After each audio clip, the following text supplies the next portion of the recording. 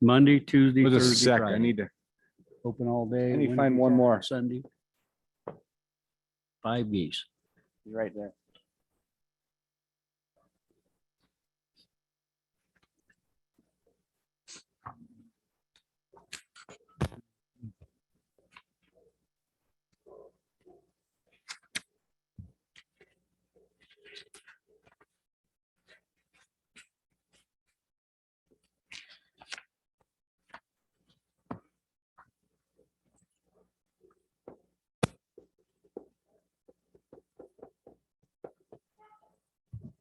okay, we're back in session. We're going to address item number 4. Doug, you want to take that away? Thank you, Mr. President, Director Nesbitt, members of the commission. So this is our annual season setting presentation. And if we go really quick, we can be done by lunchtime. So I think Mr. Roberts wanted me to push it pretty hard here. So. We'll start off with a little overview of management and kind of the public process that we go through. So this is a year-long process. And you know, last April, a lot of these slides are kind of a recap and a refresher of what we did other years. So our data collection course, like I said, is year-round. In January, Mike Choma's shop notifies the LSO and the governor's office. And then we begin to compile and analyze our harvest data and the population data that's collected throughout the regions. I'll give the PowerPoint here a second. Okay,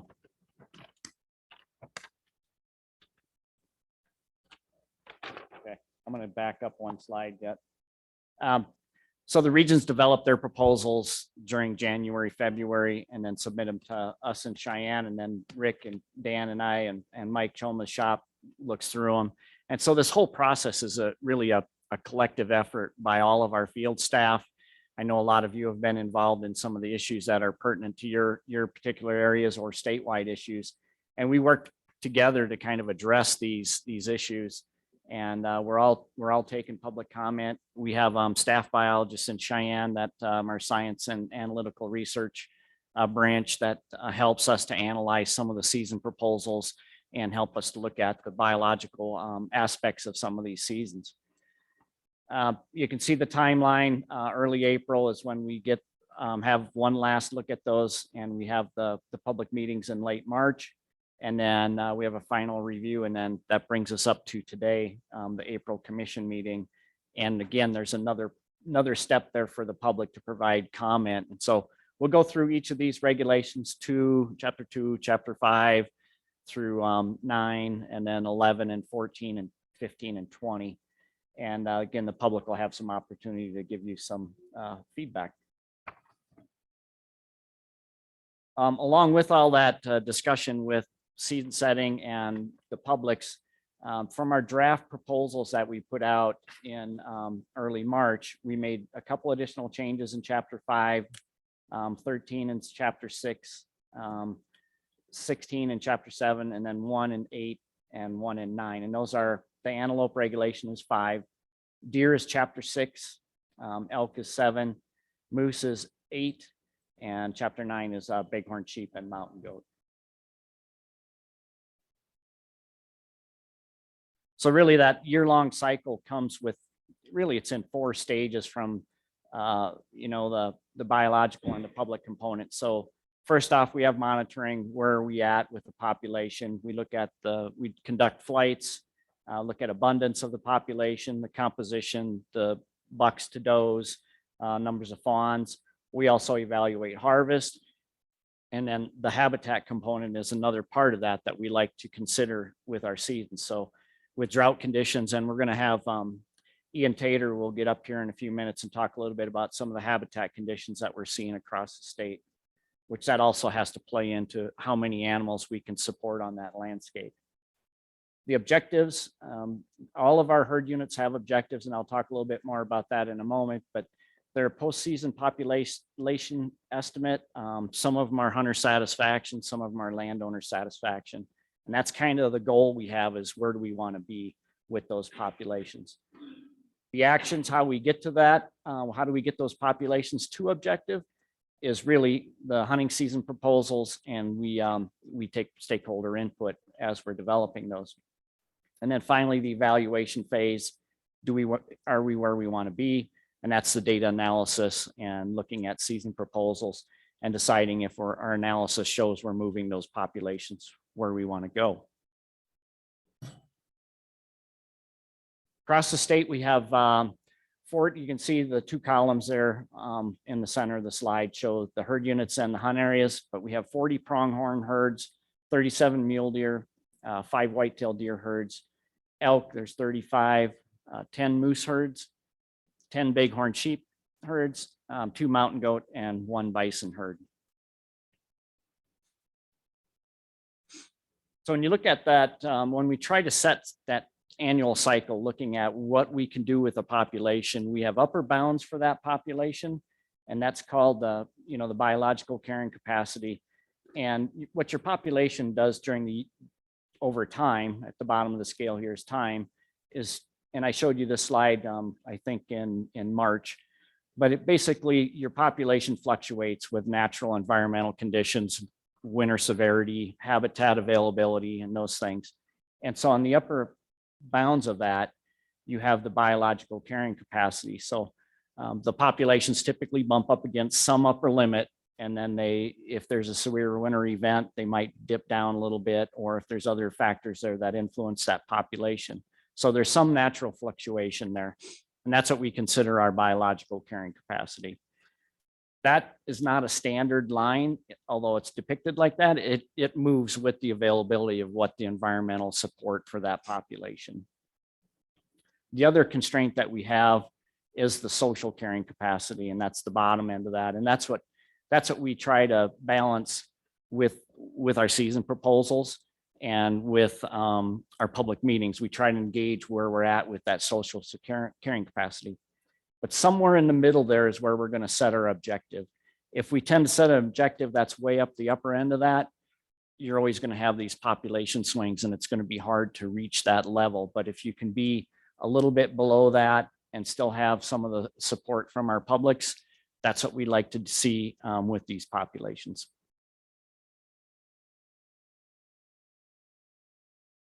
So within a herd unit, if you remember, so the herd unit is a geographical area. And in this case, I'm going to just use an example of gooseberry elk. And you can see that it's 62, 63, and 64. The population of animals that's within that area spends their entire life cycle within that area. All their seasonal ranges are within that. So their summer range, their parturition, or their calving, and winter ranges are all found within those hunt areas on our maps when we draw a management line around them.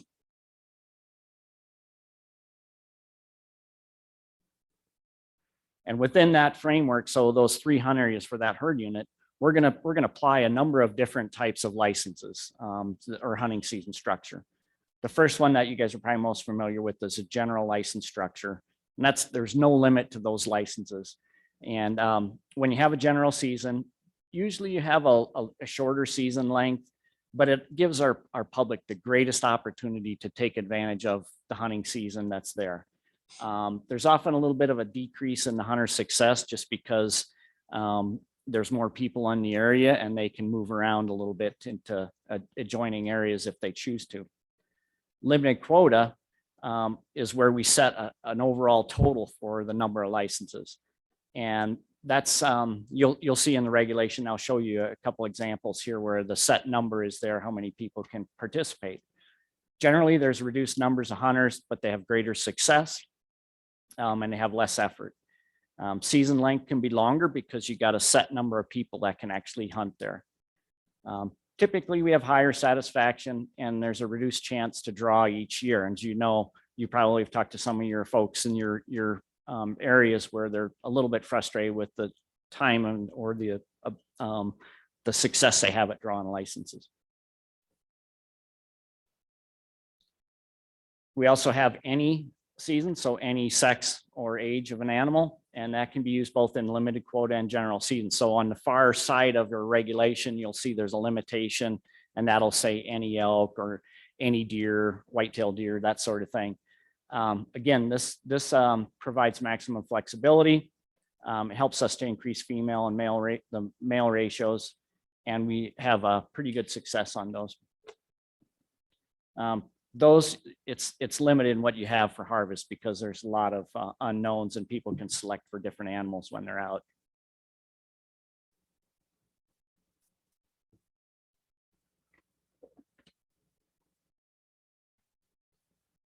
The antlered season structure, again, you'll see that in the reg. It's a harvest of the antlered animals only. Can be used in both the limited quota and the general season framework. It reduces hunter densities. It can be used to increase populations. What it does do is it puts more pressure on those antlered animals, and it can reduce the male to female ratio, and it reduces hunter flexibility because we're kind of directing them at what they can take.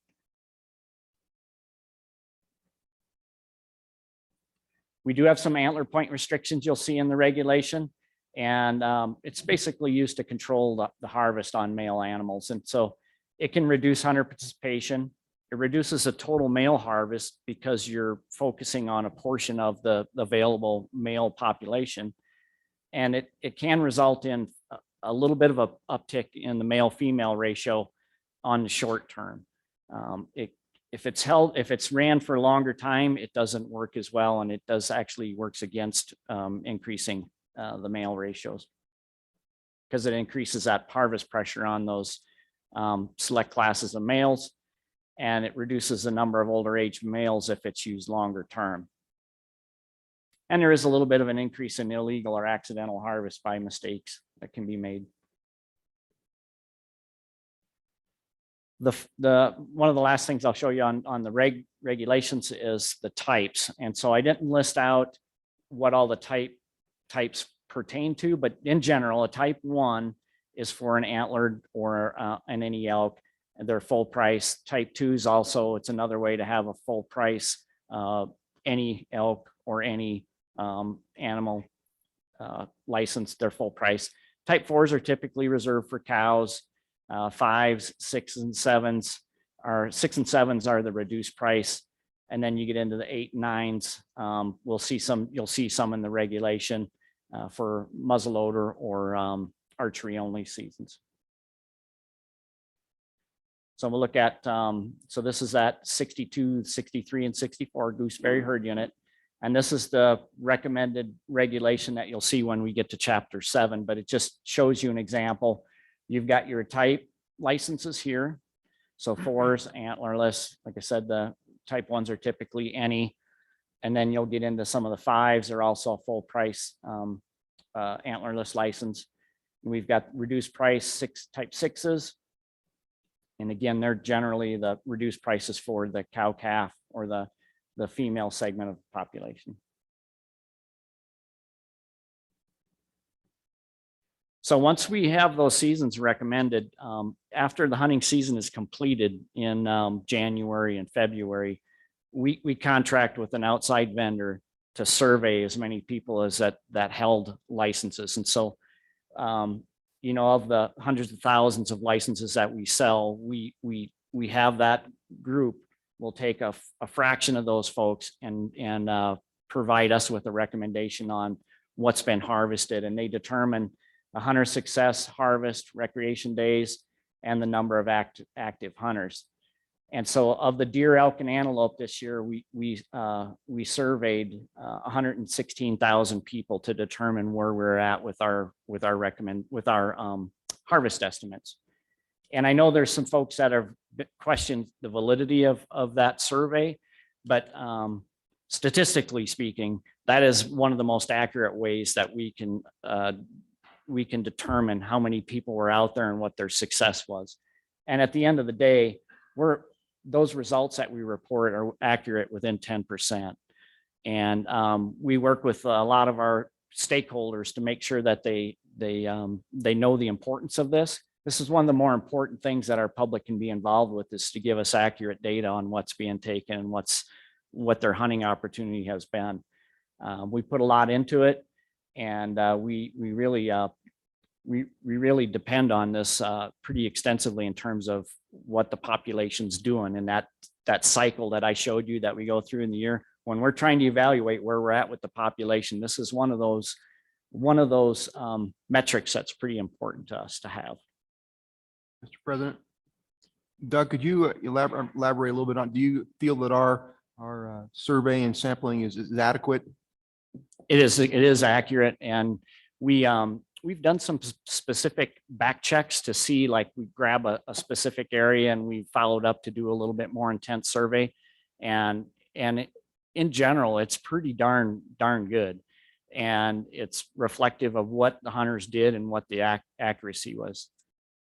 And we're gonna start looking at what options are out there for us as managers. If there's another way to run a check on that, I think at the task force, I mentioned that, with our cell phones, we can look at a lot of details on, we're checking a lot of animals and registering them on our phones. We can also look at some opportunity for people to start doing some self-reporting as well. So those are topics that the public brought up this year, and we're going to evaluate, are there ways that we can improve what we're doing through a little different process than sampling the 100,000 people. Ultimately, though, it's pretty hard to repeat something that's even more accurate than getting to a 10% accuracy around the state. So we'll look at it, and we'll see if there's some other ways we can make things a little better. How do we gauge the 10% accuracy? It's basically based on sample design and your population of available pool of applicants that are out there. And so they try and achieve 30% up to 30% response. So if you've got a certain number of people that participated in a hunting season, we're trying to get 30% of those folks to respond back. And then we'll do there's some bias checks as well to determine if that information's accurate. What's our thoughts on mandatory as far as? Yeah, and so, Mr. President, that's one of the things that we're going to have a little more of an in-depth look at from our folks. And mandatory it depends on what we want to do. Do we want to have just we want mandatory reporting, so we have them go to a website, and some other states are doing that. And we're going to analyze what some of those states do. And it looks like just a cursory review of that, we'll probably get a similar accuracy, because there's always people that might not want to do it, or they'll there's some biases that come with self-reporting too. So at this point, you would say that the way we're doing it now and the mandatory is not going to make any difference? You don't believe? I think that's a pretty tricky one, because I think it'll make a difference in some areas, and we might see some improvement. And so we want to try and tease that out a little bit and see if there's something more there. So I don't know straight out if that. Understand. So if I can move on, so public comments that we received this year. So you can take a look at the table I have on the screen. We received a number of online and a number of written comments, and I'm not going to go through each one of them, but I'll tell you that, Antelope received 24 online comments and 6 written comments at meetings. Deer, on the other hand, you can see that there was something going on with deer this year, and I'm sure you guys have had some of your folks reach out to you. We had 147 online comments and 78 written comments. And you can kind of go down the chart there, and you can see that which species might have had a little more interest from our publics. The next one was the migratory birds, which we'll spend a little time on each of those individual chapters as we get into the presentation here.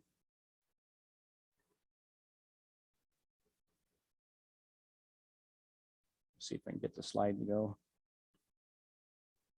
We also, as we did when COVID hit, we had our regions do online presentations. And so each of the regions, the 8 regions, did season setting proposals on a PowerPoint that was recorded and then posted to YouTube. And so you can see that during the season setting process this year, we had 1,800 views, and we had the 29 different videos. Some were habitat, some were for migratory birds, turkey. But you can see each of the regions had a number of different views that occurred during the season setting process. And this was all up through March 22nd.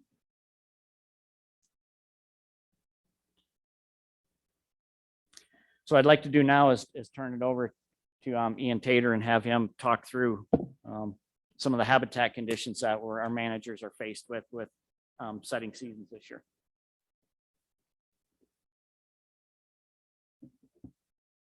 Thank you, Doug. Good morning. Snuck in right before noon. President Roberts, members of the commission, Director Nesvik, pleased to be here today to talk to you about the relationship between precipitation and potential population performance. So we'll start with the bad news. As you can see, red is bad on this graph. We're not in a real good place as far as our current snow water equivalents. In particular, Northeast Wyoming is under a lot of pressure right now as far as water goes. As we know, winter severity and drought can have population limiting effects. And so far this year, the winter has been mild. And so in a lot of respects, we look at that as a positive, in that, deer in particular, antelope as well, aren't having such a hard time moving about the landscape with deep snow. The reality, though, is that lack of moisture moving into spring reduces the forage available this next year. And so this map of Wyoming here shows you kind of where we're at with current conditions. This is April 1st map. So again, Northeast Wyoming is not looking great. I'll point out that portions of Southeast Wyoming, according to snow water equivalents, don't look quite as bad, although current conditions on the ground would maybe indicate otherwise in lower elevations. So how does this compare to the rest of the West? Well, I can tell you we're in pretty good company. The rest of the West is also exhibiting signs of drought. The drought tendency, which is what this map is, represents the entirety of the West is really tending toward drier conditions, hotter, drier conditions. And this is through June 30. So our short-term forecast doesn't look great either. How does this compare to previous years? And I think this is a really interesting graph. You can see, about every 10 years or so, we're in the same boat we're in right now. And so I point that out to show you that I think this too shall pass. But certainly this proportion here, this red, if you notice, we're not quite yet to a D4, which is the worst drought conditions that exist. We're not there yet on as far as last year and or this year, but we're set up to probably be there if things don't change soon. This is the proportion of the state that happens to be within a drought monitor category. And so you can see, that's the 80% line. We're definitely, most of the state is in some form of drought as it currently stands. So what does this mean going into winter? So this graphic on the left is our January timeframe. And so you can see we definitely had some drought impacts. We definitely, a lot of the state was drier than it should have been. That's a really important time for big game. Winter severity can be an issue that time of year. And what happens is if we don't refill that soil moisture at that time, it sets us up for even drier conditions moving forward, which is what this April 5th map on the right shows you. Things have further degraded in some portions and have actually gotten better in others. But that lack of soil moisture is going to limit our future shrub growth, which is a critical component of big game winter diet. So what we mean by that is by next winter, if things don't get better now, next winter, we are not going to have the shrub growth necessary to sustain those populations the way we want to. So how does that compare to last year? So this graph on the left shows where we were a year ago, April 1st, 2021, April 1st, 2022 on the right. One thing that's pretty much stayed the same as far northeast Wyoming has not pulled out of those drought conditions. The rest of the state, by and large, have further degraded in terms of we were closer to average in a lot of places, above average. The blue is above average. This year we have nowhere above average, and we have one place close to average. And so this just kind of shows you where we're at. As you well know, last year was pretty dry, and so these conditions last year at this point we were in a better position headed into the growing season. This year we're in a worse position headed into the growing season. So let's put this in context. Wyoming is dry just to begin with, 5th driest state in the nation. That said, we're currently experiencing the worst drought in both coverage and intensity since the 2012-2013 drought. And again, that 10-year cycle, I think that's really important to keep in mind. We're still in that 10-year cycle of being in drought conditions. Like I touched on earlier, 80% of Wyoming is either in moderate, severe, or extreme drought as it currently stands. What does that mean for wildlife habitat? So just by default, drought causes a reduction in available wildlife habitat. So if you think about a landscape and when things are really wet, we have plant growth that's occurring across that landscape. When it's really dry, plant growth is often confined to much smaller areas. Think riparian areas as an example. And so just by default, we have less available area for wildlife habitat and for wildlife to find the resources they need. Secondly, leader growth is impacted on important shrubs. And so without moisture, and especially this time of year, springtime moisture, our shrub communities are unlikely to be able to produce leader growth to sustain next winter's wildlife populations. Lastly, certain forbs, important wildlife, just don't germinate during drought conditions. They're adapted to drought, and so they know they're not going to waste those resources. They're going to wait for conditions to be right. That is good for them. It's bad for wildlife, certainly, who are relying on them.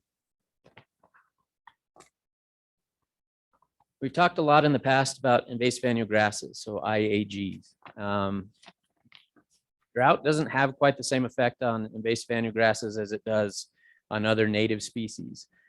During periods of drought, invasive annual grasses often expand in coverage, and they outcompete our native species for available water. So even just a little bit of water, the way they're set up, they're able to take advantage of that, produce seed, take up that water before our native species are able to do that. And so they're able to continually perpetuate that soiled seed bank. And that's not a good thing. Reduced vegetative growth certainly limits cover for young critters, both waterfowl, young ungulates, makes them more vulnerable to predators. Think of trying to hide on the top of a pool table. That's what some of our critters are trying to do when they're little, and we don't have much growth. And certainly limited available habitat forces animal crowding, making them more susceptible to disease, predators, and competition. Further big game impacts. Drought may force wildlife to forage closer to roadways, which makes them more susceptible to colliding with vehicles. And females often raise fewer young during drought periods. Reduced populations result in fewer hunting licenses. That should go without saying, but certainly I think it's important to kind of paint this full picture of what happens during drought. And it's very often the case that we see an increase in damage payments as those critters are forced onto irrigated private lands.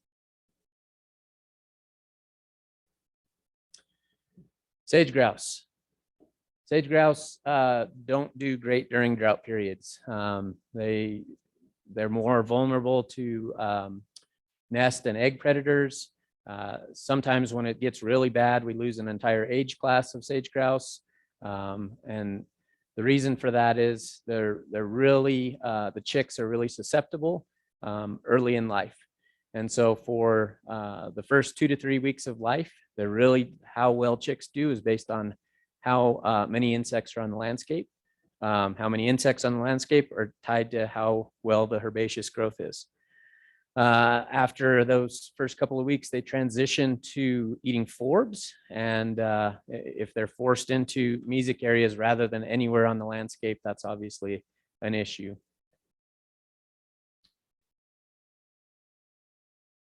Want to transition into current conditions. And so we took some time, I got a lot of help here from a lot of folks to pull together some recent images of winter ranges throughout the state. And just to give you a sense of what our winter ranges look like currently, it's been a pretty mild winter. We haven't received a whole lot of moisture in any one place. Below, you'll see recent images from Wind River and the Sweetwater mule deer herd units. And so Wind River is right here. Sweetwater is just to the east of us.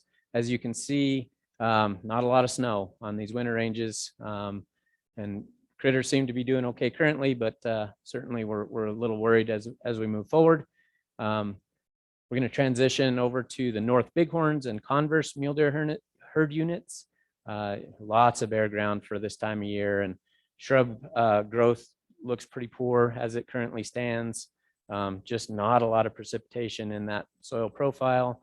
Yeah, that's where we're at currently. Sublet Wyoming range and Uinta mule deer herd units, far western Wyoming. Very similar picture here. You can see just a lot of bare ground. These are very open winter ranges as it currently stands now. That's not a bad thing for deer this year. Next year may be an issue. And last but certainly not least, I pointed out earlier, Southeast Wyoming was the one place closer to normal, and these pictures are a little more indicative of that current condition. Platte Valley herd unit is about 90% of normal for snow water equivalent. We do have a little bit of snowpack. It's not what we've seen in recent years, but it certainly, in comparison to the rest of the state, looks a little better.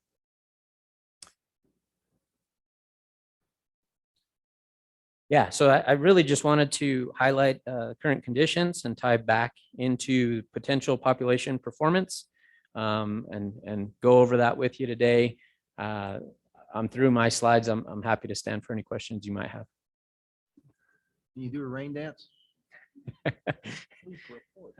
I wish I could. Yeah, we thought chronic wasting disease was a bleak report, so thank you. You guys are going, but nobody. Yeah, it was not an easy one to put together. Any questions from commissioners? No. Thank you. Thank you.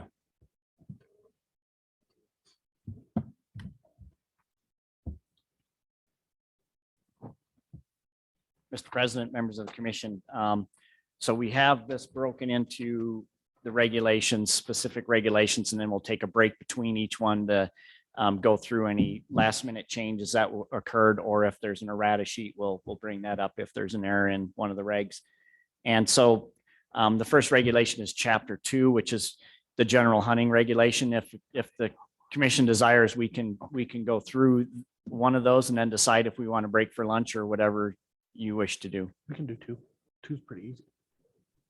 We can do 2, yes. Okay. All right, Chapter 2 is the general hunting regulation. It outlines hunting definition, license types, shooting hours, bag limits, carcass coupons, and other hunting information. You may remember 2 years ago, you did some of the information on use of technology for hunting, and that's included in this one as well. And so this regulation, it's really pretty basic. We made a few minor changes to clear up language, no major changes to the regulation. And it's, in our opinion, it's pretty straightforward with the numbers of changes that were within that regulation. And you guys have all the information, all the draft regulations, and you'll see that there's some language changes that provide clarity within that regulation. And as we go through the rest of these today, we've got representatives from each of the 8 regions. And like I mentioned earlier, that whole year-long process is really, it's a team effort within our regional offices, our support staff at the offices, and our regional supervisors, coordinators, biologists, and the wardens all work together to get these regulations to the point where they are today. And so as we move through this, if there's specific questions, I may call on some of the guys in the audience here that can help us explain some of the interests you may have on these specific regulations. But that's really, unless there's something in chapter 2, we recommend the commission adopt chapter 2, the general regulation as it was presented. To entertain a motion. Mr. President, I would move to accept chapter 2 as presented. Okay, it's been moved by Commissioner Brokaw. Do we have a second? I second it. Commissioner Doobie has seconded it. Discussion?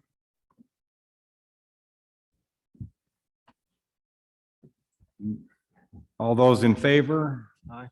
Aye. Aye. All those opposed? It's been adopted. Mr. President and members of the commission too, if before you take your vote, there may be some folks and you probably have some blue sheets you can watch to see if there's any particular. Yeah, I didn't know any blue sheets. I don't know. Possibly hear from somebody out there. There's been nothing submitted to us on that. And we can, if you're in favor, I can just kind of move into chapter 5. We can talk through some of the, the pronghorn seasons if you would like. What time we got? I don't know. We got. Yeah, we have time. And we could just to make sure we didn't miss anybody, call. See if there's anybody out there that wants that. Sure. Does anybody want to comment on the general? I didn't chapter 2. I didn't see any, but but if we can move ahead, then we'll go ahead into the pronghorn, I believe. All right, so the rest of the chapter regulations are divided up. You'll see in the presentation here, I've got slides for each of the 8 regions around the state. You can see the orientation of those regional office boundaries in Wyoming. And so my hunt area descriptions and public comments are kind of divided by region as we move forward. And again, this is again a collective effort from a lot of the folks behind me that helped to put this all together. So the first area that I'm going to talk through is going to be the Jackson area. Our regions also are all numbered 1 through 8. I'm going to back up 1. So Jackson's region 1, Cody's 2, Sheridan's 3, Green River's 4, Laramie's 5, Lander's 6, 7, and 8. And so I got them all oriented so they're organized by the region's numerical number, but you'll see that as I'm moving forward in these slides for the hunt areas.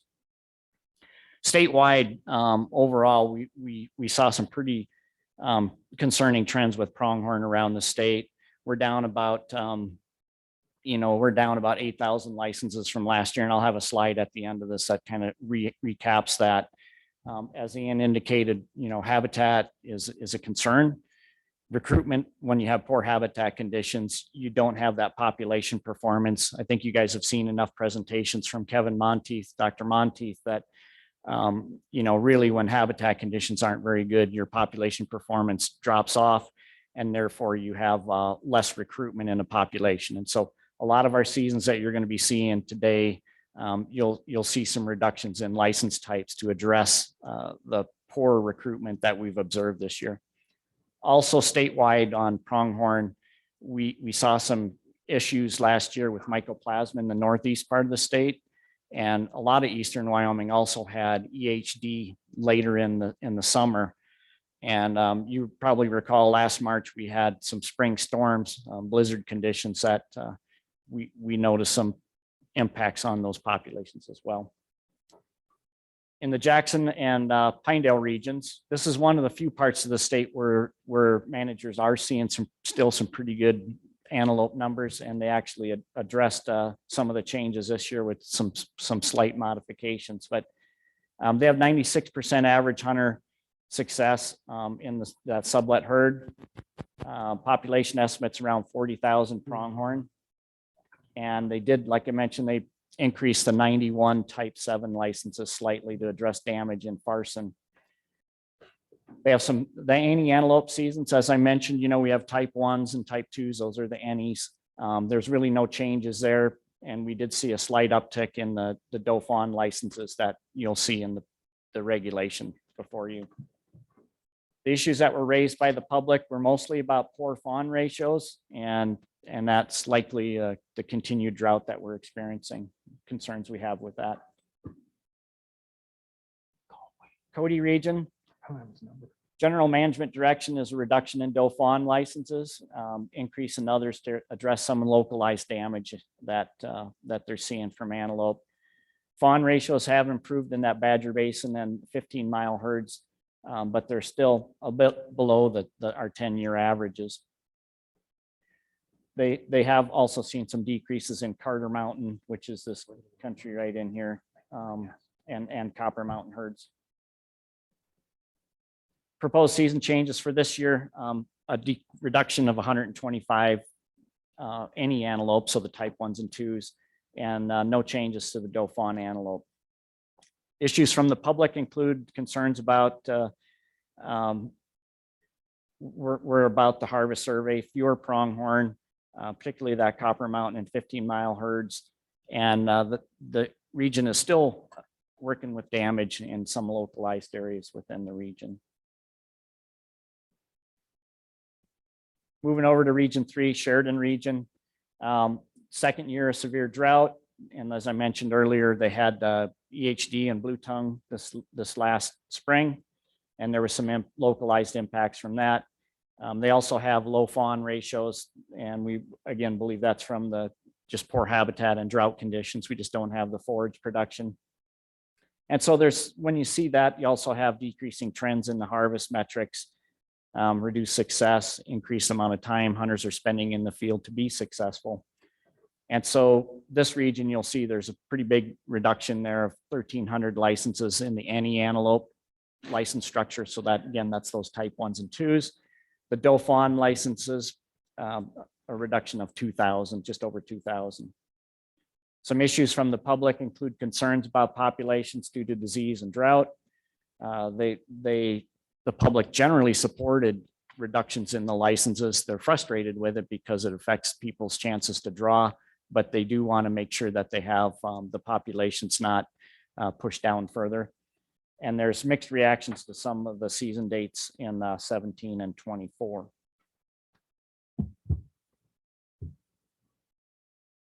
Moving over to Region 4, Green River region, southwest part of the state. They've generally been reducing their doe fawn quotas due to the lack of reproduction, except in Hunter 94. And they're maintaining the ability to address damage. So you'll see some localized type 6 and 7 licenses where they're trying to address that damage that they're experiencing. Right now, we're seeing pretty mild winter conditions, but the low precipitation is a concern there. They have a reduction of any antelope licenses by 50 and increasing doe fawn 25. Public issues include the doe harvest in underperforming antelope herds and concerns relative to antelope production due to that prolonged drought that we're experiencing in Wyoming. Moving over to the Laramie region, general management direction broken out by kind of the geographic portions of Laramie, Shirley Basin, trying to reduce licenses to address poor reproduction and poor success for hunters. And they do have an increase in 47 and 48 where population is recovering slightly. In the Eastern Plains portion of the region,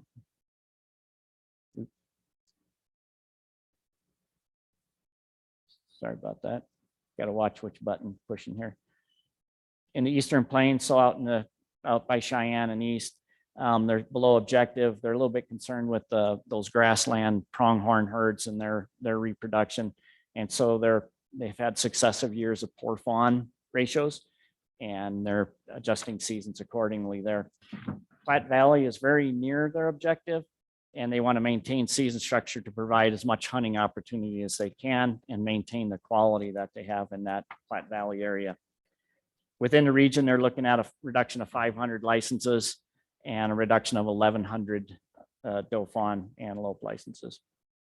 Issues from the public include declining herd numbers, EHD, which they experienced last spring, and drought conditions. So it's carrying forward to a lot of the regions in terms of the amount of precip that we're receiving. Within the Lander region, Region 6, generally they're reducing quotas to address declining antelope populations as well. They've experienced a number of harsh winters there where they've detected some additional mortality on their populations. And they have low or very low fawn production and yearling. Once you don't have fawns, the next year you're not going to see those yearling bucks. And so that's one of the metrics that our managers look at on the ground when they're counting in August. They're looking at the number of bucks, yearling bucks, because that'll tell you if you've had a good uptick in your population from the year before. And in most cases in these areas, they're seeing yearling bucks numbers are down as well. And so that doesn't bode very well for populations when we see that continually over time. And they reduced any antelope by 125 and the doe fawn antelope licenses by 225. Some of the issues raised by the public: continued concerns relative to the decreasing number of pronghorn and overall low fawn survival. Moving to Region 7, Casper region, continued significant reduction in license issuance to allow the population growth to occur, both from Douglas to Lusk and Newcastle. Herds are well below objective there. Maintain their low license issuance on hunt areas 30 and 31 due to the spring storms that I mentioned earlier. And they have some reductions west of Casper where the antelope are still doing well, but they want to maintain the populations there. Again, a pretty significant reduction in licenses in that region, 1,500 buck antelope licenses and a little over 800 doe fawn.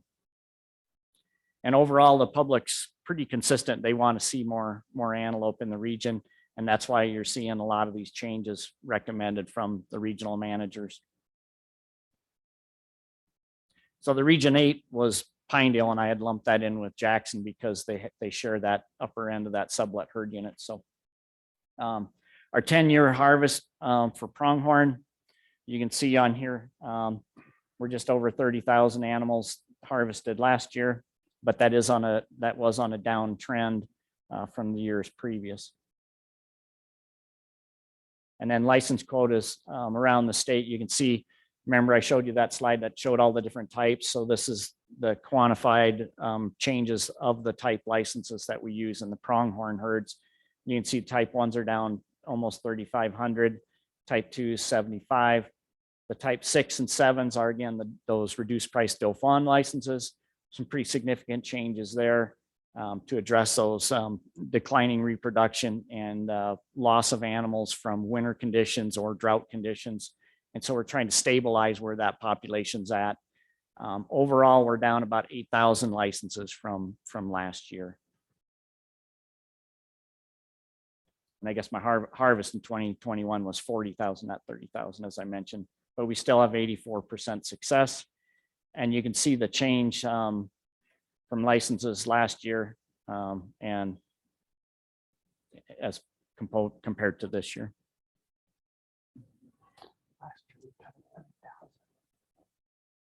So following public comment, we did make 2 additional changes to Chapter 5. And this includes hunt area 43, the type 1s and the 6s. We dropped the doe fawn, the type 6s down to 25, and we increased the type 1s to 350. And those were the 2 changes that we made due to public comment to Chapter 5. And so at this point, I'll stand for questions, or the department recommends the commission adopt the antelope Chapter 5 regulations. Any questions from the commission? I don't have any blue sheets, but I would entertain if somebody from the public would like to speak on this. This would be the time to do it. Okay. Hearing no more comment, nothing from the internet, anything that's okay. Mr. President, Yes. I'd like to ask, up in the Gillette area and northeastern areas, it seemed like they got hit pretty hard with the blue tongue and I'm just wondering if this is enough cuts. Especially when you're talking, you know, that there's still a lot of doe fawns being taken. There just aren't very many antelope out there. Yeah, Mr. President and Commissioner Ladwig, I don't know if Craig or anybody wants to join me up here, but mostly when you have a broad scale die-off like that, it's pretty hard to quantify because it's so widespread. But managers over the winter period were kind of assessing where they're at, and they looked at hunter statistics as well, because that EHD outbreak hit right at the very start of the hunting season. And so we were reaching out to hunters, trying to advise them of what conditions might be like, both within the Casper region and Sheridan. And I think the managers felt like they had the ability to sustain this level of population harvest. So we're sensitive to it for sure. Thank you. Mr. President, I have a question. As Mark and I are unable to get on the internet and look at our reports, but I'm sure Wayne will help us get our Wi-Fi back. And remember, there was some comments, public comments with concern in Hunt Area 46 for private land increase in buck tags. Matt. Martin, I'm going to defer to my experts from the field. That's fine. And I don't see I'm not able to access and see what's proposed or where we're at, but can you talk specifically about quotas proposed in 46? President Roberts, Commissioner Brokaw, Director. So in area 46, there was some significant concerns, and so we did cut licenses. We went from 100 type 2 licenses to 25, and then 100 type 6 licenses to 25. So we did cut. I know some folks, our area managers met with local landowners, and they were also concerned about numbers of pronghorn. So we felt good making those cuts. Okay. What about in the Lander region? I know the Antelope one shot was going to take a reduction in numbers. What about what's the other group Women's deal, isn't it? They get tags.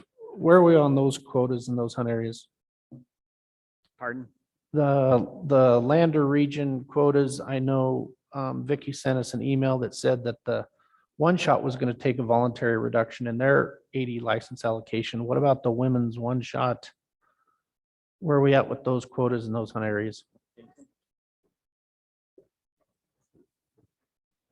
Okay.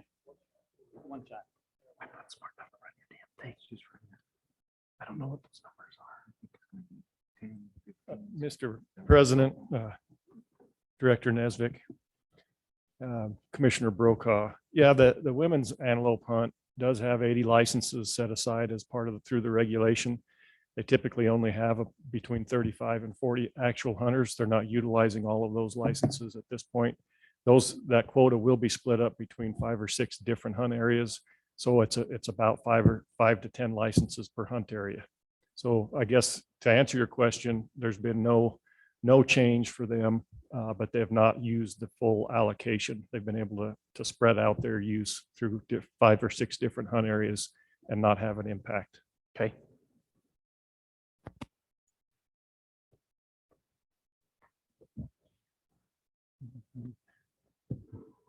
Anybody want to move to adopt chapter 5 on the antelope? So moved. Second. Moved to adopt by Commissioner Doobie, seconded by Commissioner Jolovich. And all those in favor? Aye. Aye. All those opposed? Nay, it's adopted then.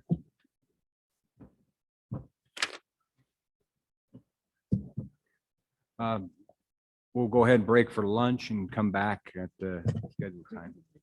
All right, thanks. Try to. Yeah. You good now? Oh, yeah, I'm in like Flynn now. Okay, we're back in. Look at that deal. We're back in session now. If everybody could get seated. I note the presence of all the commissioners, so we'll move on to chapter 6. All right, thank Doug. Yes, Mr. President, Director Nesbitt, members of the commission. So next chapter is the deer regulation, chapter 6. This population, as you know, we continue to have concerns with our statewide population levels. We're at about 291,000 deer. It's down again this year, but our managers have again adjusted hunting season structure and licenses to address some of these localized areas where we have some of those concerns. We're down about 2,000 licenses, which is about a 7% decrease. Disease and drought continue to play a role in that. And as you know, we've got lots of feedback this season setting cycle from our publics. And I think there's a few folks here today that would like to provide some comment when we get through this chapter. We have done some targeted outreach across the state, particularly in the southeast part of the state where managers were proposing some later seasons. And we had addressed changes to our hunting seasons because of that public feedback. And I'll highlight those at the end. Again, as I mentioned, the drought, we were experiencing low recruitment, low population performance, and we see whitetail deer populations doing really well. And so we continue to work on increasing whitetail deer opportunity around the state. And we are still feeling the impacts of some of those localized winter conditions that we observed several years ago. As I mentioned, we had a number of regions that had winter mortality issues that they were dealing with. We appreciate the commission's commitment in mule deer management, and you're stepping forward in March at the commission meeting to provide us some additional funding for that research and the enhanced monitoring that we're going to work on during the next year. All right, we'll start with Jackson Region, region number 1. General management direction, and this region has basically from Cwd Pass down to the Salt Range, Salt River Divide, and we're managing that Wyoming range towards its objective. It's at 28,000, so it's below objective. One of the positive things there is the fawn ratio is at 79 per 100 in the northern winter ranges. That's the highest the managers have seen in 20 years. Buck ratio correspondingly, when, like I mentioned with pronghorn, when you have good fawn ratios and high survival, your buck ratios come back up. And so they're seeing a little bit of an uptick there, and good numbers. 45 bucks per 100 is pretty phenomenal. And again, high overwinter survival on those northern winter ranges, but with low precipitation, as Ian showed, very limited growth on those winter ranges. And I think Commissioner Roberts, you can attest to what conditions look like around Fontenelle Reservoir, and it's when it's dry and you got that wind blowing the dust around and there's just not much growth. It's pretty concerning. So the changes proposed in the Jackson region have a slight decrease in the whitetail deer licenses, but the doe fawn, the type 8s, an increase. And the region G and H, there's no changes. Some of the issues raised by the public, and there's been a lot of comments provided during the public comment period that you guys should have access to, but low deer numbers are a concern. Hunter crowding, and I think I think I mentioned this particularly at the task force, when you have lower deer populations, the public's a little bit more sensitive to the numbers of other hunters out there. If deer numbers are real high, you don't see that same level of concern from your publics. There's also some concern about the confidence in our harvest surveys. And I mentioned that in the previous slides that we survey 113,000 people and we get to a pretty good level of confidence with our survey estimates across the state. And again, we're going to look at, we'll look at ways that we can maybe take a look at improving that in the future. Switching over to hunt area or region 2, Cwd. The general management direction there is reduction in mule deer, doe fawn licenses. All 8 of their herds are below objective. They're working towards increasing whitetail deer opportunity. The proposals are to manage paint rock, mule deer, a little bit more conservatively in the CWD within that herd unit. And they're looking at opportunity in the upper Shoshone herd due to an increase in the fawn and buck ratios in that population.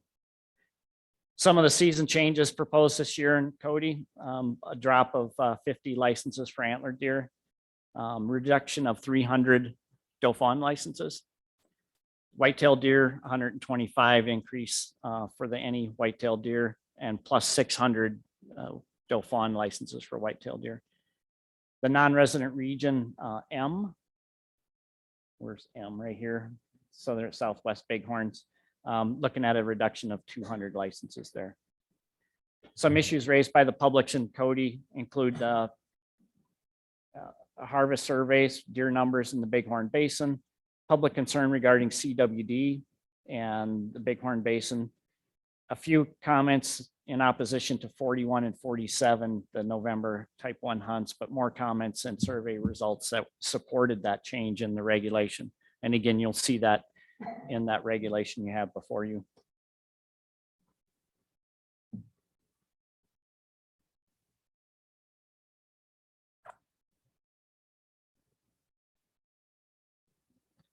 Try and get the slide to go forward to. All right, moving to Sheridan. In Sheridan region, again, second year of drought. They saw the EHD and blue tongue, and that's similar to what they saw with the pronghorn. They saw, similar mortalities, kind of widespread throughout the region. And they continue to have decreasing trends in mule deer populations and the harvest metrics, hunter success, hunter effort, and those things. And they're going to maintain restrictive seasons for mule deer and liberal seasons for whitetail deer. Their public also has some concerns, and the region has concerns about CWD. Proposed season changes. They removed any deer on private land in hunt areas and 5 hunt areas. And they have no changes to whitetail deer. The doe fawn whitetail deer increased, and then non-resident region C, which is the big part of their region, a reduction of 500, and then region Y, non-resident region, a reduction of 600 licenses there. Public comments in the Sheridan region. There's concern with low mule deer numbers and buck quality, support for non-resident quota reductions, and there's a general concern for mule deer and doe harvest. Green River region, and a lot of the regions have the same types of concerns from our publics in terms of a lot of concern regionally and statewide about mule deer numbers, and people are pretty passionate about our mule deer management. The Green River region saw 3 severe winters from 2016 to 2020, and that again affected a lot of their mule deer recruitment, so fawn ratios. Buck to doe ratios are below objective in much of the region because of that winter impacts. And they're going to maintain keeping restrictive APRs in areas 100, 131, 134, 168, and 135. And the APR in 82 will go from a 4-point to a 3-point. Non-resident region licenses will remain unchanged. And overall within the region, they're going to see a reduction of 50 licenses for the type 1s for the limit quota areas. Doe fawn deer will see a reduction of 50. And then doe fawn whitetail reduction of 50, and then no changes to the 3 non-resident regions within the Green River area. Some of the issues raised during public comment include public interest in more conservative deer seasons, interest in mixed concerns about the establishment and the duration of APRs within the region, and concern of overpopulation and numbers in low density desert areas where habitat quality is really compromised by drought conditions.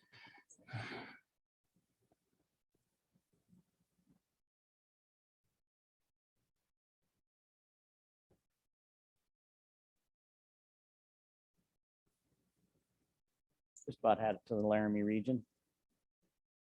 All right, Laramie region. Their goal is to continue to adjust quotas to account for carryover licenses 2021 when they had the Mullen fire. They had a number of people carried their licenses over. So Last year, you may remember, we reduced the overall number of licenses there. So they're going to get back to that normal number of licenses. Overall, they're aligning buck ratios with management guidelines, and they're providing ample whitetail deer hunting opportunity and wherever they have the access. Proposed season changes overall in the region includes an increase of 100 the any deer tags, or antlered mule deer, sorry, tags. And that's primarily because of that Mullen fire. They have 125 more any whitetail deer licenses. Dauphin mule deer, there's no change there. Increasing the whitetail deer licenses for Dauphin. And they reduced regions D, J, and T 100 non-resident licenses, and no change for D, J, and T, I believe. Some issues raised during the public engagement include concerns about our CWD management. A lot of the comments, written comments that you saw submitted online pertain to some of the recommendations that came. And I think Justin mentioned it, area 60, and then we had area 74 through 77 that also had some feedback from our publics about concerns there. And so we're going to circle back to those publics and do a little better outreach during the next year to see what we can propose in the future. Overall, there still continues to be concerns about low deer numbers and buck quality.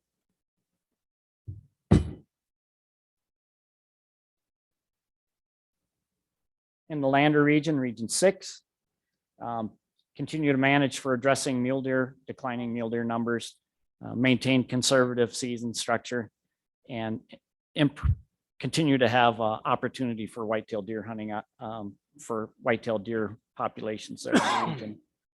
Some of the proposed season changes include a reduction of 175 antler deer, no change to Dauphin, and then no changes in regions L, which is in the west part of the region, or region Q, southeast. Some issues raised by the public during this process include declining deer numbers in the project herd. And again, Justin presented a little bit on this project herd, 171, 167, pretty significant levels of CWD there. So there's concern from our publics about that. They also had some feedback about increasing area 128 type 1 licenses based on that public comment. And they wanted to see some extension of area 128 type 3 and 8 seasons to close on November 30th. That was based on some public comment and the opportunity to liberalize whitetail deer hunting.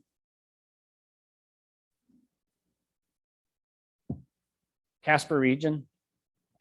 In this area, again, address the declining mule deer numbers following those winter losses. We had those spring storms last year that caused some concern. They proposed some reductions in limited quota type 1 licenses, continuation of an APR in hunt area 66, elimination of the APR in 65 and shorten the season slightly there.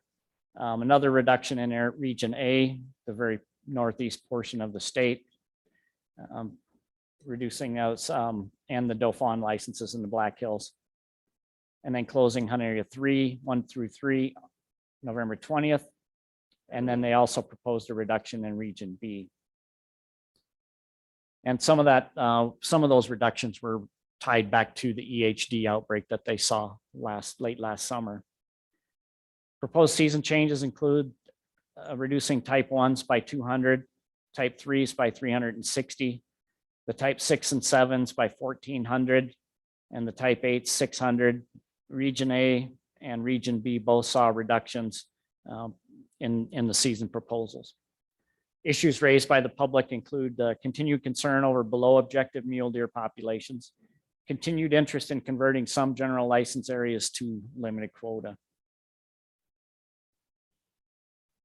And then the last region for our chapter 6 is Pinedale. And the general management direction from the managers within the Pinedale region are to maintain those conservative seasons. Regions G and H seasons generally align with each other.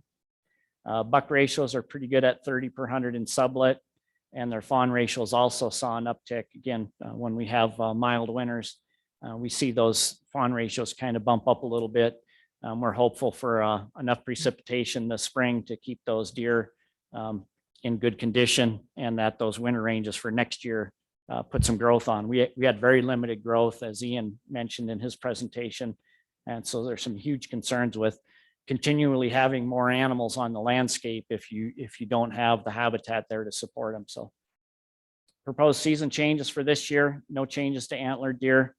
Doe fawn deer season, no changes, and region G&H maintain the same season structure there. Issues raised during the public engagement include mixed support for resident regions or limited quota. So we had we had a lot of people that came to the public meetings, particularly in Pinedale, that were very supportive of having opportunity for residents to continue to have opportunity to hunt deer and not go to a limited quota season structure. There's also concerns about long-term declining deer populations, and there's mixed support for mandatory harvest reporting and a standardized opener. And in 1998, the commission directed the department to institute a standard opening date for, I believe it was 17 hunt areas in that part of the state. And so if you look at your regulation, you'll see that a lot of these hunt areas that you see on this, particularly from Jackson south to the north end of right at Pinedale, they had a September 15th opening date. And that was implemented, like I said, in 1998 under the direction of the Game and Fish Commission.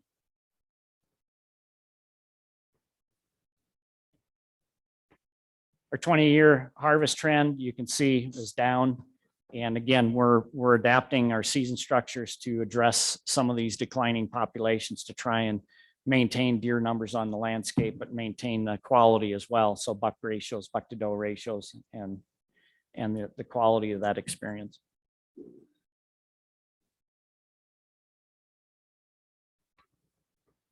Overall, statewide, if you combine all the type 1s through type 7s, we saw a reduction of 2,300 licenses. And our harvest last year was 18,900 mule deer, was 44% success. And if you look at the quotas from 2021 to 2022, you can see that reduction shown there. And if we look at the non-resident region quotas, this table just shows you across the state what those changes were. And again, there's a reduction in the overall non-resident quota as well in those regions. Got a couple slides on whitetail deer, and then we'll talk about the public changes, the changes that we made in response to our public feedback that we got. Whitetail deer, harvest did drop off just slightly last year. We're at 16,000 whitetail deer that were harvested last year.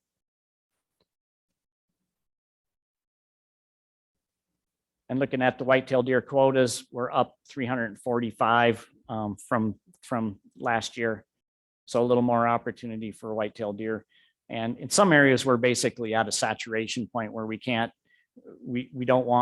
put more and more people in the field. We've got a lot of opportunity out there now. So the addition there is kind of localized. That helps us to address some areas where there's more opportunity for whitetail hunting. So looking at the changes, so we made 13 changes in response to our publics, and I'll just kind of touch on a few of these. You look at the first few lines here, and that was in response to concerns for the November hunting season to address CWD. So we had a proposal for November 30th, and we backed away from that because we wanted to do a little bit more public outreach and get our publics to understand the importance of why we were proposing this from a biological standpoint. And so the next year we'll do a little more outreach regarding that. Some of the other changes, again, were specific to the public comment that we received during the process. And I know there was some discussion about some other areas that we had, and I just open it up if somebody has some comment about some of the areas. Mr. President, there's been a lot of public comment on 23, 26 mule deer doe, potentially doe tags. And I was curious if we've looked into that some more. Yes, and I'd like to ask Craig Smith from the Sheridan Regional Wildlife Supervisor to come up and kind of talk through that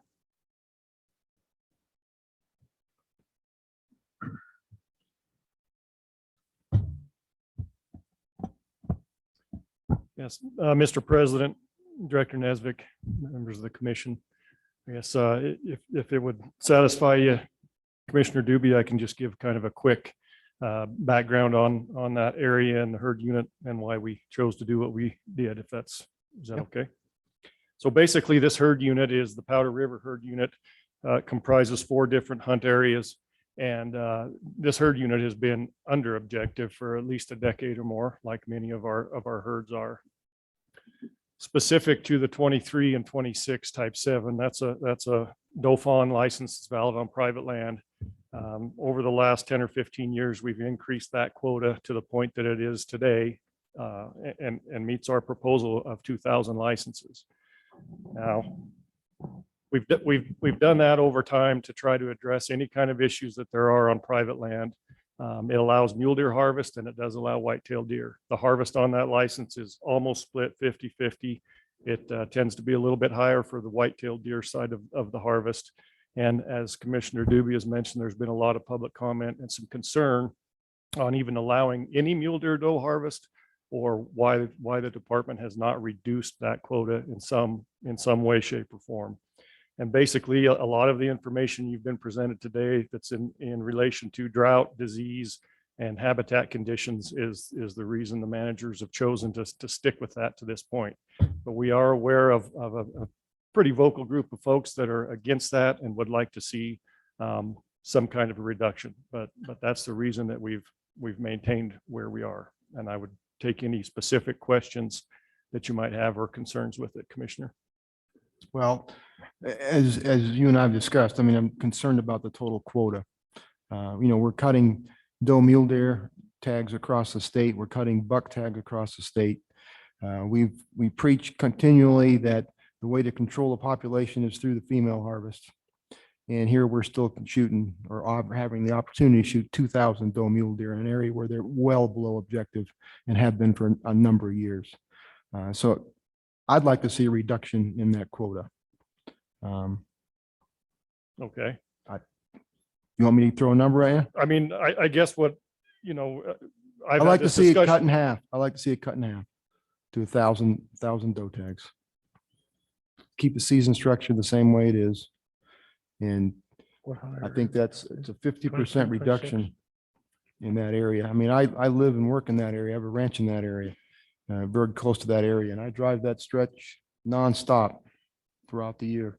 And I defy you to tell me a ranch along 26 that has too many doe deer on it. So I think it'd be a good idea to cut that quota, evaluate it next year and see how it fared. I mean, if we happen to all of a sudden we're inundated with mule deer, well, hallelujah. We can deal with that. If we have some areas where the mule deer have caused, damage to crops, then we go through our damage process if we can't get enough harvest on them. But I think we owe our doe mule deer in that area a break. So leave the season structure the same, but cut the quota. So you're proposing going from 2,000 to 1,000? Correct.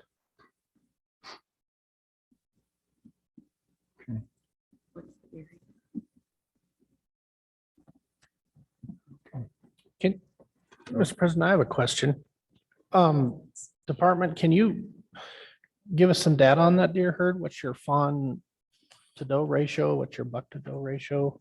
Where are we at with that herd? Yes, I can provide that.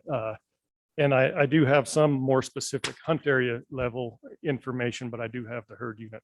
Overall, the herd unit is over the last couple of years starting to show a decrease in the overall fawn ratio. And that's also the same for the last 2 years in basically every hunt area.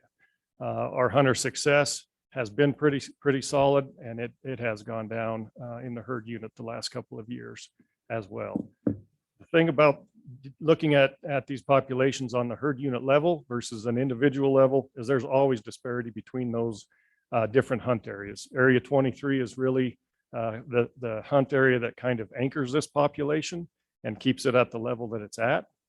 And that's a little bit that played into our decision, as well as that most of the doe harvest does come out of 23.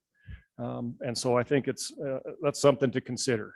I understand the concerns and that Commissioner Doobie brings up and that the public has brought forward as well. And, the population has been fairly steady as well over the last 10 years. We're below objective, but we've been somewhere in that 31 to 33,000 range as far as a population when we've estimated that through our modeling. And, that, I guess that's the bottom line, unless you have a specific question. No, sounds like a pretty healthy herd, pretty stable.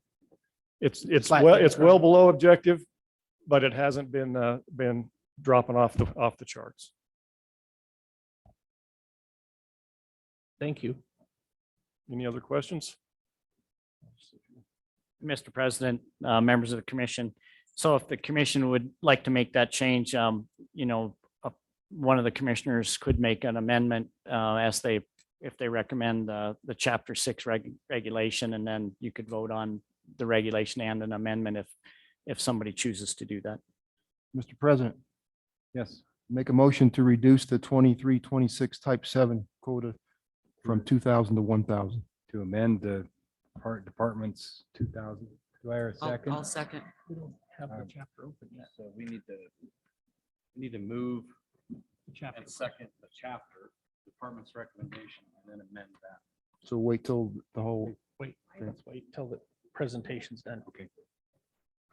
Mr. President, I do have a question for Doug. Maybe now's the right time.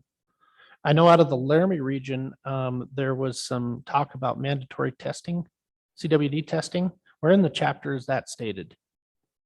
And what hunter areas are those? It's on that rotational basis. We do that mandatory testing. Martin will come up and Is that still included? President Roberts, members of the commission, President Brokaw, or Commissioner Brokaw. So the mandatory CWD testing that we put in this year in chapter 6 is hunter areas 59, 60, and 64. And then the Casper region is doing hunter area 65. Okay, where in the chapter? I didn't see that in the chapter. So is that in there clearly stated so those successful applicants will know they have a mandatory sample to give? So we're going to do an outreach like Lander region did. And everybody that has a type 1 or type 2 or type 6 license will get a letter. They will also be on our webpage. It'll be in the regulation booklet itself. It'll be highlighted. So yeah, we'll do everything we can to make sure those. Okay, I didn't see it here and wanted to make sure that that it was still included. It is, yes. Thank you.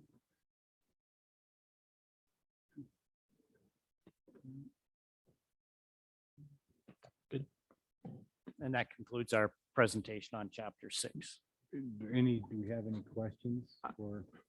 I have a question. If I might, I'm concerned also with area 1, 2, and 3 up in that northeast corner. I see where you dropped the doe fawn from 3 to 2,000. What percentage of that area, can you tell me, is whitetail and or mule deer? When you guys want to come up for that one? 1, 2, 3. Is that any deer? 1, 2, 3.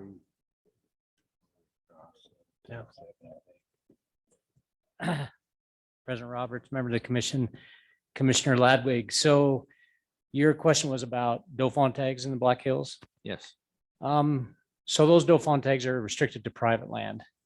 So in the Black Hills in 1, 2, and 3, there's areas where we do have higher densities of deer still, and to offer those landowners opportunity to allow those access if they want to is totally up to them. So we left those licenses in there for those landowners that want to kill more deer, reduce damage on their crops, stuff like that. So that's why we went down that road, leave it where it's at. We did drop it down 1,000.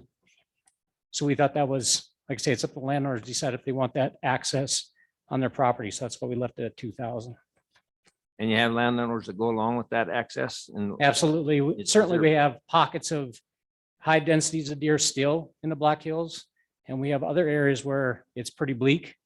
But for those landowners that want to decrease the number of deer on their fields, they have that opportunity. It's all on private land. It's up to them to decide if they want to allow their hunters to harvest does or not, either whitetail or mule deer, because there is some landowners that have quite a few mule deer on their fields still, even after the EHD outbreak last so year. there is a mule deer problem then. Yes, there is. And then there's other locations where the mule deer number has been hurt pretty bad by HDA, but there's still areas where there's pretty high densities of mule deer. Thank you. You're welcome. Any other questions? Okay, this time I'm going to open it up for the public comments, in particular the blue sheets first, and I'll take these as I got them. And then, so the first sheet I have is Ted Jenkins. If you'd like to.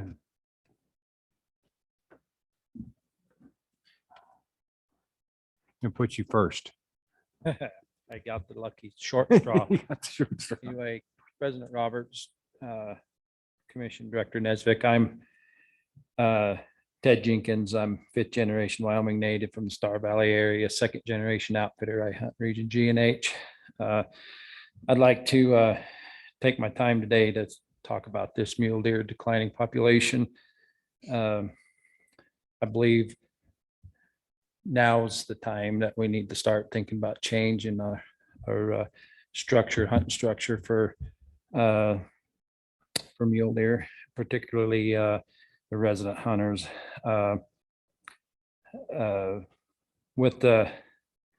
like to start the conversation about regionalizing resident hunters. I know that's not proposed or whatever, but I think that's something that the commission and Game and Fish departments probably should have to start thinking about for future hunts. With 30 or 29 mule deer herd objectives below objective. We're seeing an influx of pressure on the western side. Our mule deer numbers, as you can see, are way down too, but not as bad as the rest of the state. So a lot of the residents are moving over into Lincoln County, and Lincoln County has another issue brewing that I think needs to be brought up. I noticed that there was a decline in, or they lowered the tags by almost 3,000 tags, 20-something hundred tags. Star Valley, as Commissioner Roberts knows, and Lincoln County is the #1 growing county in the state of Wyoming. And I was talking to our local county commissioner at a meeting last week, and he says we'll meet that again this year because we've already exceeded the growth concerns or the growth population from last year. So my concern is a lot of the people I know that are moving into the Star Valley area are moving in for the hunting purposes. So as we decrease our deer numbers, we're actually, for non-residents and stuff in the general areas, we're increasing hunters every year in the Star Valley and Lincoln County area. And what I would recommend is, or what I believe is, with the regionalizing residents, mandatory hunt surveys are great, but I don't necessarily think that that'd be 100% accurate for the Game and Fish for several reasons. People may lie or try to manipulate data or whatever.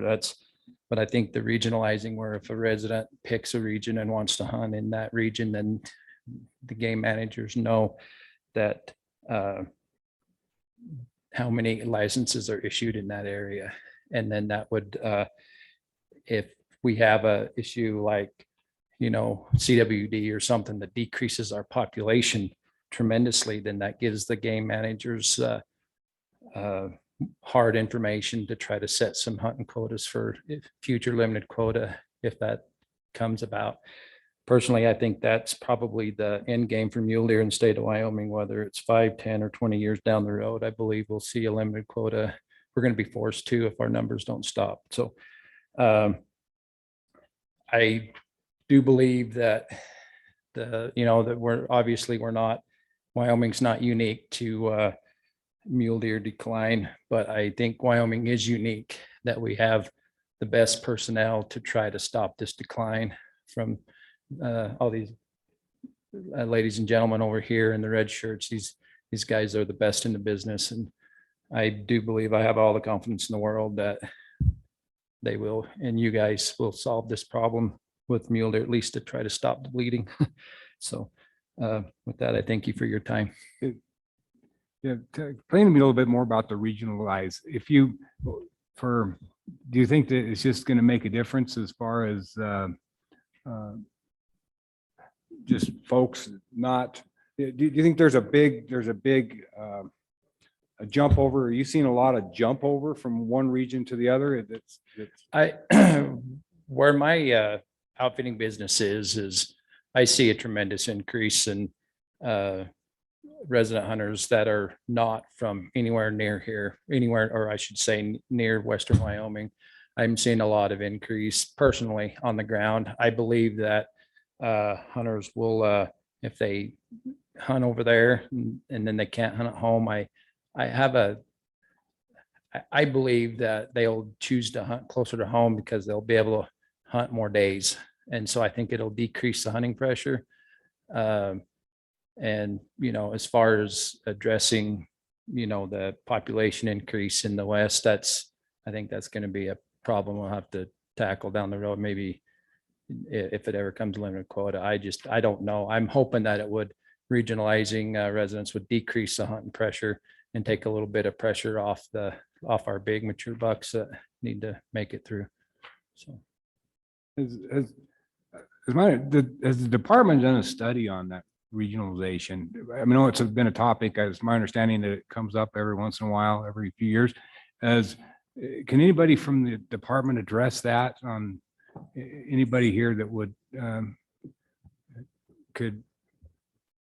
what I'm specifically looking for is because, and I spoke with somebody who says that, well, actually it works in reverse as far as the kill, but I don't know, Ted, I kind of just like to see. And I don't know if one of the other guys can come on up, but Mr. President, members of the commission. So we've done a number of deer surveys in the past where the majority of the people on the surveys from 2017 and 2012, I think was two of the last years that we did those surveys. They supported the flexibility that is maintaining the flexibility as a resident to be able to go where they want. But what we did this year with the 100,000 people that we talked to, of the percentage that were deer hunters that we surveyed, we listed out where they went as adjoining hunt areas or where they went as a second hunt area. So we asked them, where did you hunt first and where did you hunt your second or third areas? And the majority of those people, 80% harvest within one area. And then the other 20% that went to the next area, a small number of them harvested in that second area, but largely the majority of the people stay within one area. And then the attitudes of those hunters is to maintain that opportunity for that they have the flexibility to do that if they choose to. And that's kind of where we've been at the last few years. Okay. Yeah, because you go ahead, Ted.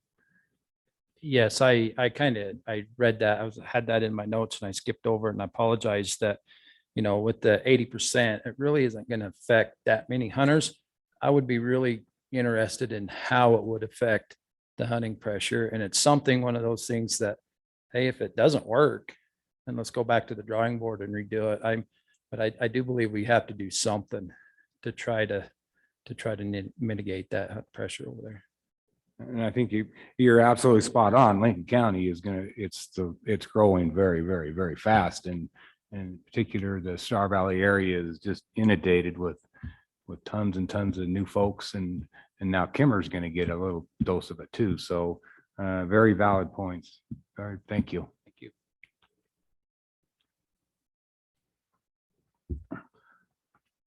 Okay, let me go. Zach Key.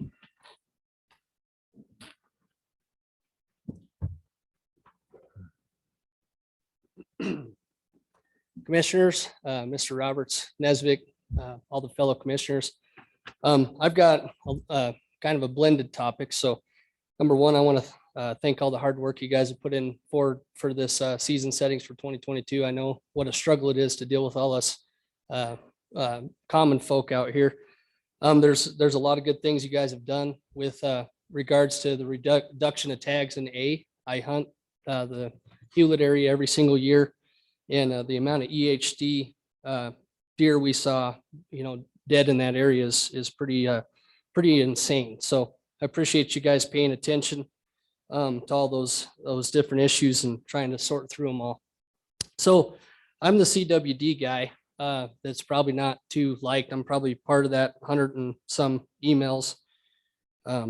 probably going to get beat up with a baseball bat on the way out of this building, but I'm very passionate about it. I spoke to you guys at the July 2020 CWD meeting and kind of asked you guys to reconsider approving the CWD management plan at that point. Not to do nothing, but to just reconsider its readiness.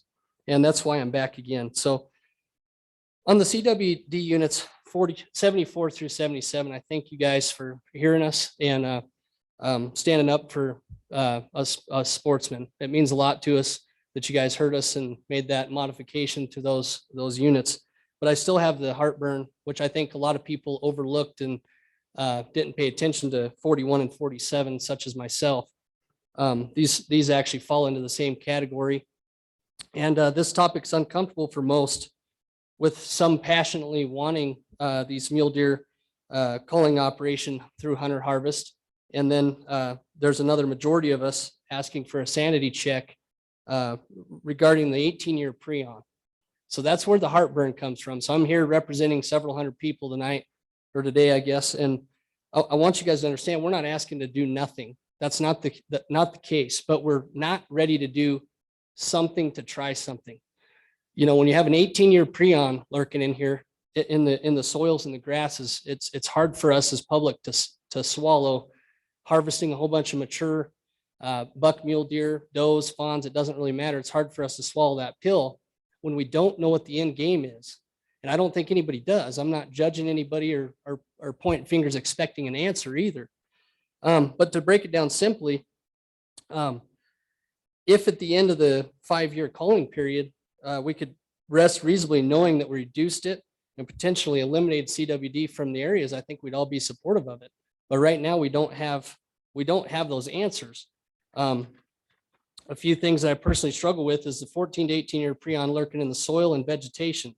It's been mentioned several times by Hank and Sam and multiple articles from other states identifying no one knows how to combat the pre-on.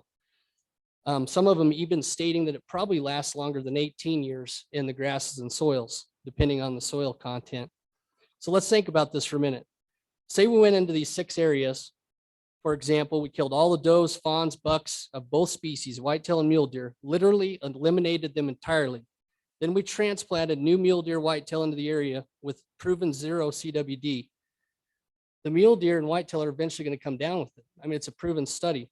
And we know this from the Sibley Research Facility, where when we introduce elk into this contaminated CWD pen, they always come down with CWD and they always end up, succumbing to the CWD. So we know through your guys' hard work what happens when they become in contact with the pre-on contaminated soil.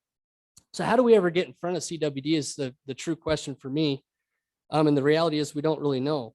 I feel like I'm a reasonable man. I just struggle with the concept that the #1 response I receive from almost all game and fish, NGOs, and private members that are passionate about the CWD is we're not sure either, but we got to try something. And I shake my head internally regarding those comments because that strategy wouldn't stand in most real world situations. I've reviewed several models and researched with mixed results. Some counties and states mentioning that the culling operation slowed down CWD with minimal results, and in some cases it just returned and then stabilized on its own. The unique thing about this is the passion for wildlife and outdoors I hold. I just can't stand the thought of just trying something to try something, essentially. Of course, if we cull several hundred mule deer in these 6 units, of course we're going to have less CWD on a model or a chart. I mean, it's less deer equal less CWD. So of course we're going to be able to identify that there's less CWD. But what did we really solve? What did we really do to combat the CWD is where I have a hard time. So this is the last part of my conversation with deer is why is Zach Key from Southwest Wyoming native, concerned about Laramie and gray bull hunting units? Why does that matter to me? And I'm passionate about this. This is simple. I've read the CWD management plan until I'm blue in the face. I've also read several research papers, theories from multiple states and top researchers. And most of these articles state things such as may, might, could, and possibly. And this alone tells me we don't have enough information yet to make a viable plan. If we managed my business today with these words, I would be replaced. One of my last managers out of Denver, Colorado told me one time, Zach, I asked you for a plan regarding our first quarter building strategy. In your response, you used the word may several times. He said, may is not a strategy, so rework your plan and resubmit it to me. And those words, for whatever the reason is, have stuck in my mind for the last 18 years.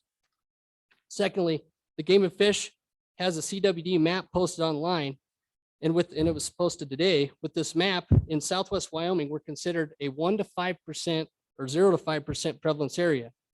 So why does this matter to Zach? Because according to Colorado's CWD management strategy that we're currently using some recommendations out of, the best places to start a culling hunter harvest operation is in areas with 5% prevalence or less. So now I'm hoping I'm drawing the picture of why it flat out terrifies me.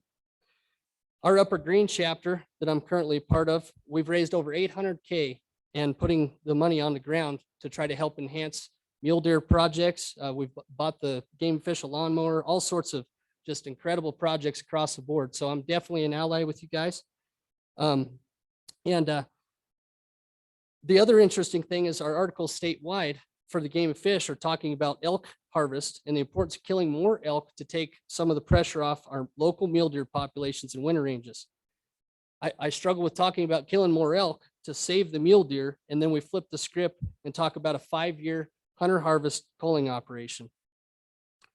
The last thing I want to leave you with is when I attended the CWD management plan meeting in Rawlins, I hope you guys remember some of my thoughts and comments.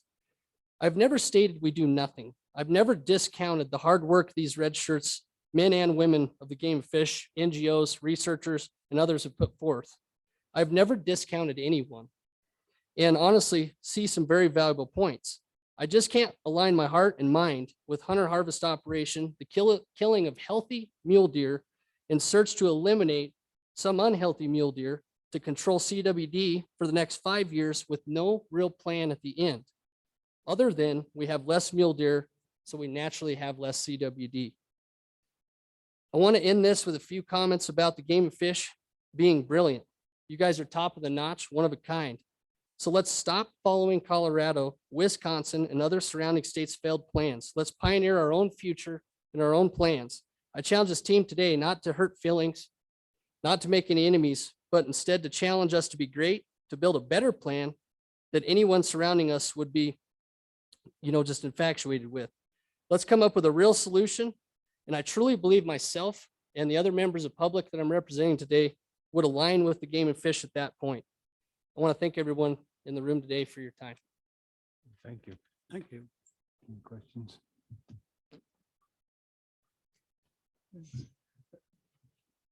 Zach, you're going to comment on the moose also, right? Okay, thanks. No, we'll do it. I just want to make sure. Rusty Kaiser.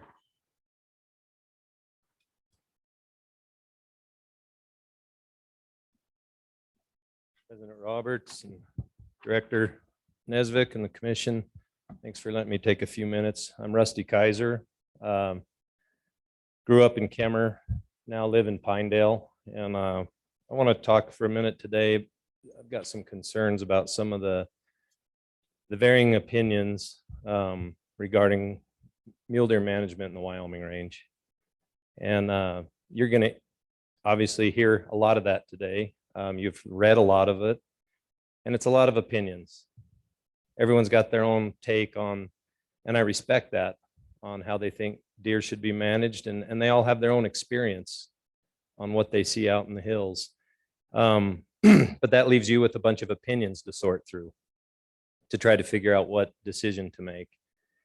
And I know that as decision makers, you want to make sound decisions, not based on opinion and perception, but based on reality, based on science that we've heard a lot of today, based on data. And so I want to share a few things about the data regarding the Wyoming range today so that you can make those decisions. And I know one Commissioner Doobie talked to me about how you guys need to balance biological data with social data. And as a game and fish, you put a lot of value on the biological data. So I'll start there, but I also want to talk about the social data that exists regarding this herd. Biologically, we hear a lot of doom and gloom about deer in general, but we hear it about the Wyoming range. I've heard enough doom and gloom today after the chronic wasting and other things.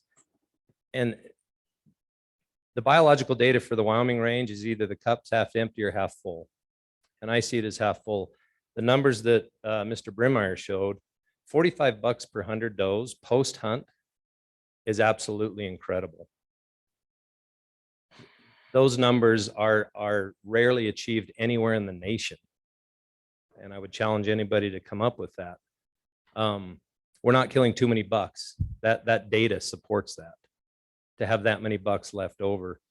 And the quality is there as well. The game and fish classification data, the harvest data, check station data, all indicates that the quality of bucks is there. It's a special management unit, and it's managed for $30 per 100, and they well exceed that.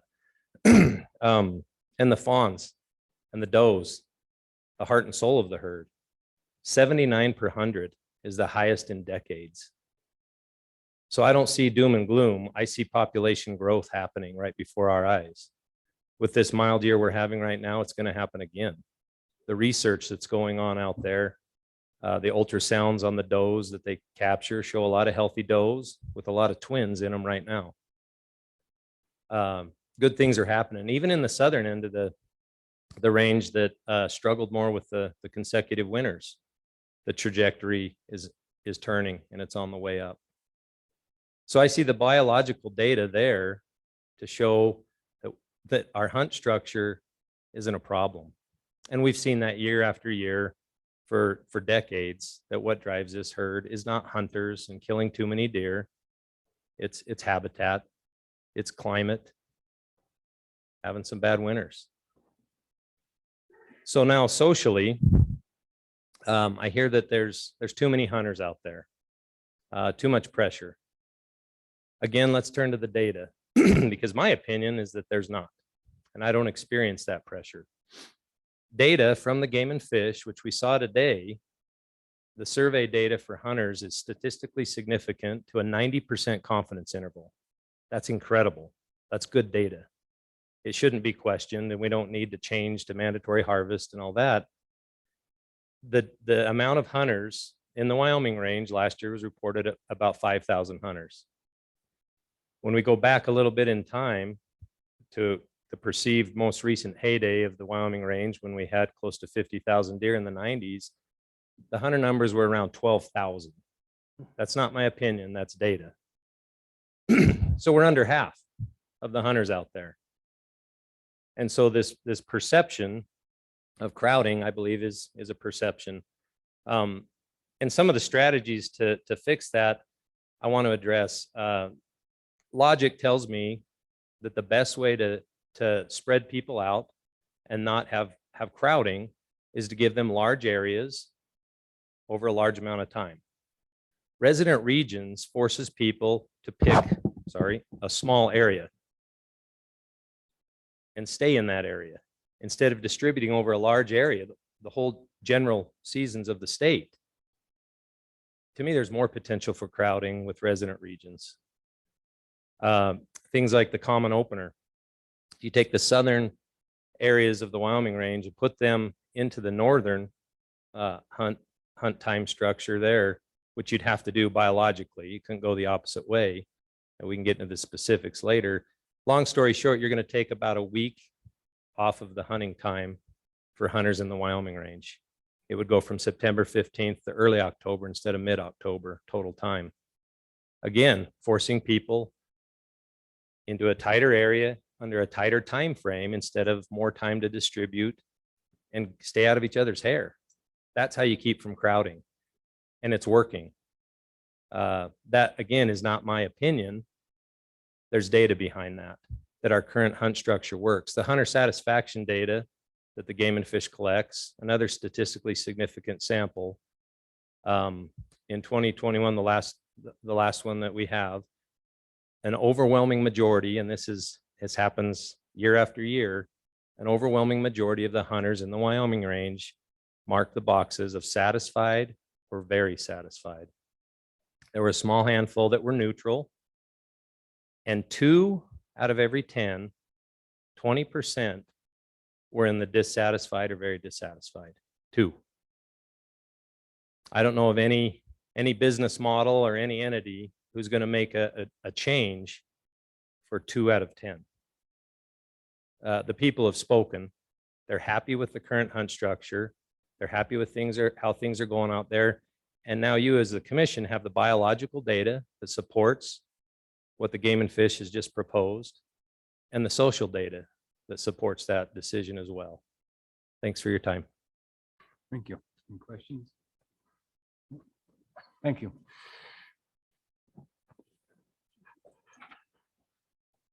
Trey Heiner.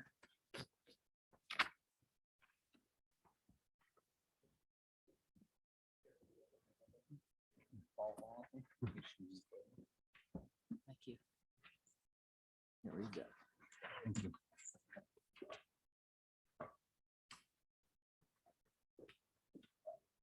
Guess we're sharing. All right, thanks for the time. I'm Trey Heiner from Star Valley, Wyoming. I'd like to thank Ken Roberts. He's reached out to me and felt good to get their opinions and look for ours as well. So what I'm talking about today is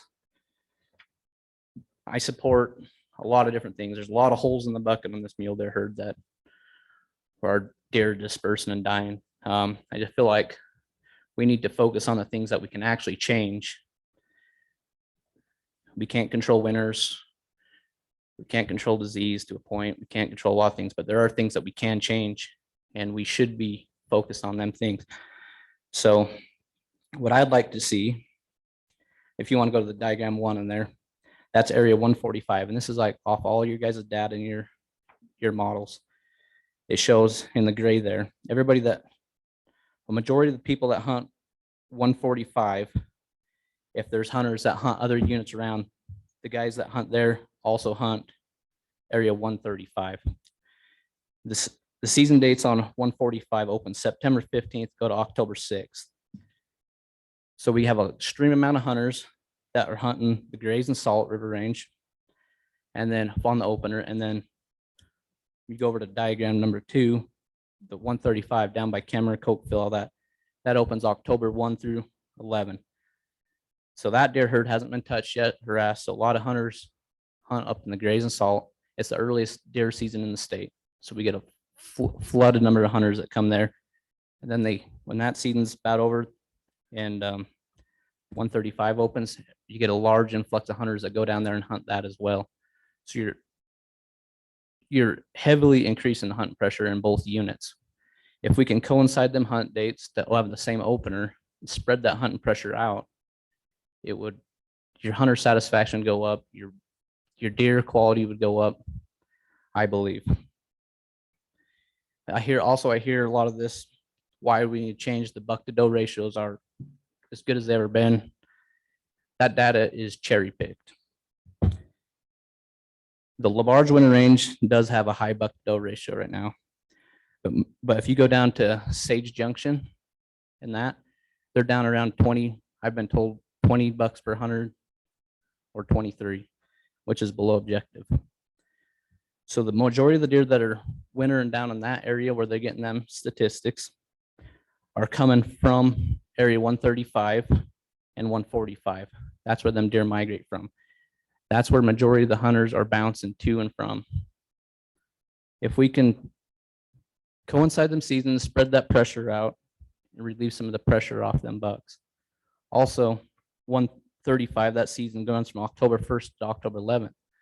That is when your deer are most vulnerable when we start getting weather, especially in them roaded areas down there. If we could have that season coincide September 15th to October 6th, it would give them a longer hunting season, as Rusty said, spread that hunting pressure out, but also not hunt them when they're so vulnerable. And also the hunting pressure. I have it right here. So the Wyoming range mule deer herd is 135, or sorry, 135, 143, 144, and 145. They're hunting about, there's about 5,000 hunters that hunted that. 5,331 total hunters that hunted that. That's almost, besides Region H, the sublet, that's almost double than any other unit herd hunting area in the state. Region G and H are getting by far substantially more hunting pressure than anywhere else in the state.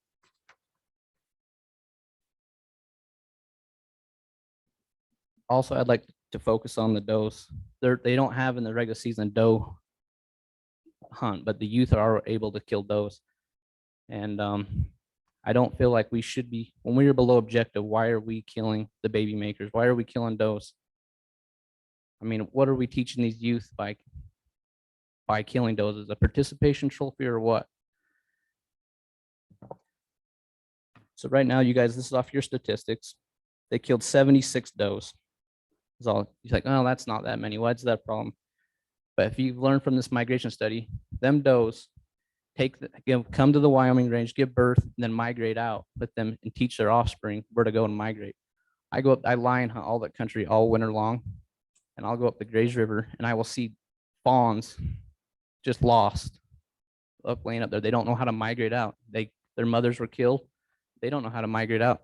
So they just die. The coyotes get them, they starve to death.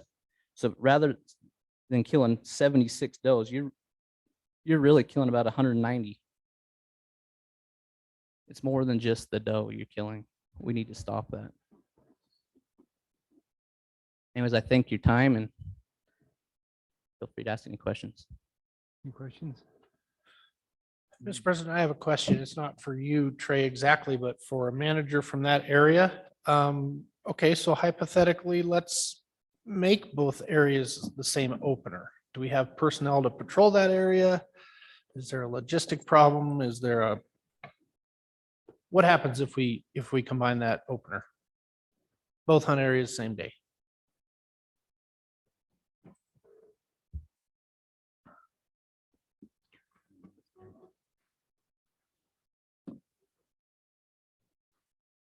President Roberts, members of the commission, Director Nesvik, Commissioner Brokaw. So this has been talked about for a long, long time. And as Doug Brimmeyer mentioned earlier, the commission at the time in '98 took a look at all this. And there were, I believe, 3 different openers in the Wyoming range and, in Western Wyoming. We had, I think, September 10th, September 20th, and October 1st. And the commission tried to consolidate as much as they could to September 15th. There were several reasons, as I understand it, that, 135 has never coincided with the north areas. Some of the more recent ones I've heard is the archery hunters would lose days.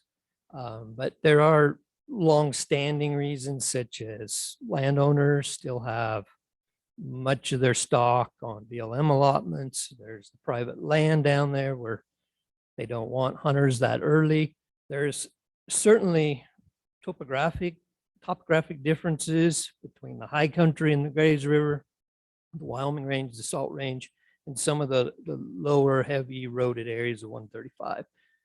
It's always felt that more coincides with the southern areas, the Uinta deer herd, areas around Rock Springs, which are all October 1 openers. So those are some of the reasons why this has never happened. And certainly there is a shift to hunters. That shift will occur to other places. You just shift it further south or east or wherever. So those are some of the reasons that I know of. I appreciate that. Trey, did you have any more for that? Did you have anything to add on that, Trey, or are you good?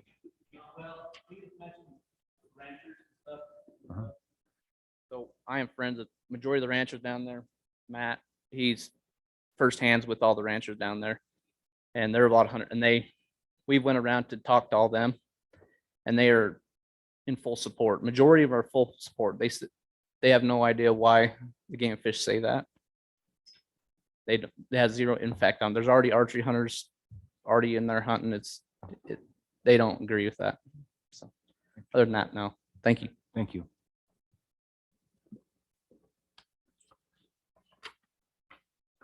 Matt Clark.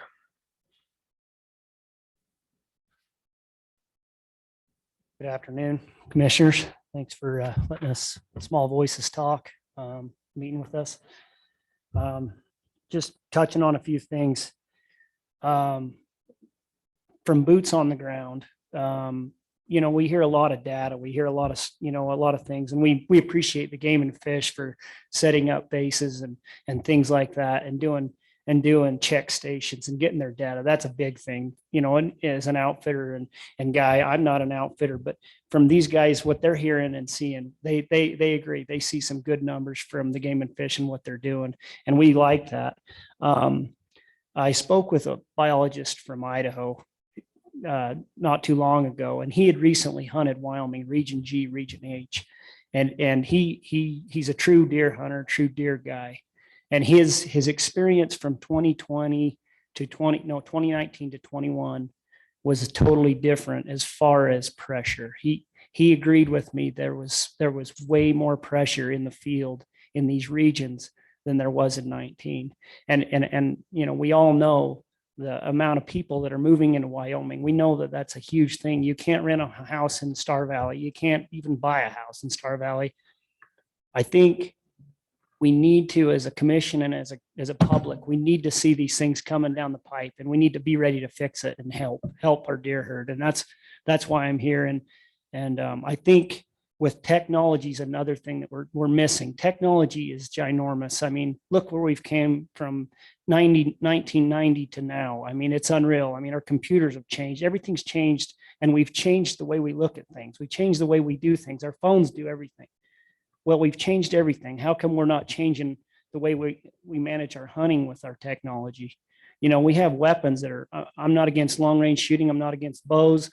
Our archery equipment's getting better. Our glass is unreal right now. We have to take these things with the public that we're having move into our areas, and the amount of pressure on the hunting residents and the technology. We have to make adjustments, I feel like, as a guy in the field.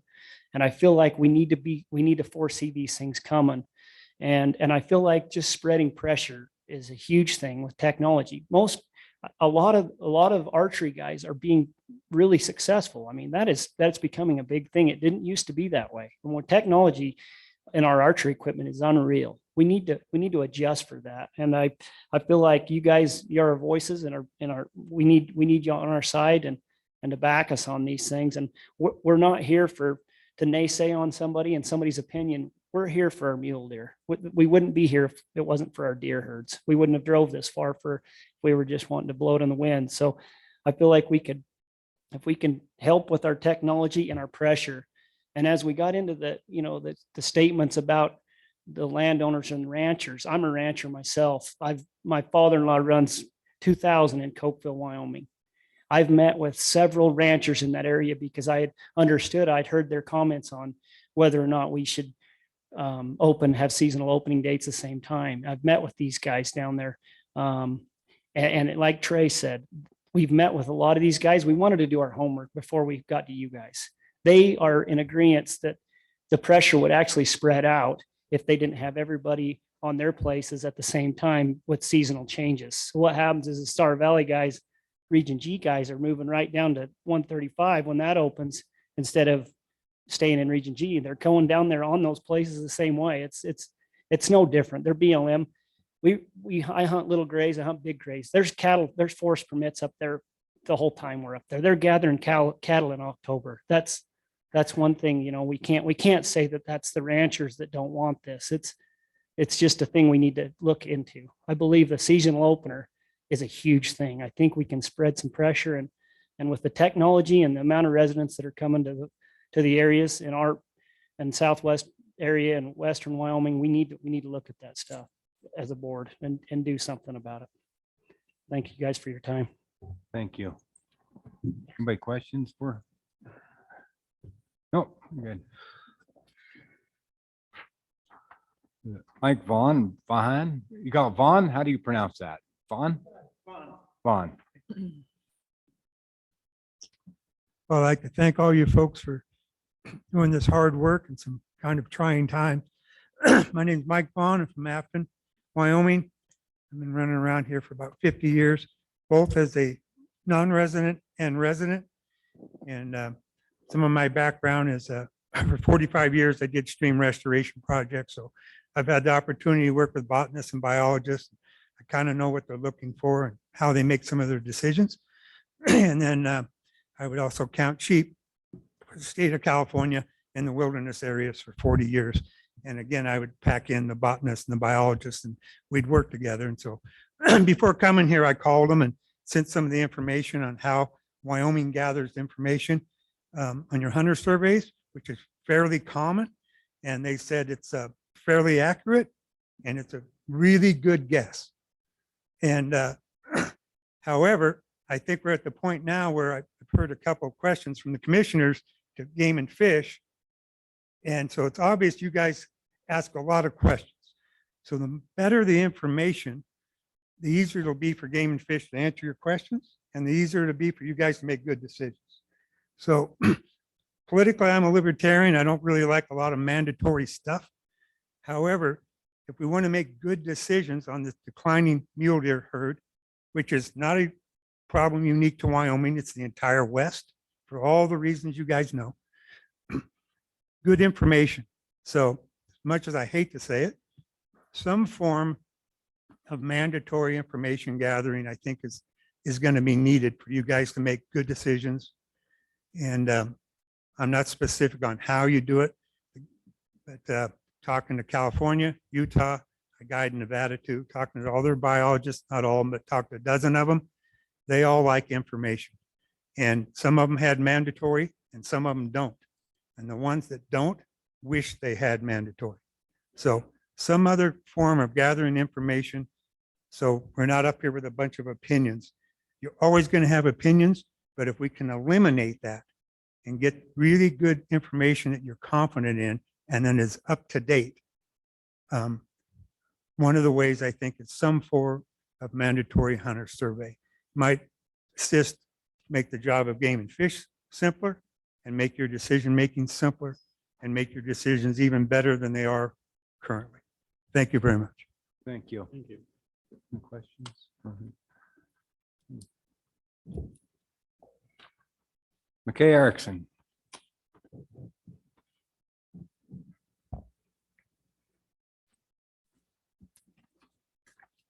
Thank you for this. Thank you for this opportunity, Commission President, members of the commission, and Director Nesvik. I come to you today as an elected member on the Wyoming Range Mule Deer Association, and I was elected as the resident hunter. So I've lived there for 55 years and all my life, and have spent as much time as I possibly can there. And I feel like I come representing a lot of people from especially the Star Valley, Cokeville area, and even some in Uintah County, Evanston, Mountain View, and Lyman that I associate with. I first of all would like to echo a couple of the comments because I think they're significant. First of all, the number of move-ins that we are seeing in Western Wyoming, the increase in population is unreal. I don't think we even have an idea as to where that's going to go. It's continuing at an unprecedented rate. We've moved from 3A in high school classification to 4A, and probably by next year we're going to be the middle of 4A, and that means we went from the middle of 3A with students of about 600 average at a high school, all the way up to 1,500 now in the high school. That's projected to happen in the next little while. So that's significant. There's 200 new service requests from Lower Valley Energy from Thane to Alpine, 200. And we 5 years ago, I think our population was 10,000 people. So again, would like to emphasize we are seeing this unprecedented movement of people here, and most of them are hunters. In talking to them, the majority of them are here because of hunting. Great. I can't blame them a bit for wanting to get out of where they're at, but that definitely is going to impact the mule deer that is in decline. And I'm not, again, as some have said, here to dispute other individuals, but I would have to look at the glass as half empty. And I guess maybe it's a difference between him living in Kimmer and me living in the northern end of Region G, and Kimmer's going to blow up also. But I see the numbers, and according to your own numbers, the numbers are declining. They've dropped below 30,000 this year. And so I think we should all be common in trying to come up with something that we can do to curtail that and hopefully head the other direction. Because as some have said, boots on the ground, the deer are much more scarce, and they're being pressured more than any time that I've ever seen in my 55 years. And again, I've hopefully paid pretty close attention to that. So I would encourage you to take the steps now to at least stop the decline. The regionalized hunting, yes, it has pros and cons, but we do not really know the number of hunters there because we don't have mandatory reporting, and we don't have any way of people declaring where they're going to hunt. This would be a good start. Yes, it may have a drawback of everybody say, well, I want a big buck, and I know that Region G's or G and H holds the majority of the population of the larger bucks per deer count. I'm going to declare there, and we may get run over with those numbers at first, but at least it would give us a way to regulate that if we do see a decline, because the last 2 springs have been pretty good and we still are dropping in numbers. So I don't understand how that doesn't require some type of mitigation with what we can do. Also, just a couple other quick points. Some of them have been talked about. The common opener, I think, is just almost a no-brainer in the fact that, boy, sometimes we see, again, boots on the ground when the area 135 out around Cokeville opens up, and we've had tough weather up in G and 144. The deer are migrating already, and people are whacking bucks off the road right out at Dry Fork by unprecedented numbers. And so moving that 135 area up to common opener would certainly slow that down, in my opinion. Also, I'd like to put in a plug for, I believe we are moving, and this especially with elk, but deer also, we need to, we're to the point where we can't manage the game as just the unique state of Wyoming that we always have and had all this opportunity. I would love to see that, but we're seeing the population increase and some game numbers decrease. We can't do business as usual. And I would encourage you to take steps towards that. Also, as was mentioned by the last speaker, the mandatory reporting this year was the first time that I've noticed it. I went in to sign up for my bear baiting, my 2 sites for bear baiting, and it wouldn't let me register for that as the grandfather because I hadn't bought my license yet. I heard one of the negative of the mandatory reporting or mandatory survey is, oh, we'd have to hire an outside consulting firm to have to do that to figure out those numbers. And where that wouldn't let me register my bear bait because I hadn't bought my license yet. I went in within 20 seconds. I had my bear license bought, and it let me register my bear bait. And I think that would be something that hopefully we could do as a similar way of mandatory reporting on the survey, because I honestly, in all due respect, I think you're going to be surprised at the number of residents that are flooding regions G and H. It's just, I've never seen it like it is. And again, we can look at numbers and statistics and kind of go in different directions and have different opinions, but mine as a resident hunter, it's dramatically increased, and that usually means bad news for our overall projection.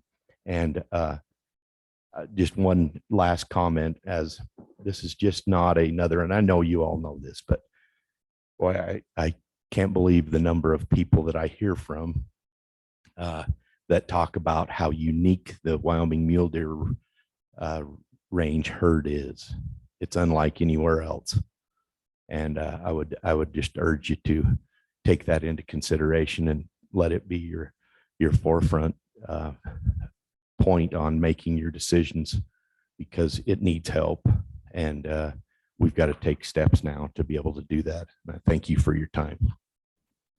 Questions? Thanks, okay. Daniel Erickson.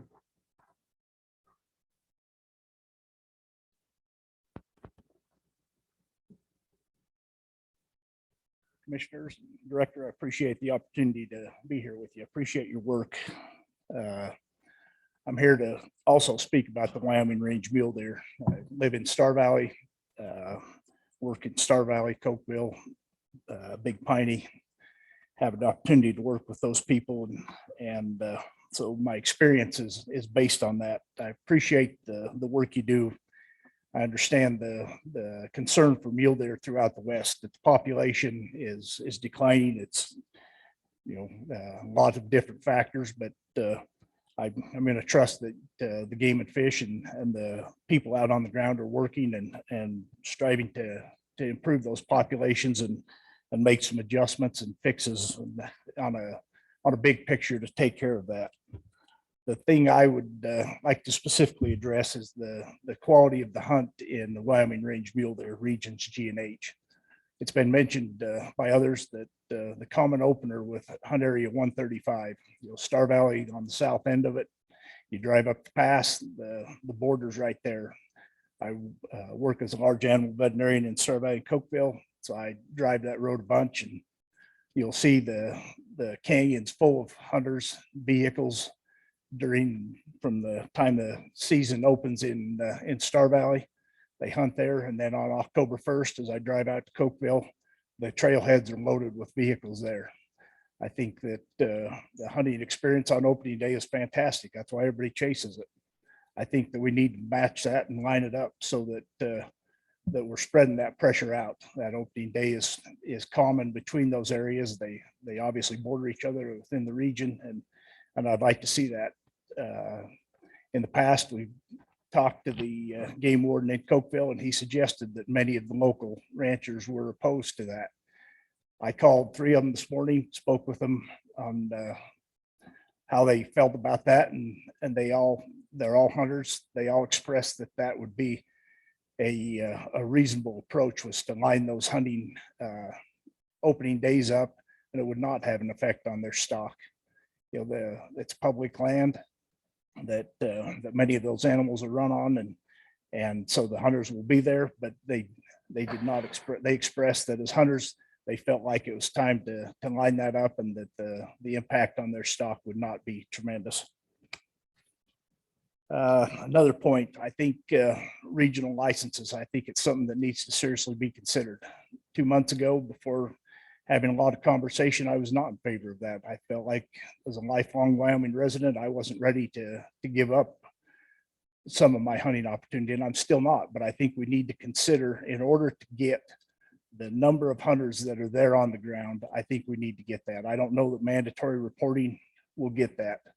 If you have to declare I'm hunting here and I purchase a license for that region, you know how many people hunted there. And I think that in order to manage the increase in population and to improve the experience of hunting, I think that's where we're at. So I would like you to please consider common opener and potentially regional licenses to get an idea of how many people are actually there, so we can know what we're managing and how it's going. Thank you. Thank you. Okay, Mr. President. Sure. Oh, we got a question real One quick. question. I just want to be clear, which areas, is it all 3 of them? 143, 145, and 135 that you want as a common or opener, or 135 area that I'm more familiar with. I'm not sure exactly as far as some of those other areas there. Okay. But most of it, you're talking all three of them, I guess. Okay. Thank you. I'm trying to keep it straight in my mind. It's Matthew Ganach. September 15th. Matthew, there you go. I'm known for butchering last names, so you'll have to correct. Sure that. Okay, no, I've heard them all, so. So how do you pronounce it? Gubanich. Gubanich. Yeah. Okay, thank you. Good afternoon, President Roberts and members of the commission, Director Nesbitt. I'm a hunter who lives here in Lander. I've only been here for about 1.5 years. I originally grew up in Colorado, and I'm really happy to be in Wyoming now after half a decade in the East Coast. In particular, my experience of the Wyoming Game and Fish is that they are really outstanding. My encounters with game wardens and conversations with employees of the commission and of everyone at Game and Fish, they've all been very positive. So I'd like to start off by thanking everyone here for their hard work. I've also been tracking discussions in the Wildlife Task Force and conversations around regionalization. So I'm here today to speak out against regionalization of resident deer hunting in areas that the task force is going to be considering more heavily in a week. A little of my background: I grew up in a family where with a lot of hunters, with a few hunters. Although I was really never afforded the privilege of hunting with those family members very often. That being said, hunting forms some very infrequent highlights in my life, but actively hunting was neither a source nor an object of my nascent values as a young man. I lament the missed years of hunting and wonder what kind of hunter and man I might be today if I developed this passion at an earlier age. I moved to Wyoming out of a desire for a greater personal autonomy, self-reliance, and engagement with the natural world around me. I'm still very new to hunting in general, and as an adult onset hunter, getting into as much new country as possible, looking for and chasing game is good hunting for me, usually regardless of the outcome. I often find myself wondering if I will have the resources to become a good enough hunter to sacrifice the opportunity at any legal deer in favor of a larger buck. At 35, I like to daydream about what kind of hunter I may be at 45 or 55 or older. Will my values ever transition from the annual hunt for knowledge and experience to the hunt for a 200-inch mule deer? I don't know. For those of you, speaking to everyone here, who grew up hunting with your fathers and mothers, I cannot express to you what a gift I believe you have been given and what an opportunity to gain competence and expertise at something so critical to your worldviews that you would show up here today to talk and to listen and express your views. And for many of you, even dedicate your careers. It is these early life opportunities that have built the skill sets and knowledge necessary to go out into the Wyoming wilderness and hunt. Right now, as the general hunt stands, I feel tremendous privilege and love for the opportunity I have to go into a wide variety of places on a general resident tag. I hunt with my friends and mentors, many of whom are younger than I am, learning as much as I can in hopes that one day I will have exhausted my personal opportunity enough to choose to turn down that small legal deer in hopes of something rare and special.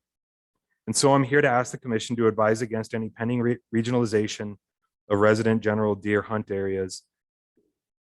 I'm also here to remind all of you expert veteran deer hunters that the path to your passion and knowledge is paved with opportunity. There are many new hunters of every age who are learning how to be passionate, caring stewards of our natural resources at the same time that they are learning to hunt. If we sow less opportunity today, I promise you that one day we will all reap less opportunity as well. Thank you for my time, and I'll stand for any questions. Thank you. I think at this time I need to go to the online for Glenn Owens. probably been online patiently waiting for a few hours.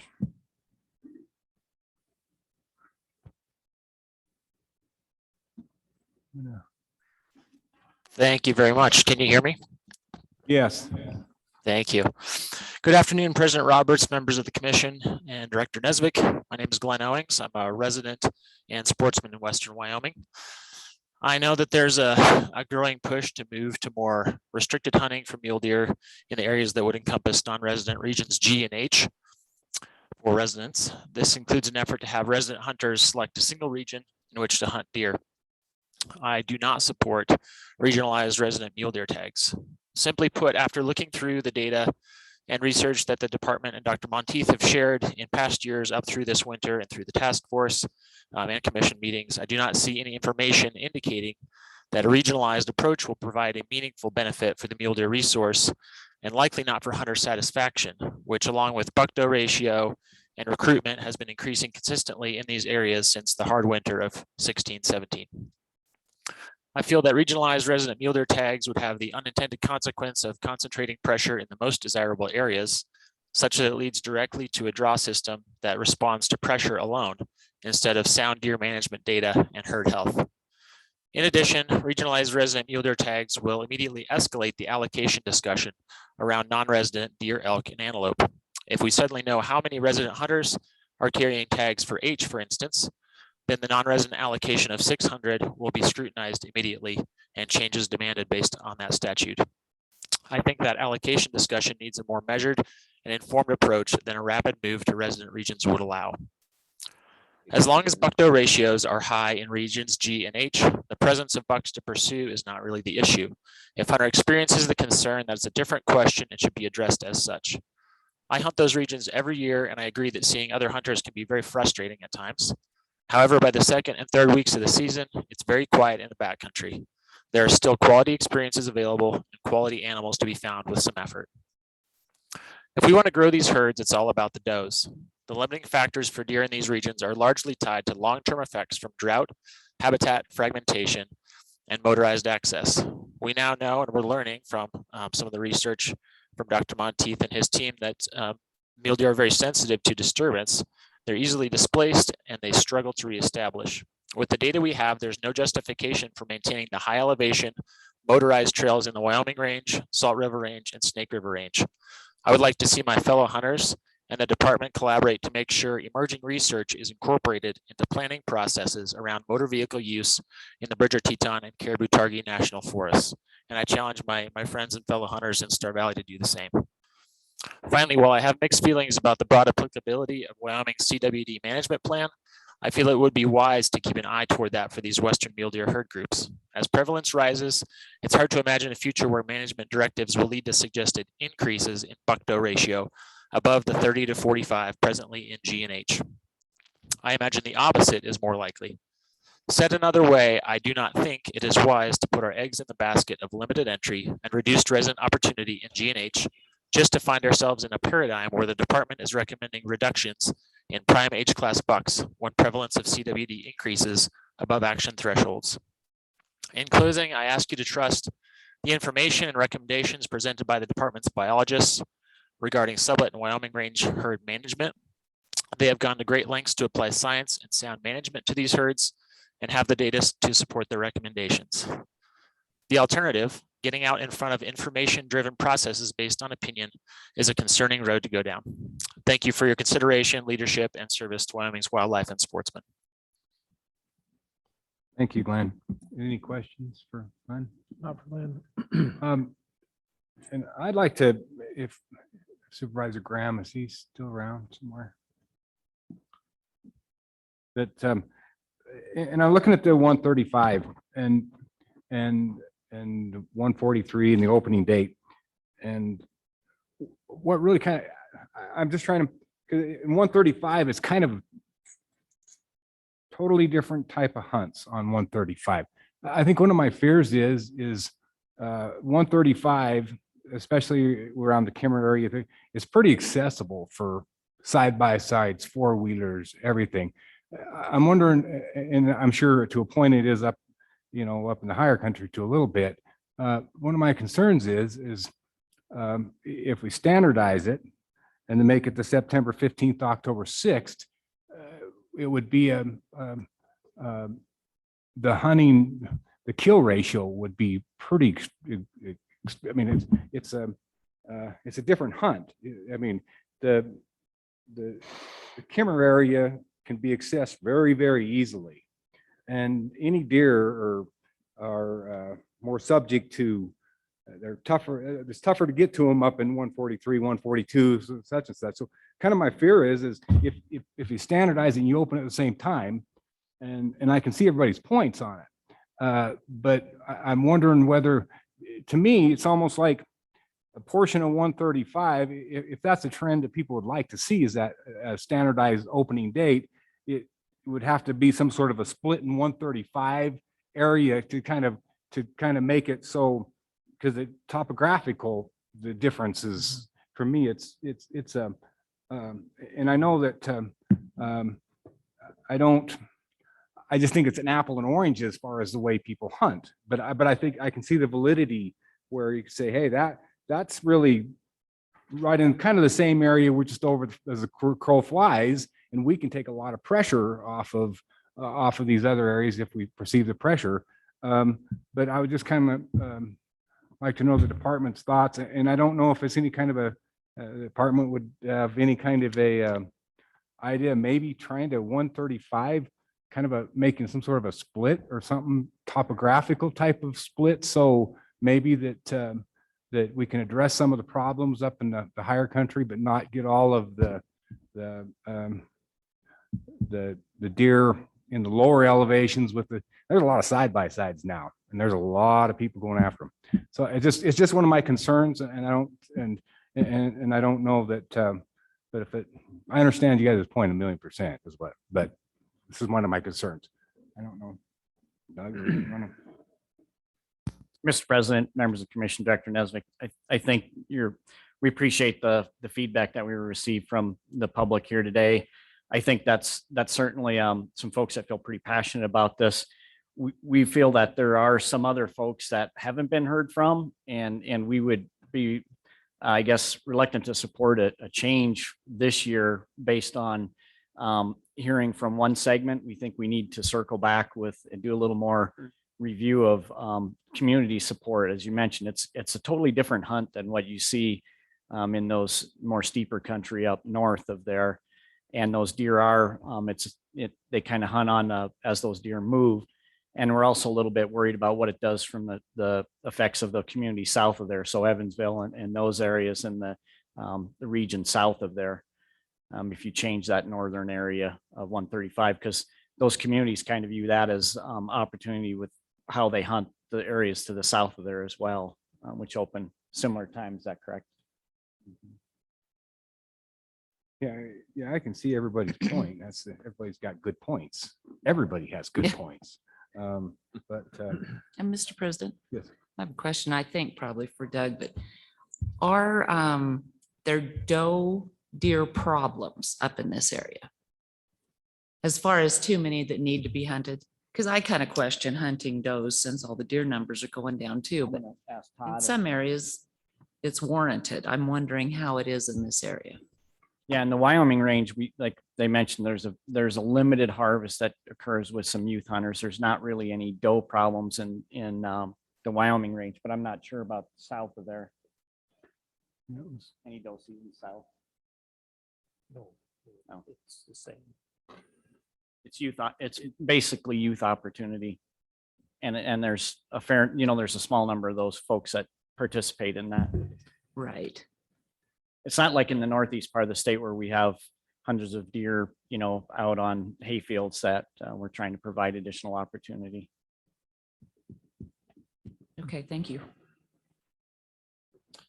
Mr. President, I have a question for Doug. 135 is a point restriction. There were some comments about additional point restrictions in the region, but I see no proposed change for point restrictions in 43, 44, 45. Can you speak to that a little bit briefly? Again, Todd, I'm gonna have So 143, 143 has 135, excuse me, has a point restriction of 3 points or more to be harvested. There were comments about additional point restrictions in the region, but those hunt areas 143, 144, 145 don't have a proposed point restriction. and I think, Mr. President, members of the commission, and Commissioner Brokaw, of the harvest information that we collect and all the field animals that we check, we felt that a point restriction would be unnecessary just because the bulk of the harvest is those 4-point or better deer. And so we opted not to seek that APR. And then as we mentioned on that northern winter ranges, we're seeing $45 per 100 does. And we feel that it would be just an unnecessary restriction at this point. Okay, I thought so, but I just wanted to make sure. I have another comment from Mr. Hayden.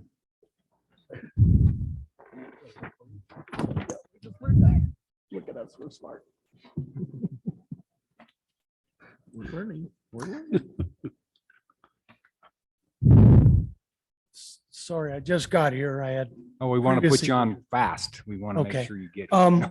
What I'd like to say, thank you guys for this opportunity. And in early January, I sent you all an email right before your last meeting. And I want you to know, I really appreciate you responding back to me. That was something that was special. What I'd like to talk about is the mandatory reporting for, especially for the mule deer. It's such an easy thing to do, and it won't cost any money or very little money, because when they go to buy their license at this opportunity, they can ask 4 questions. What area did you hunt? Did you harvest a deer in that area? What other areas did you hunt? It's a really easy question, and for you to make decisions on how many non-residents are going to be here and not really know how many residents are hunting a specific area, you won't know that until you really know and somebody's reporting that. Another thing would be pick a region, and I think that would be very important. Another thing would it do, it would tell you how many hunters are hunting there. I've been to these mule deer meetings since I've been in Wyoming in 2006, and I really haven't seen a lot of things happen. And I think one of them is that reporting. This will help you guys make some serious decisions on what you can do. And again, that's all I have, and I thank you very much. Thank you. Thank you. Mr. President, Yes. I think the department has heard about the mandatory reporting, and they're going to be looking into different structures. So I think, well, that's been heard. I also think the regional concept is something that the task force should be looking into. I can think of multiple reasons for it and multiple reasons against it. So I think that's a perfect forum for that. I think Mr. Corsi's here, and I think that's on the agenda. Is that correct? So as far as the season structure, I leave that up to you that know the area. As far as that 135, I think it would be possibly to direct the department to look into that for the next year. And I like for the department to see what we can do with 135, whether we can split that or something, because I think the folks have a valid concern, but I think we have a concern on the lower levels as far as the roads and stuff. And I know that, I mean, did you have any thoughts on that, Supervisor Graham, on 135 down around from just topographical? It's just so much different kind of a terrain. I guess it's Exactly. I mentioned that earlier when I was up here, President Roberts. So yeah, there is different terrain between the northern areas, 144, 145, and 135. There is some high country, as you mentioned, in 135 on that north end. So we have actually talked about, is there a possible way to split that out? And there may be, but it's not like there's any great place to put a straight line across it. So So there is that, but again, it shifts. There's still going to be a shift of hunters. It's so many hunters from Evanston, Bridger Valley, Green River, Rock Springs, even that, they'll just still shift to another area on October 1, possibly like we see now. Mr. President, what is, you said earlier that in 1998, the commission wanted to standardize openings. What has changed in that time frame that we are not doing that? Yeah, Mr. President, Commissioner Doobie, since 98, we've kept that standard 17 areas with those dates. But instead of having like 4 opening dates like Todd mentioned, we stayed with the September 15th through that time for all those areas from basically from north of Jackson all the way down to Star Valley. With the exception of these areas we're talking about. Pardon? With the exception of these areas we're talking about. With the exception of 135. But we have revisited that. This issue comes up periodically, and that's where I think you heard former game warden Neil Hymas had heard from people that he was familiar with, and we've also heard from people in different communities that had some reservations, and we certainly are willing to go back and explore that, some options there, but we don't feel that it's fair to the other publics to do that at this point, to make a change in the chapter 6 right now. Mr. President, that's where I'm at. I commend the public for coming and participating today. I think that's, as Mr. Vaughn said, is critical information, that dialogue, that information for our public to participate. But I agree. So when I'm sitting here making this decision and I have the biological leg, and I've heard from my public sportsmen, and I want to maximize their opportunity, I also want to make sure that we have landowner buy-in. They're the third leg of my management decisions. And so I would encourage the department to go back to the region, get some landowner input, have them write us some comments, get more engaged. I think you guys in 135 wanting to split up your pressure is a very valid point, and I would like to help support you do that. But I'd like to have one more grasp at those that weren't here and hear their input. And so, Mr. President, if you're ready and there's no more blue sheets, I'm ready to move that we pass chapter 6. Okay. With the. Not yet. Okay. That's right. Okay. Get a second, then you can entertain them. Okay, so it's been moved by Commissioner Brokaw to pass chapter 6 on the mule deer. Do I have a second? Second. Second by Commissioner Jolovich. Now we have discussion. This is the time where I can amend that. Yep. Next time. I'd like to offer an amendment for area 2326 type 7 doe fawn tags to be reduced from 2,000 to 1,000. It's been that it's proposed to be amended that from area 23 and 26 on the mule deer that it's dropped down from 2,000 to 1,000. Do I hear a second for amending that? Okay, it's been seconded by Mr. Ladwig, Commissioner Ladwig. Then let's vote. I think we can vote on everything now, right? Just the amendment. Let's just. Okay, let's vote on the amendment. All those in favor of amending that? Aye. All those opposed? Okay, it's been adopted. And now we can, it's been motioned and seconded for adoption of chapter 6 deer. All those in favor? Aye. Aye. All those opposed? The motion has been adopted on the mule deer. Thanks. Okay. Do we need a small break, anybody? Okay, we need a small break and for respect everybody's opinion. I mean, this is the cream of the crop, and I sure appreciate everybody that weighed in and the way it is, because proud to be a part of the commission, knowing that there's such great sportsmen and people out there willing to participate. So thanks. No, you did well. Okay, we're back in session. If everybody can be seated, please. I've been ready to go for the Let's last. go. I'm ready. Let's go.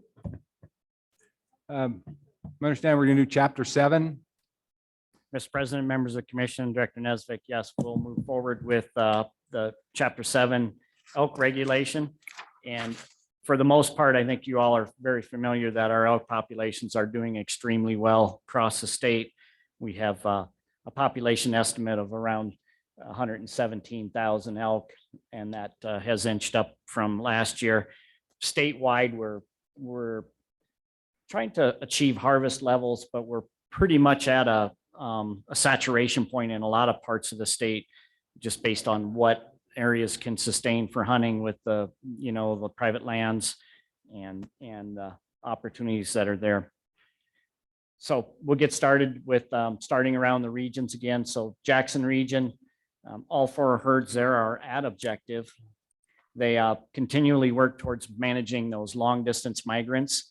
I think other years you may recall that we talked a lot about those elk, and I'll point out here, we've got populations in the southern portion of Yellowstone that migrate down through to the elk refuge.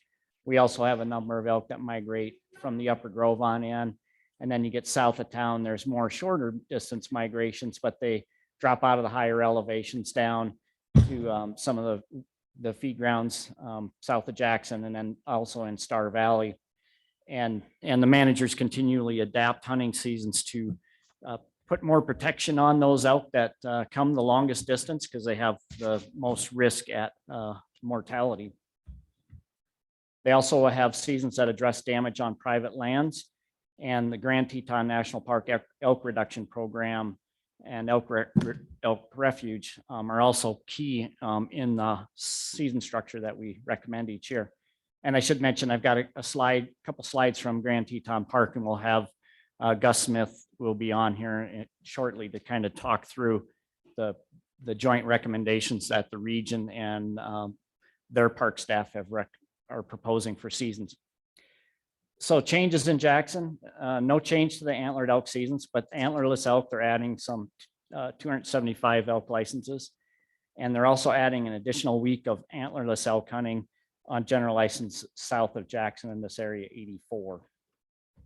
Some concerns raised by the public include the lower bull numbers in areas 89 to 90.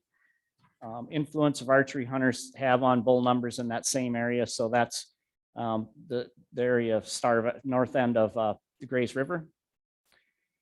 And there's also concern about CWD on feed grounds and the feed ground management and the influence of large carnivores in that part of the state.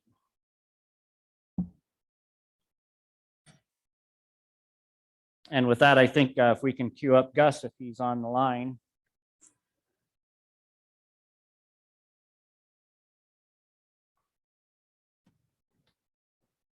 And then we can talk through Grand Teton's recommendations, the joint recommendation from our field staff and the park staff.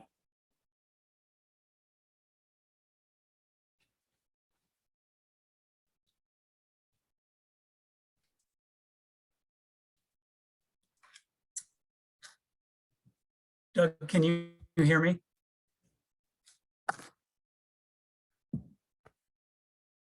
Doug, can you hear me? Yes, we can hear you. Okay, perfect. Hey, thanks. And then will you or someone advance the slide? Yes, we can do that from here. Just let me know when you're ready for the next slide. Okay, this is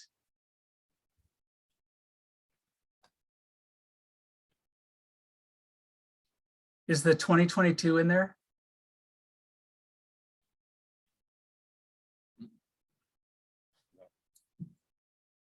No, we just moved it to the enabling legislation slide. So, okay. So the slides aren't matching up to what I thought they were. So I'll just tell you what the recommendations are from the biologist group from the regional game and fish and Grand Teton National Park. So good afternoon, President, Director, and Commission. My name is Gus Smith, and I'm the Chief of Science and Resource Management at Grand Teton National Park. I thought I just had 2 slides, and so we'll try to be quick on this. Working with Wyoming Game and Fish is part of our enabling legislation, so we take it very seriously. The objective is to meet your herd objective of Jackson elk herd, of the Jackson elk herd. The elk reduction program in the park is triggered by greater than 11,000 elk in the herd, greater than 5,000 elk on the National Elk Refuge on feed in the wintertime, or greater than 35 bulls to 100 cows. So our biologists and Wyoming Game and Fish biologists made the following recommendations for 2022. And I'm not sure, Doug, if there is a slide of that. Oh, perfect, you're there, excellent. So here's the recommendation in the bottom on red. For reference, 2021 is up on top. So the season length is the same, it's just slid to the calendar year Saturday and Sunday. Closing Antelope Flats on November 20th. Actually, I got the slide wrong on the top. That was November 21st last year. So again, just slid to the Sunday. A total of 475 permits this year, 50 of type 4 and 425 type 6. Again, keeping hunt area 79 closed. Back to what Doug was saying, to protect those longer distance migrants. And that's also the reason that we closed the Antelope Flat section earlier. So any questions? I'll point out the Antelope Flat section is this area right up here.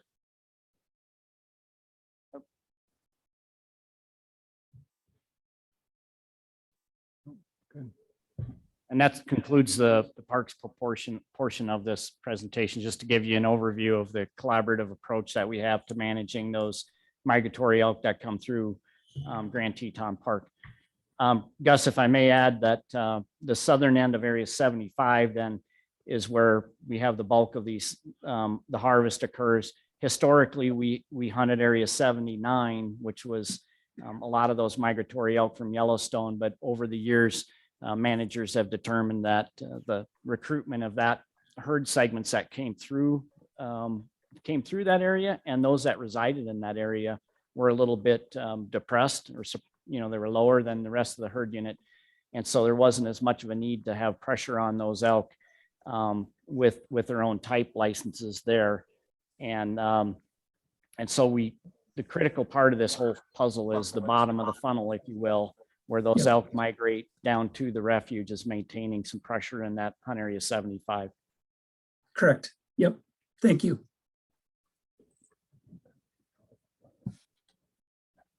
Thanks, Gus. I think Is there any questions? want to from just the stand by in commissioners? case there are some questions later. We could tune you back in. Yep.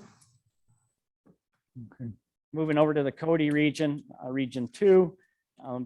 This area maximize elk harvest through liberal season structure, and that's pretty consistent theme around the state, is maintaining a liberal harvest regime to try and achieve harvest on a lot of these elk populations. There's again, the Cwd is also facing some of these issues with these migratory elk that come from the higher elevations or from Yellowstone. So the goal there is to make sure you have hunting pressure on those elk that are on the front country, or that are what you'd consider short distance migrants or resident elk in those lower foothills areas, so they can maintain populations but not sacrifice the long distance migrants that are coming from those further higher elevation areas. They also have some new seasons to address the Medicine Lodge 41-45, so 41 and 45 being above a management objectives there. Changes for this year include adding 100 licenses for any elk, and then 450 licenses for the antlerless elk. Comments from the public are both in support of and in opposition to that 41 type 9. That's an exclusive season proposal. And then they also have heard some concerns regarding the Area 39 type 1 season opening October 1, as opposed to the October 10th change. And this is all in your regulation if you care to look into that. Sheridan region, private land access really limits the amount of opportunity they have in the Sheridan region. They continually design hunting seasons to increase harvest, but they're pretty limited in what they can do with with season structure because of the access issues and the saturation they have. Some proposed season changes. Hunt area 2 would move to a general season. That's this fortification area. Hunt areas 113, 123, type 2 would be for 5 points or less, or an antlerless elk. And then any elk they increase 75. They have an earlier opener in area 3, and antlerless cow-calf licenses they reduced to 95.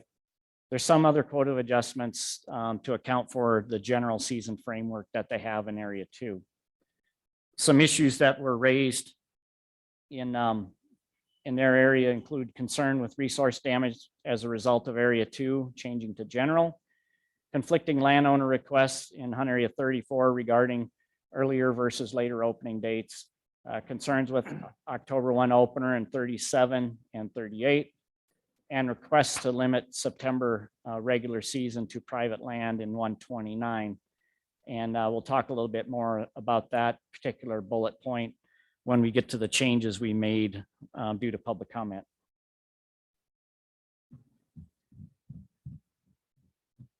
Moving over to the Green River region, there's a real high public demand, and I think you can tell from some of the publics that were here earlier, there's a lot of passionate people that really take deer hunting and elk hunting very seriously in that part of the state.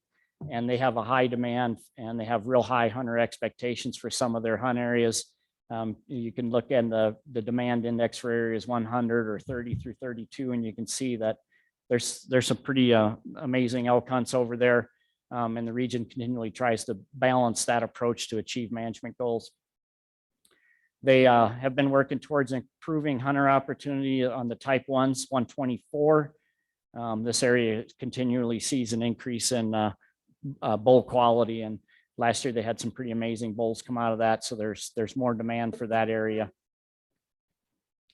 They shifted some type 1 licenses in area 100 to address the smaller bulls that they're seeing, so they developed a 5 point or less, similar to what we did in Hunt area 7 last year, do you remember? So changes proposed for this year: 115 less any elk license, add a type 2 100 licenses, and they reduce cow licenses, but the antlerless elk licenses, but they added some cow calf licenses. Issues raised from the public include concerns over hunter density and steamboat, South Rock Springs and the Sierra Madre, and they have concern for over the continuation of late season cow calf season structure in some of their areas. To the Laramie region, again, similar things. They're trying to work with providing liberal season structure to get after their elk populations and provide opportunity that's consistent with access. So we can't just keep throwing licenses out there without having a place for those people to have access to go hunting. And they continue to work with mitigating private land damage.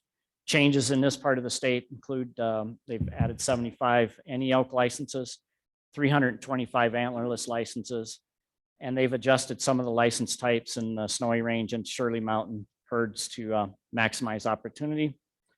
Issues raised during the public engagement include concerns over elk herds over objective, damage to private lands, and limited access. And that's a common theme in several of our regions, from Sheridan all the way down to Laramie and Casper. Moving back up to the Lander region, elk populations are doing really well in this and throughout the region, and they continue to maintain harvest to manage their populations towards the commission approved objectives. Proposed changes for this year include 65 any elk licenses, an increase of, and then increased cow calf licenses to 165. And issues raised during public involvement include seeing a spikes excluded removed from areas 67 and 68. So these areas, very northwest part of the state or northwest part of the region, have a spikes excluded season, and some publics are starting to voice concerns about why keep that in place.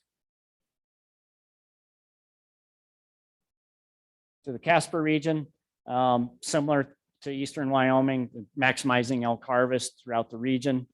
maintain hunting quality on public lands because most of that pressure, it's easy for people to go to the public lands, and then those populations that are reside there suffer from that additional hunting pressure. There's continual efforts to try and address concerns about bull quality in Area 7. And they have that this year, you'll see in the regulation, the type 2, that's still there. Proposed changes include increasing any antlered elk seasons by 100. Antlerless cow-calf elk increased 275. And then change Hunt Area 7, those type 2 licenses from 4-point to 5-point. So we adopted kind of a standard framework for our managers around the state. So you see in Area 100, they went to a 5-point or less season. And we just, we talked through it with the field managers and decided to stay with a 5-point or less for that regulation. There's also in Area 117, they had a spike season, and they're going to change that to the raghorn season in 117. And the Hunt Area 23 type 4 licenses will be allowed for antlerless elk in Area 128. And also allow general 120 and 126 type 6 licenses to hunt on Elk Mountain Area 117. So this area up here. Some concerns raised by the public. The concern over eliminating Thanksgiving weekend in Hunt Area 19. The change was to allow antlerless elk hunting and that was based on public comment. The others, elk damage to private land and the limited access that the region is dealing with all the private lands and the distribution of elk.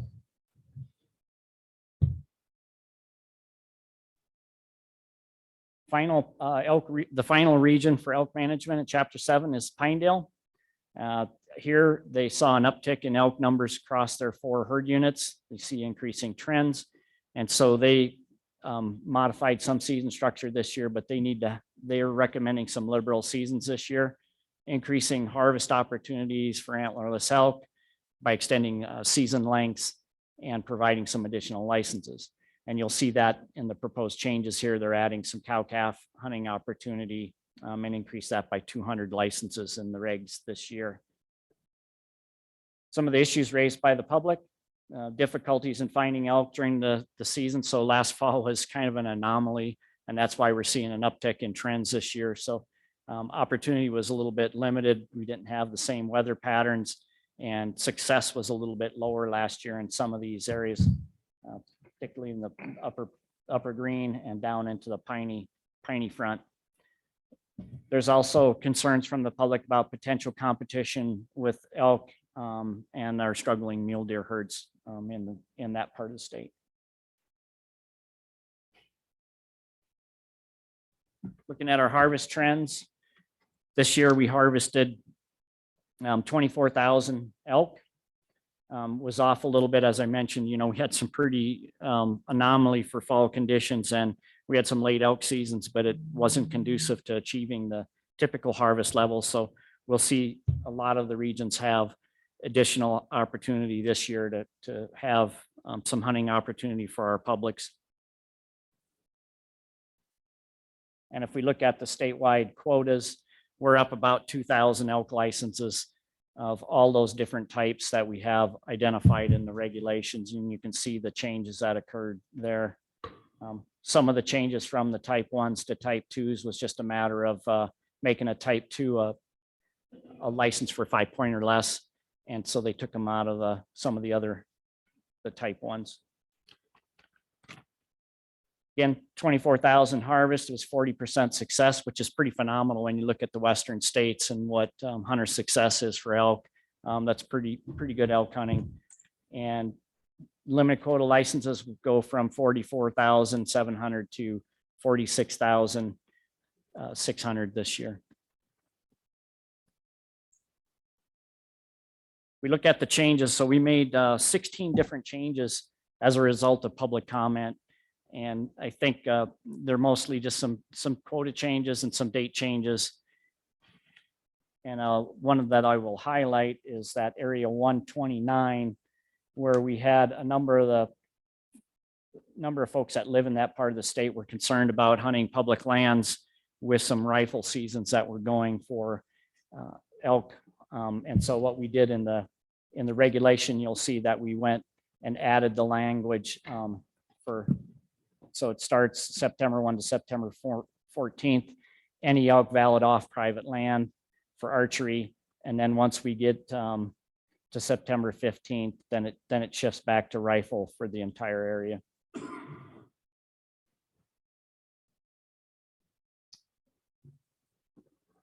And that concludes our presentation on the elk seasons. And the department recommends the commission adopt Chapter 7 as amended. That's any questions? I guess I have a couple questions. I see quite a few comments about changing the hunt area 38 October 1st opener. It's an October 10th. What's the story there? I'm gonna see if one of the guys wants to come up for 38.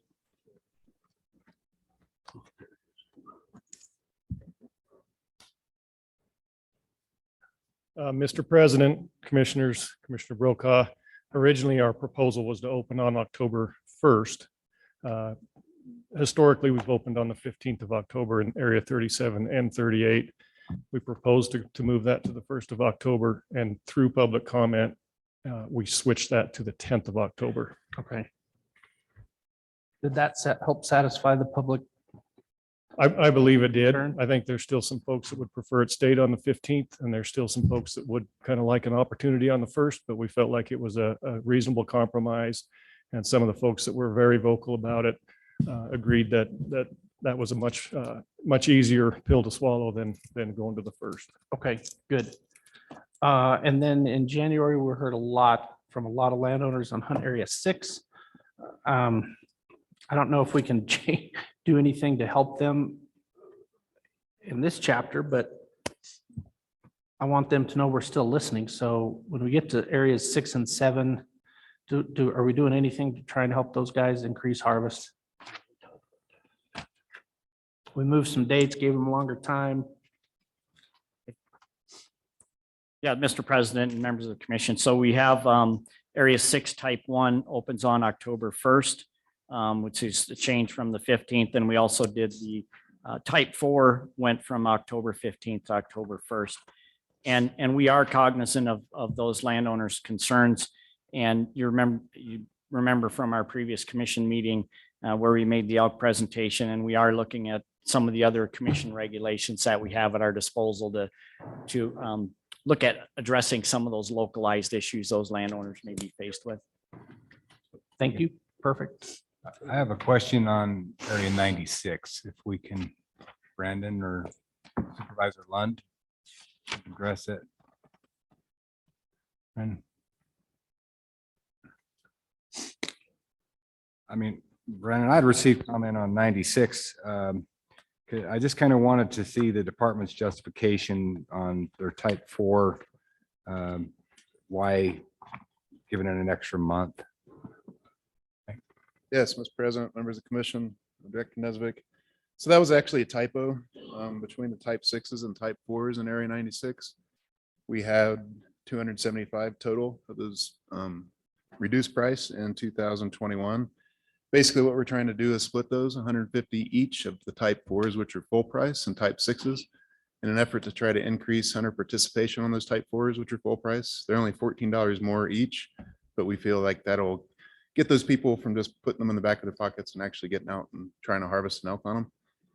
So the type 6s and type 4s basically have the same date. It's just the license structure is different. And with type 4s, they're more expensive. Try to get more harvest.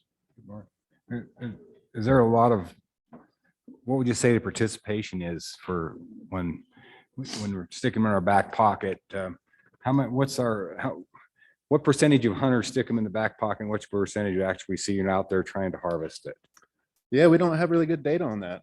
That's something that next year we've talked to our SRA section that they're going to look and do a survey questions to see how many people hold 2 licenses and 3 licenses and how many people are active on the, if they had a third type 6 in their pocket, how many people actually hunt on that. and how many people actually harvest. We think it's fairly low, but we don't have good data on it. And I'm guilty as charged also, like the rest of maybe, but that was my question. I just wanted to make sure that we covered a little bit on 96. Thanks, Brandon. I have one more, Mr. President, if I may, for Doug. Area 100, we've got a reduction in cow licenses. Isn't that Farson where we were paying damage? Have we reduced the elk? Are we just gonna, I mean, I haven't even thought this question through, but I remember area 100, Farson, we were paying a lot of damage. We gave them more cow tags. Now they're decreasing cow tags. So help me out. President Roberts, Commissioners, Director Nesvik. Yeah, Commissioner Brokaw, we have had considerable damage at times in the Farson Eden area with those elk. It has slacked off. You may recall we went to an August 15th opener for elk there in the past.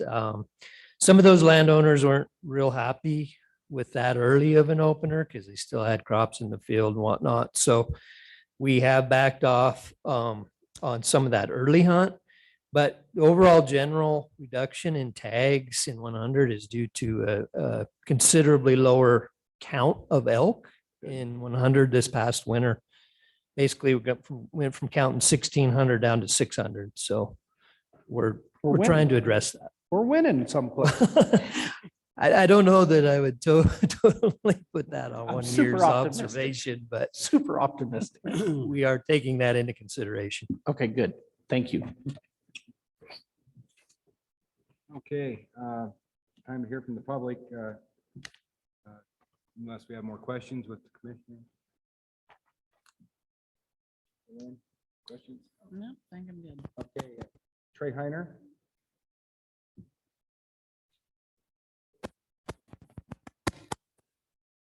All right, again, thank you. Just some things I support being up in the Grays River.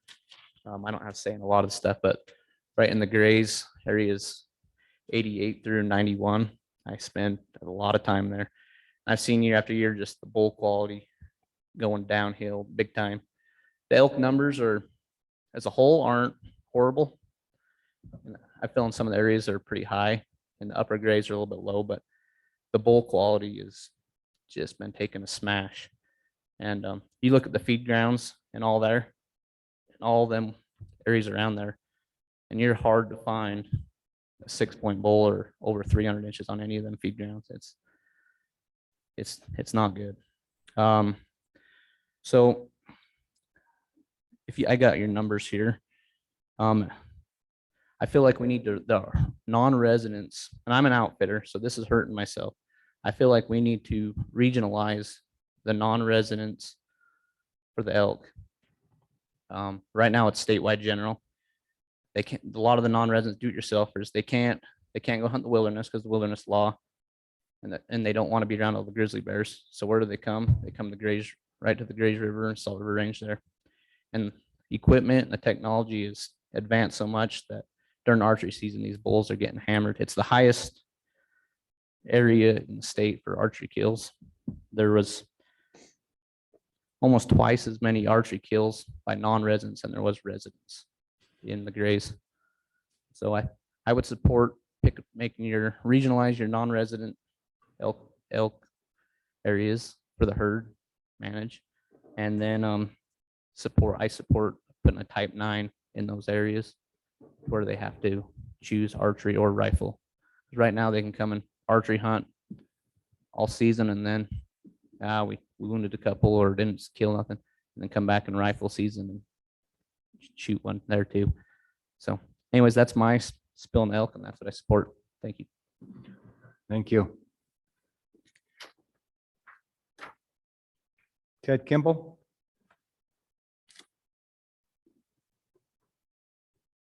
President, Commissioners, thank you for the time to be here today.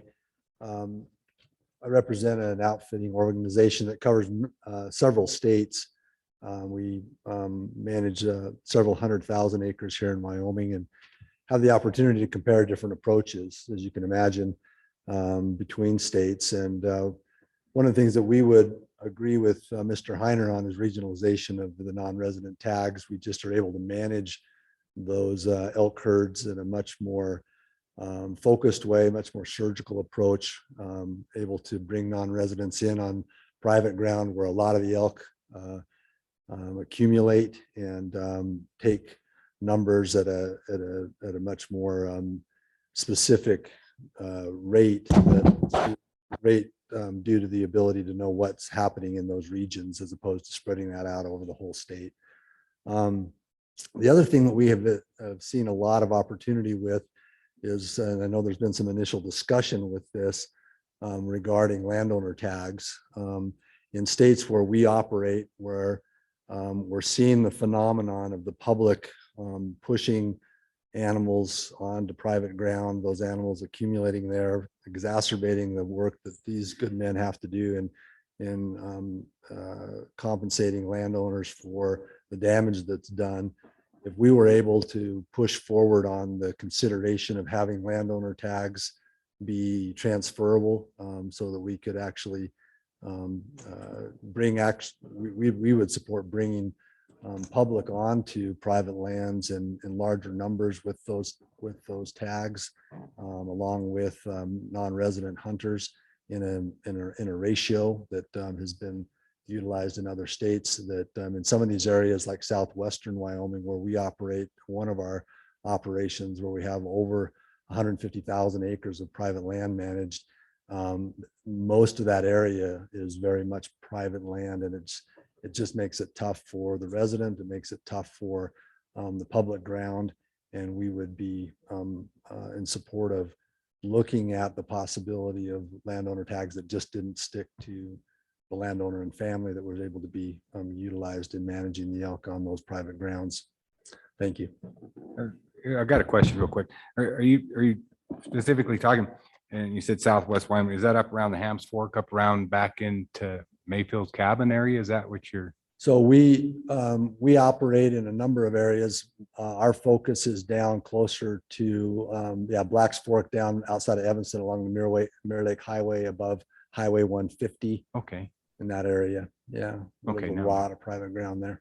All right. Thank you. Daniel.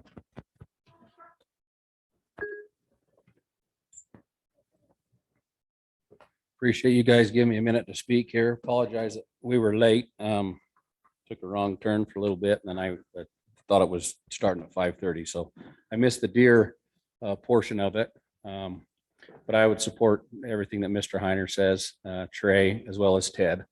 And on the elk, I support everything that Trey says on that as well. But I'd like to just give you a few stats, if I could, from a predator standpoint. I operate a big outfit right on the Utah-Wyoming line in northern Utah, and we have bad winters down there, just like you guys do up here, and we lose a significant amount of our deer down there. We're 70% under our objective in most units in Utah. And during a lot of trial and error, we've come to find out there's a lot of things for that. Drought, obviously, followed by a hard winter, but predators have taken a much larger role in that than what we had previously thought. 3 years ago, we collared 75 deer in the Chalk Creek area, or 60 deer in the Chalk Creek area with the DWR. Cost a little over $500,000. Over a 4-month period, 75% of those deer had been killed, and almost 75% of them to that point had been killed by a lion. And by the time the year was over, 100% of every deer that had a collar on it was dead, and a total of 78% of them had been killed by a cat. So we went to work changing our objectives, going from a draw tag to harvest objective units, and then upping the tags that we were given for harvest objective units. So my unit's the Chalk Creek unit. And to kind of put it in perspective, in 2018, we had about 10,500 deer. In the winter of 2019, we went clear down to 2,500 deer. So we lost 3/4, we lost 75% of our deer population. We had the same number of predators, on all, it's all private ground mostly in that area. We had the same number of predators. So they went from a draw tag where everybody's extremely selective, takes you 10, 12 years to draw a line tag down there. So you may treat 20, 30 cats to kill your once in a lifetime tom. So we went to a harvest objective, doubled the tags. Went from, well, they only gave me 5. They went from 10 tags to 15 tags. We killed those cats in 6 days. Then the director of the state doubled it to 15 tags. Took us 2 weeks to kill 15 more cats. So this is a map that I'd like to show you that the Chalk Creek unit, this shows some of Wyoming as well. This portion is all in Wyoming. So where exactly are we talking? We're Okay, talking. so this is the southwest corner of Wyoming. This is right out of Evanston. This is Highway 150. This is in Utah. So it would kind of sit like this. This is coming up I-80 up Echo Canyon right here. South side of Echo Canyon on the Chalk Creek drainage, clear over to Oakley. And then it gets up to the Mirror Lake Highway, which is all this country in here. Okay. This shaded in would be like south of 150, the Broadbent Ranch and certain landowners down there. So every blue dot on this map, and this is only year 1. So there's 36 dots on here. Every blue dot is a male lion. Every red dot is a female lion. And it shows how condensed they are. There's in some places 11 male lions within 3 miles of each other radius. And so this is only the first year that they went open season on the tags. They were giving me depredation tags. I killed 52 lions on basically 80,000 acres of property. And the studies that we have now with collared cats shows that they're killing about 125 deer per cat per year. So we didn't even have enough deer on the entire range to feed the number of predators we had on the range. So fast forward 3 years to now, they've changed it from a harvest objective unit to unlimited tags. I'm just over 130 lions killed in 3 years on this unit. This is now reflective as we have the highest fawn mortality, or we have the highest doe fawn ratio of any unit in the state. We have the highest buck bill ratio of any unit in the state. We have the biggest fawn recruitment of any unit in the state. So now they've changed the Morgan Southridge to unlimited quota, the Box Elder unit to unlimited quota. And to make our references of what's happening in Utah is the same thing happens on the South Manti. On a yearling doe, a fawn being born only has a 9% chance of making it to 1 year old. And about 10%, 12% of that is weather conditions and whether they were born premature or how the temperature ranges. 85% of that is predators, and that's largely black bears. So we're losing 85% of our entire fawn crop on the South Manti to black bears.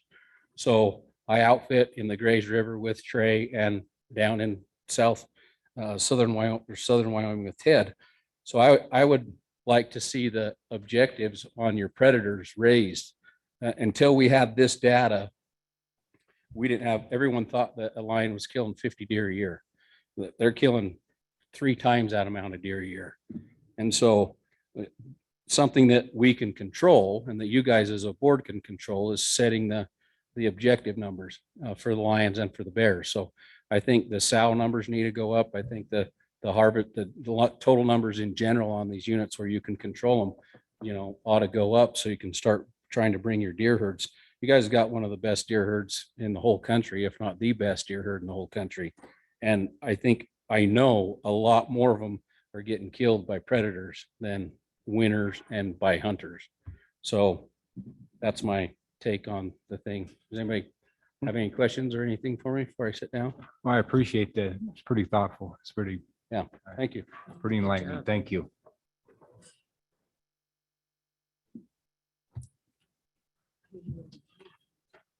Okay, do we have anybody online or anything that we need to speak to, or nothing online?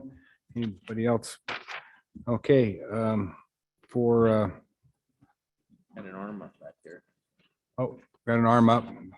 Go ahead. You can come up and talk.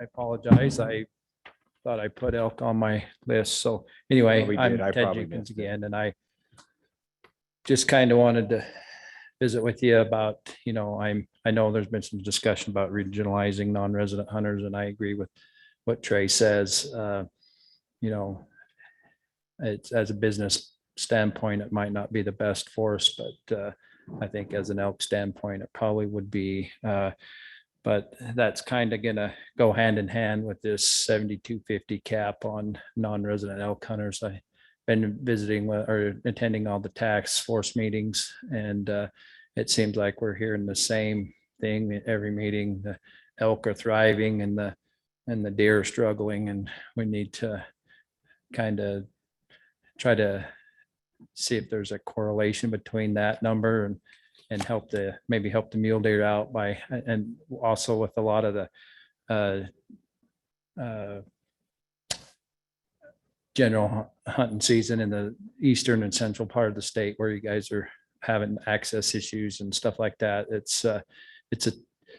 Us guys in the public land in western Wyoming, especially the non-wilderness areas, we're getting the brunt of that a lot of that non-resident pressure in our area that are DIY guys, which is okay. But you know, I have a little bit of a concern about getting to where it's our deer hunting pressure all over again.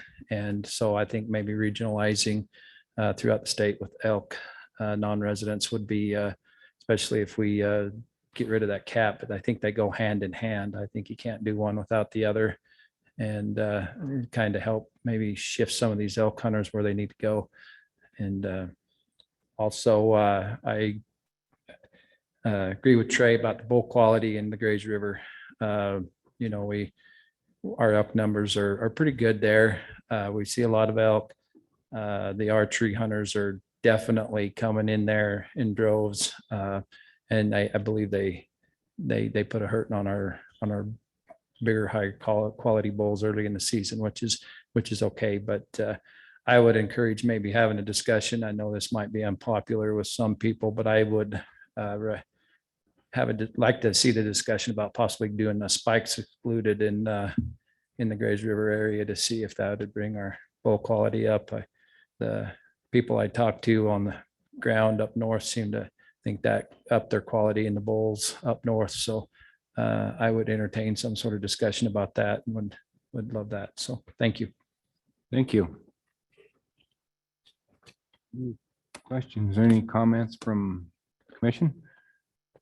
I would entertain anybody motions for chapter 7. So moved. Second. Motion is made by Commissioner Jolovich, seconded by Commissioner Byrd to adopt chapter 7 elk. All those in favor? Aye. Aye. All those opposed? It has been adopted. Thank you. Mr. President, I have a question for Doug while he's waiting for his computer to warm up. What would it take to regionalize elk areas like we do deer areas? You know, it's something, Mr. President and Commissioner Brokaw, it has been something that we've worked on in the 90s and again in this last round when 2017 we came before you, we talked through some of these same things, and those are things we can do. And I know that the task force is also interested in learning a little bit more about what the department has done in the past. And I don't have really anything else to add, but it is something that we can continue to work on.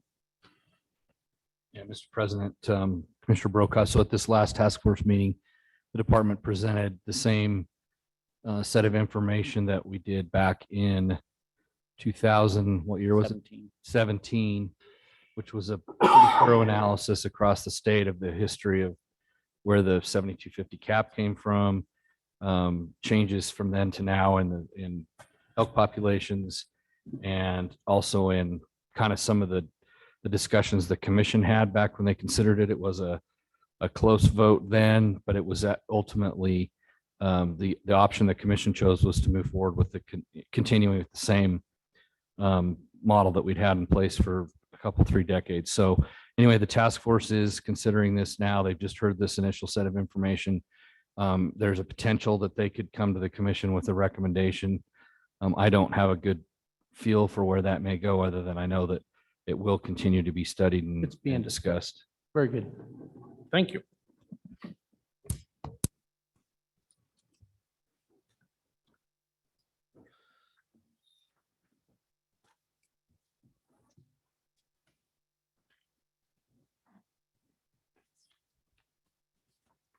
get it to go forward. We're gonna move to chapter 8, Mr. President. So moose seasons and overall statewide trends are looking a little bit better on moose. Calf ratios are up in a lot of the areas, but the managers are still kind of maintaining hunting quality and status quo with a lot of our proposals this year to try and get a little better quality in the populations before they start looking at any kind of changes. Like I mentioned, calf ratios are up in a number of areas, and I'll get into some of the details here. Bull ratios look really good. Jackson has a high number of bulls, as do a number of the other herd units in the state. And I'll just start working through the regions that have moose seasons to give you highlights on those. So in general, Jackson and region, they have really high success, pretty much 100%. Bull ages are pretty high throughout most of the herd units. And so 16 and 37 are the west side of the Tetons.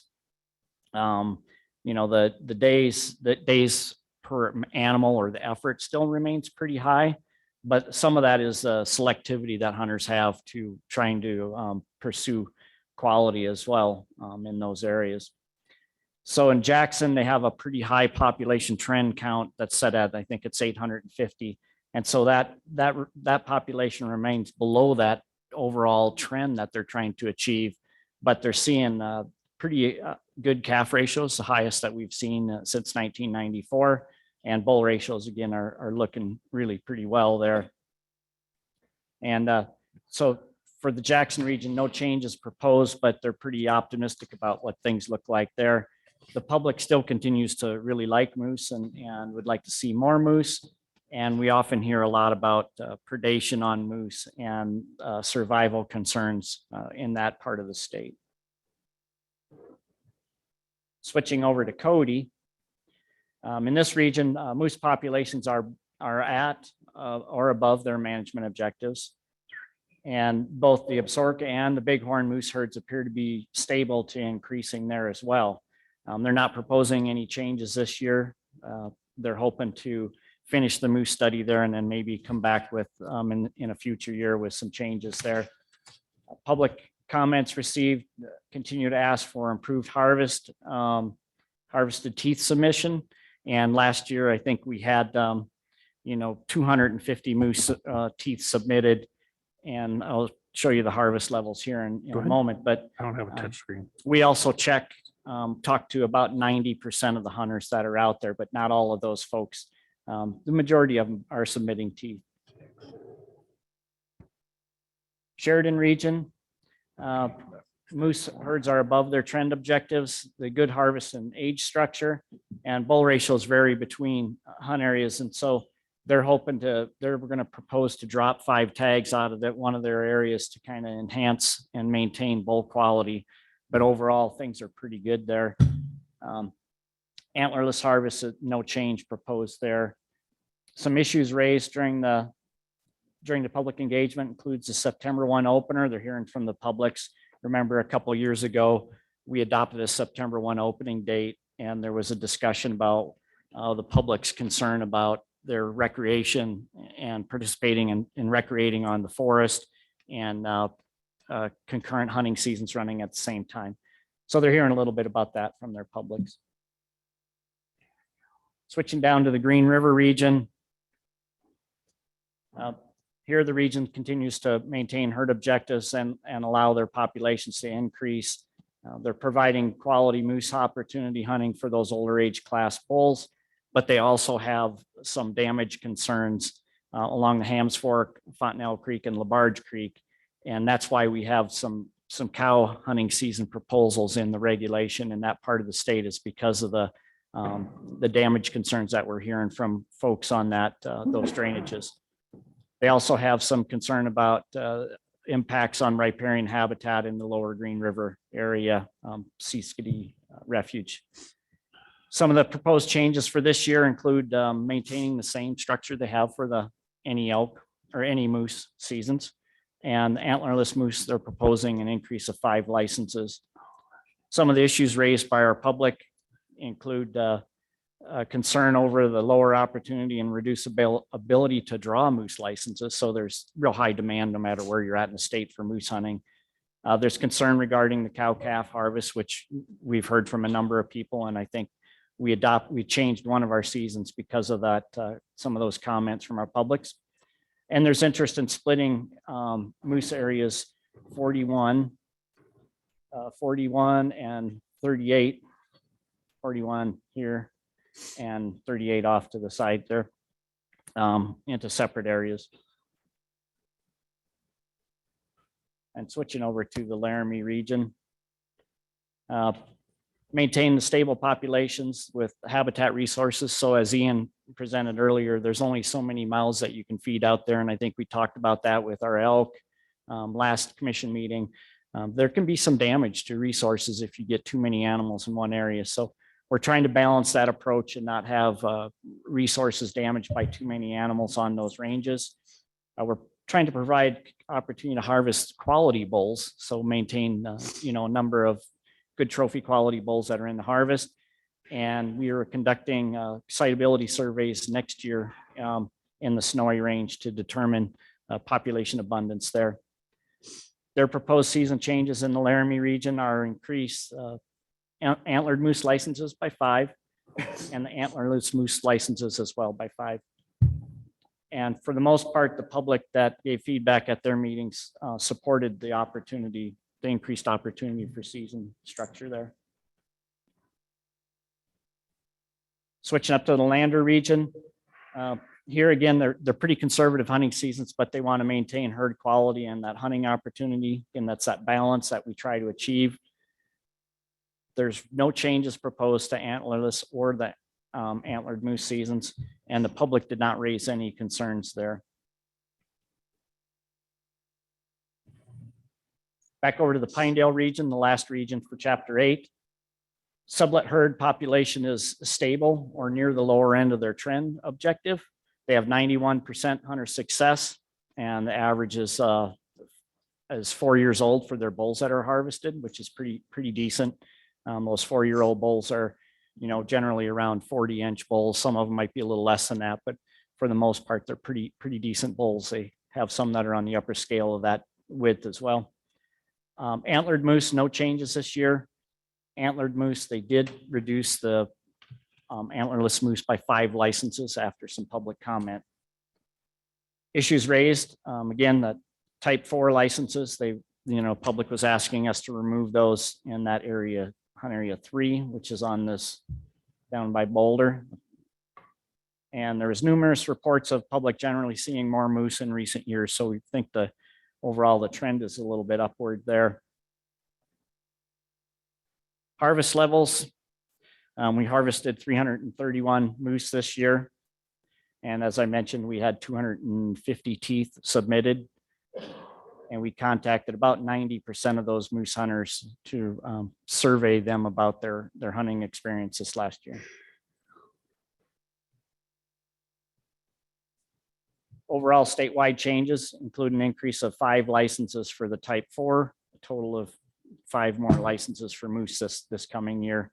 And you can see the quota comparison, 2021 and the 2022 proposal before you. Changes that were made to the regulation, the draft regulation that was posted in March, we removed the type 3 or the hunt area 3 type 4 license by Pinedale. And again, that was due to the public comment that we received at that point. There's going to be, there is some other public comments about the rest of the harvest that we had for cow licenses in the state. And we circled back with our managers, and we really feel from a biological standpoint that we need to maintain those cow licenses. I know there's some publics that would like to voice some concern with that. When you look at the location of those cow tags and the follow-up we had with the stakeholders in those areas, there's 5 licenses, and it addresses some specific areas where the Hams Fork and, like I mentioned, some of those other drainages where there are landowners that asked us to continue keeping that season structure in place.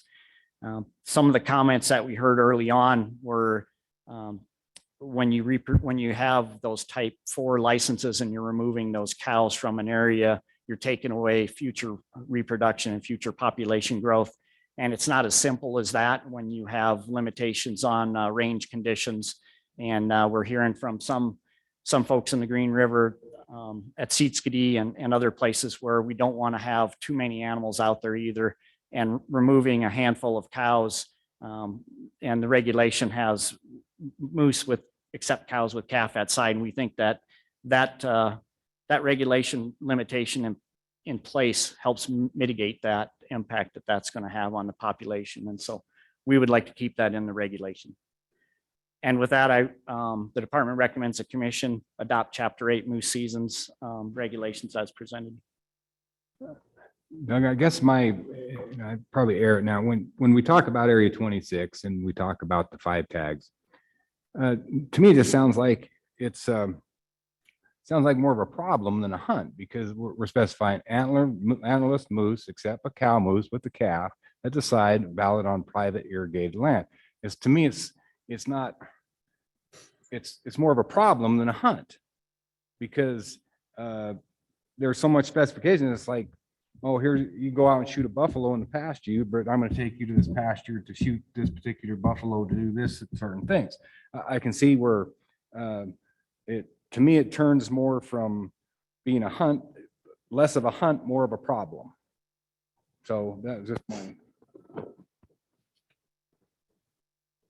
And I can understand the landowners thing, but as far as a hunter's perspective, it's not a hunt to me. It's more of a problem. Any more questions? Nope. I have a question.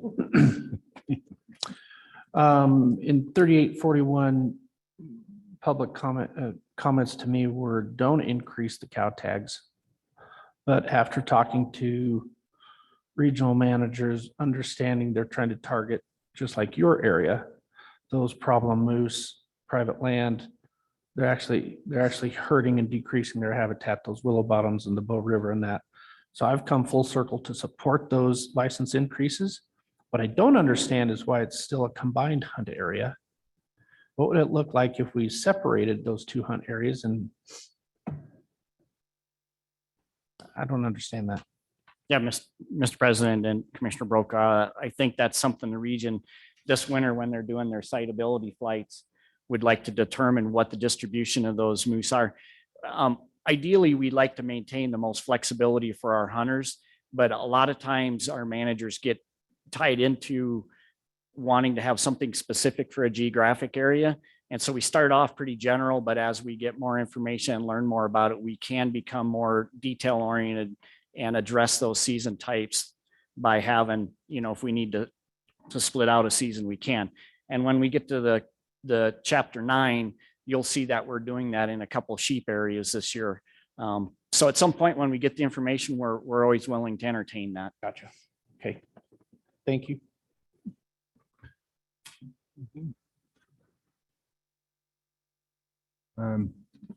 Yes, I have one comment. Zachary Key.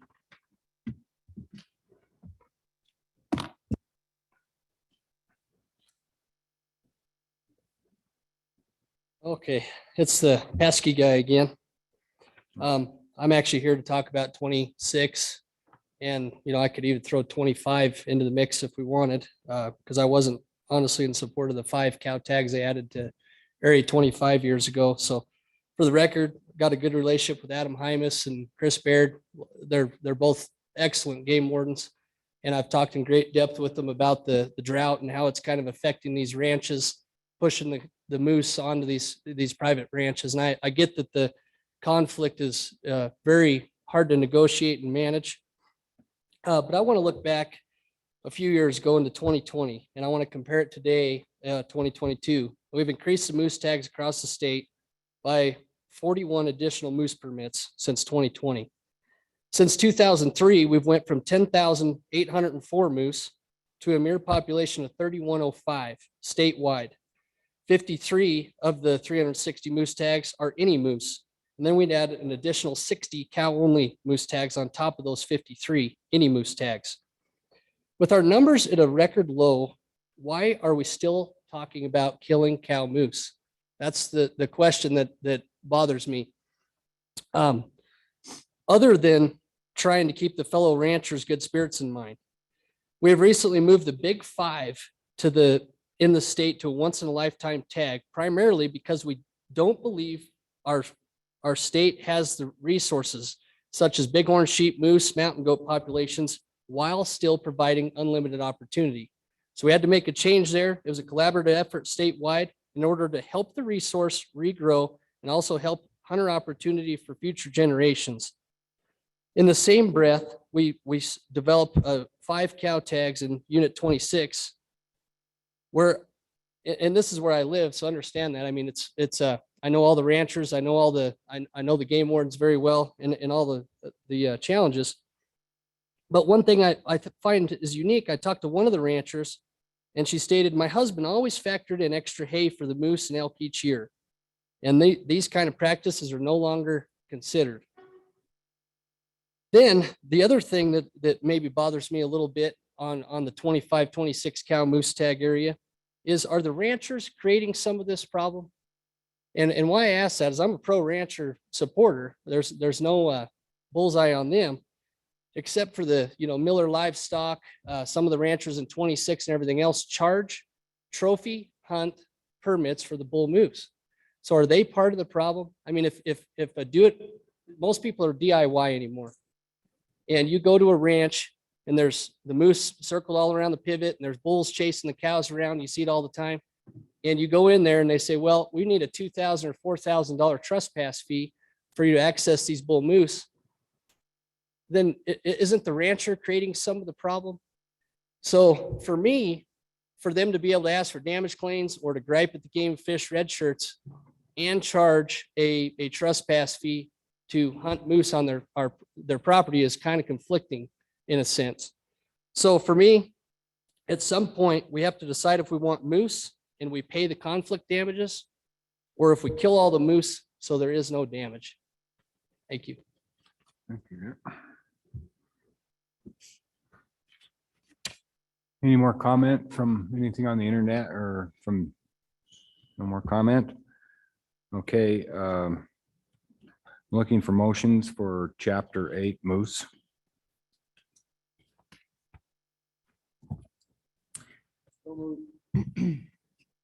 So we have a motion by Commissioner Doobie. Do we have a second? Second. Second by Commissioner Lundvall. All those in favor? Aye. Aye. All those opposed? It's been adopted for Chapter 8 moose.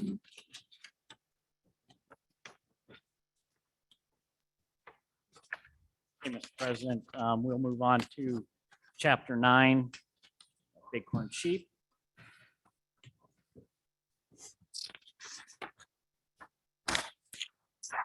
And statewide bighorn sheep populations, I guess, are pretty well stable. If you look at the license quotas, there's some localized issues with the number of licenses across the state, but overall, we're pretty well close to where we were last year. We're looking to add a few additional opportunities for ewe lamb licenses in some of these herds, and I'll explain that as we get into those specific areas. There's a few slight changes in Cwd, some decreases in Pinedale on rams just because of the changes in populations there. Starting with Jackson and Pinedale regions, because again, they're very close together and the populations are pretty closely oriented.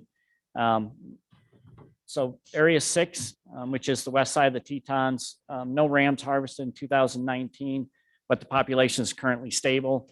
And if you look at some of the reports the managers had, numbers actually are pretty good. That Allie has been flying that. As you know, the Park Service reduced the number of mountain goats in that herd unit over the last couple of years. And I think Allie counted just over 100 sheep this year, which is one of the higher counts they've had. Looking over across the valley at area 7, 2021 trend count was 500 sheep observed. That's the highest observed in the last 40 years. And they have some concerns there. The last 2 times when we approached 500 sheep there, we subsequently had a pneumonia outbreak with environmental conditions conducive to pneumonia in that population. And we saw a decline of between, sometimes one of the die-offs was about 40%. And so we're a little sensitive to that, but we've got pretty high numbers there right now. Switching down to Pinedale, Hunt Area 8. That's seen a steady decline over the years, and they're concerned with the managing Area 8 and 10 together. It's just a continued concern with how the recruitment is occurring within the Whiskey Bighorn sheep herd unit. And so there's a proposal to reduce Area 8 licenses. Area 24 on the south end of the Wyoming range. Last year, Gary counted 67 mature rams there. And so this year they're proposing to increase that to 2 licenses. So overall, within the 2 game and fish regions there, the any ram licenses will be decreased by 3 in Hunt Area 8. Hunt Area 24 will see an increase. There'll be an increase of 4 licenses in Hunt Area 7, which is Jackson. And again, that's where Allie, the biologist, and John Stevens, the game warden, had counted 500 sheep this year. So pretty amazing flight for them. And then also Allie and the wardens up there are proposing a ewe lamb season for Area 7 with 16 licenses. So issues raised by the public on the area on Chapter 9 include concerns about future potential pneumonia outbreak as that herd exceeds 500. And as I mentioned, we've seen that 2 different times before, in 2001 and then again about 2012. That population experienced some significant mortality across all age classes. There was some caution raised by our publics about adding additional licenses in Area 7. And there's continued concern over declining sheep populations in that whiskey herd. And that's Hunt Areas 8, 9, and 10. And I'll touch on that a little bit more when I get to the lander slide here. And there's some publics would like to see additional opportunity in Hunt Area 6. And I know that the regional managers have been involved with the Park Service in surveying and doing some genetic works up there. And I think they came up with some new numbers on the overall population that they suspect is there. And it's a little bit higher, of course, than the 105 that Allie counted. So we're a little optimistic in that Area 6. The main thing is if you look at the divide of that hunt area, most of those sheep are right on the divide. And so catching them in an area where they're can be found by hunters is pretty challenging. And it's pretty much straight up and down country. As I've got a few slides in here that show you some of that terrain. And those people have a pretty good challenge ahead of them to get into it. Switching over to Cwd region. The Absaroka herd unit lamb ratio is about 37 per 100. This is better than it's been for a while and higher than the 10-year average. So managers are optimistic there as well. Devil's Canyon still remains relatively healthy and producing good rams.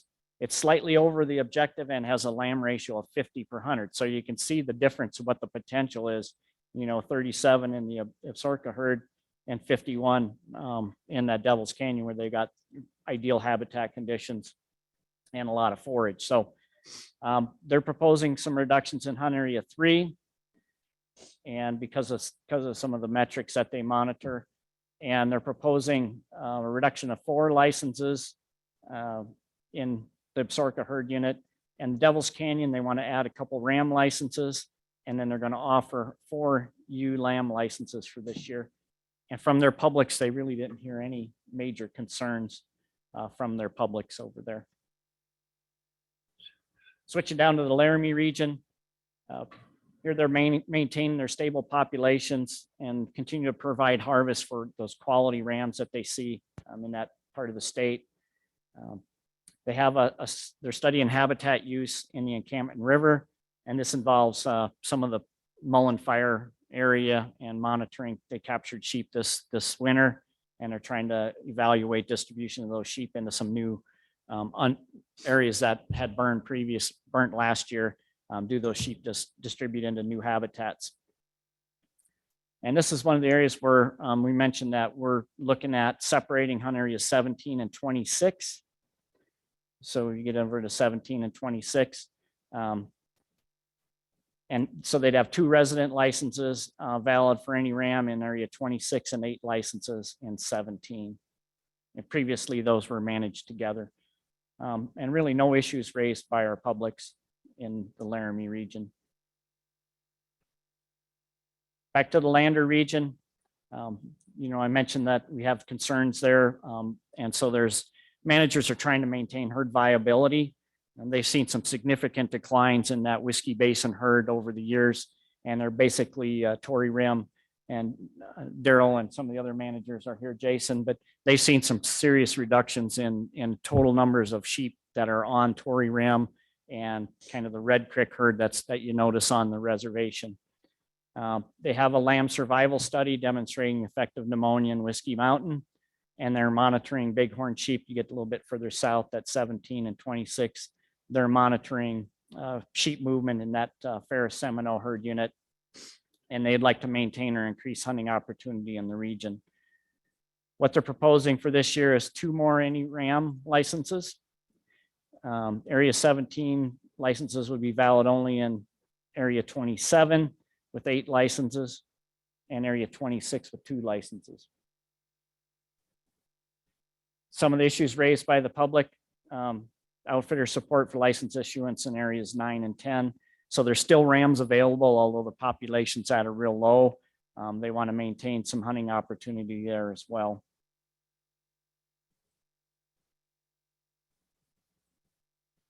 Last region, Casper region, maintain 100% license success on mature rams. And this is that area 20 on the state line. Joe Sandrini gave you a presentation at the last commission meeting that outlined some of the things that we're doing there and managing closely with South Dakota.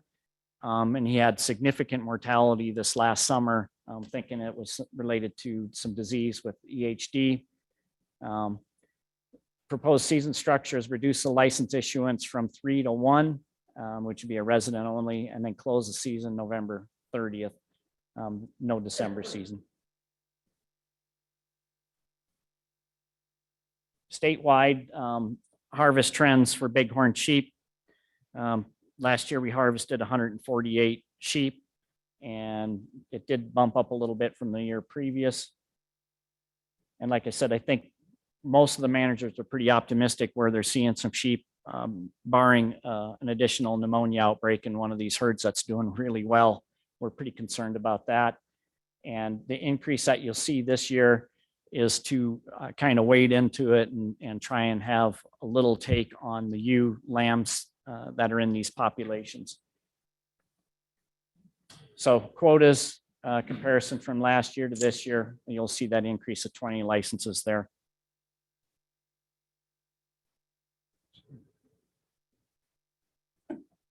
And if you want, I can move right into the mountain goats because it's the same chapter regulation. But if you have any questions on sheep, we can take those now or wait till we get through the couple slides on goats. Okay. So mountain goats, like I said, they're also part of chapter 9. Area 2 is the Palisades herd unit.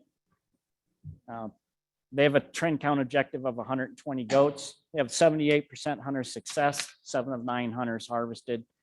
The area north of there, so North Teton Pass from Victor to Jackson is kind of the divide between those 2 hunt areas. Area 4 was managed for the lowest possible goats that they can try and get the numbers down as low as they can because that's the Targhee sheep herd. As you know, the park had their removal, and then we had liberal seasons there as well to try and reduce competition for bighorn sheep. And so the type A licenses last year, several years ago, we instituted that, and you'll see it in the harvest graph here. We had really good success to start with, and then now last year we only had 3% hunter success, 1 of 33 people harvested. So we're going to back off on those licenses because that we'll keep a few there, but basically that has been very successful and it's done its job. So you'll see the proposed season recommendation includes a reduction of 44 type A licenses. And then area 4 type A license also will be valid in area 5. So we're working with the Cwd region to offer those hunters that draw that tag an opportunity to go either place if they know where there's sheep or goats, sorry. Some issues raised, general support for management direction in both of these areas, both 4 and hunter area 2. Over to the Cwd region. Their goals are to maintain stable to increasing goat populations in area 1, which is one of our other premier areas. Reduce the population in hunter area 3 to prevent the goat population from increasing and expanding southward into that native sheep range. And that's where your hunter area 5 license type comes in. And proposal to make that area 5 license also valid in 4, give those hunters a little more flexibility. And there was really no issues raised by the publics on those. And here you can see the harvest curve here on over time. And this is primarily the change in the number of 4 success that we had. And so changing the availability of those licenses this year because they've kind of, we feel that they were very, very successful.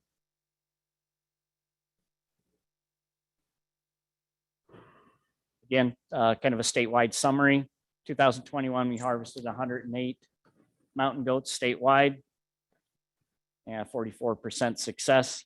And you can see the quota difference from 2021 to 2022, and that's that reduction of those 4A licenses.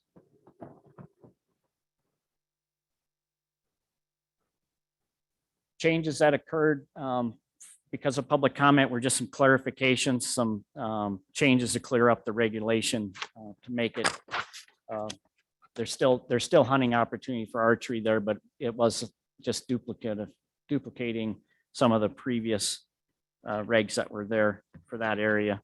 So that was just to clean up the regulation.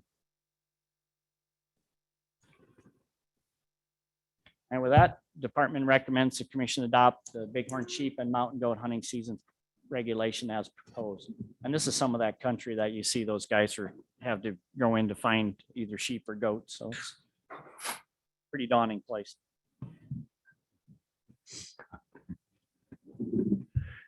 Any questions from the commission?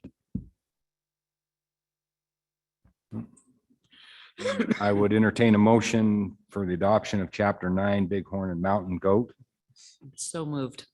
Commissioner Byrd has moved it. And Commissioner Ladwig has seconded it. All those in favor? Aye. All those opposed? It's been adopted.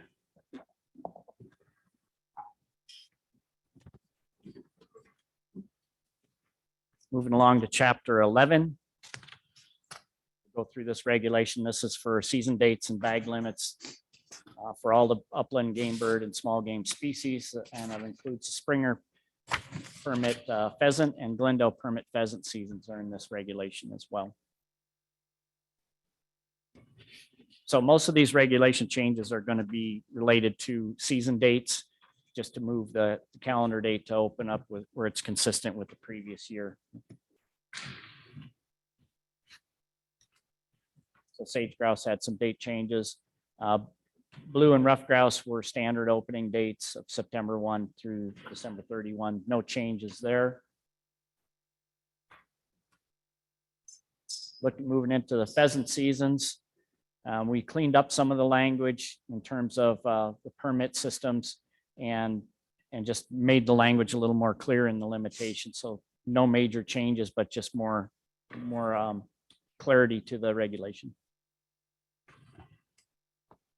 And date changes as well within those regulations.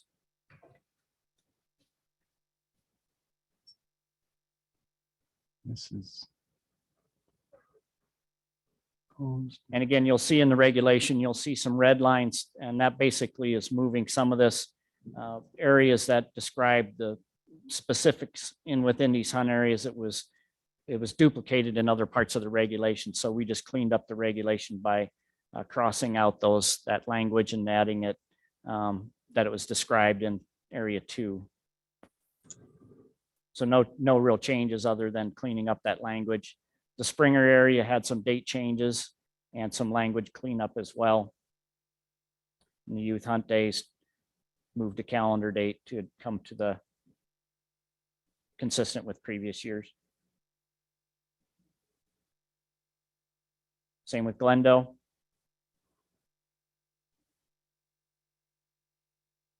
And again, this is one of those where we moved some language to address youth hunting opportunity. And there was some changes there that really it was just a cleanup of the language. There was no substantive changes to the regulation itself.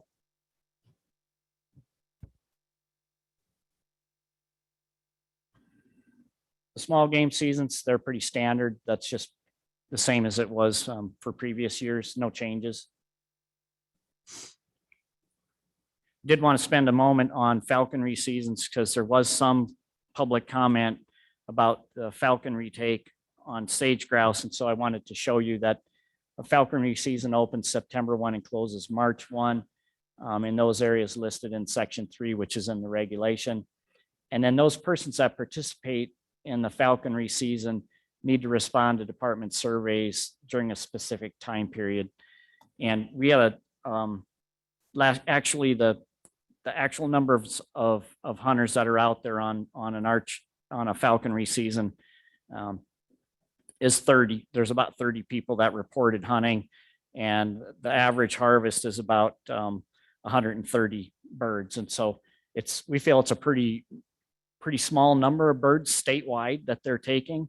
And in working with our managers, we're going to engage with the falconers a little closer this year during the falconry season and try and engage them at some of their local meetings and try and do a better job of assessing what they're doing, what their take is. If you look there, there's a mandatory reporting here for them. They shall respond to our surveys, and we want to make sure that we're reaching an adequate number of those people to make sure we know what that take is. So we're going to engage them at their level a little bit closer. And then the other part of this is our science and analytical research folks will be working as the sage grouse season starts to close next year to do a little better job of surveying the license holders to determine how many people are actually out there harvesting sage grouse and how many are reporting their harvest, so we can get a better idea of what's being taken for sage grouse. We do have concerns in the northeast part of the state, and at a number of our local meetings this spring, we talked to our publics that if trends continue, we'll be coming back to our publics and our stakeholders again about potential for changing hunting seasons next year. What that means, it will depend on what we see on Lex and what we get for wings this fall. But there's some concerns out there, and we're looking at possibly some changes in the 2023 hunting season structure for sage grouse. It may just be some falconry adjustments, or it may be some bag limits or some actual closures in area 4. Those are all things that are on the table and we're considering. So.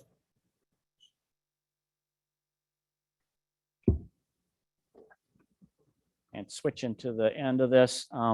So the department recommends that the commission adopt Chapter 11 small game birds, game bird and small game hunting seasons as presented. President, if you have a question. So Doug, your response about trying to evaluate the sage grouse and find actual numbers of people who are harvesting and hunting them, is that like in response to some comments about trying to have a separate license or separate situation for sage grouse, whereas this might be a little easier than making a whole new license segment? Yeah, we think that with the existing license framework that we have, we can do a better job of assessing what's out there and not require something specific at this point. But those are all things that may be down the road that we'll have to talk through. With Wyoming being one of the states that stands out with opportunity for hunting sage grouse, we get a little anecdotal information from, Northwest Utah and Idaho that a lot of their folks are coming into Wyoming to hunt because it's, we still have a little more liberal bag limit. And so this fall, we're going to try and make a little better attempt to assess what that level of non-resident take is for sure. And then the falconry discussion. that the comment that we had from a falconer regarding limiting them a little bit more because of the disturbance that they have on bird populations when they're on their winter ranges. So we'll try and get a little better sense of what that means as well. Any question? As in, hearing no questions, kind of traditional with Mr. Jolovich, would you like to make the motion for the rabbit season and the upland game? I would not. I think that's Move completely that- appropriate. It's moved that Commissioner Jolovich has motioned for I'll chapter second. 11, I'll second second by Commissioner Doobie. All those in favor of, Aye. all those opposed? Aye. Attaboy.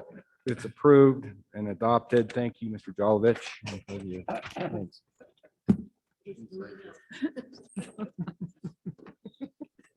Mr. President, and members of the commission, Director Nesbitt. Yeah, moving on to another regulation that's even more in Mr. Jalovich's wheelhouse. Migratory game bird and hunting season light goose conservation order. So we'll go through some of the changes that are proposed with this as well.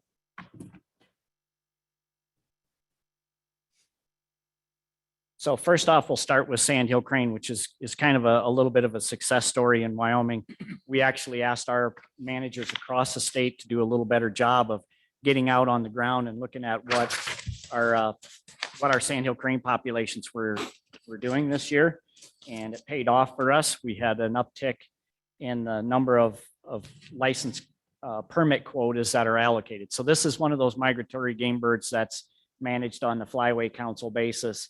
And when we have additional numbers that we surveyed and can account for, we were allowed to increase the quotas around the state. And you can see here that of those 8 areas, we saw a good increase for sandhill cranes. And it really pretty well supported from our publics regarding the increased opportunity for take on sandhills.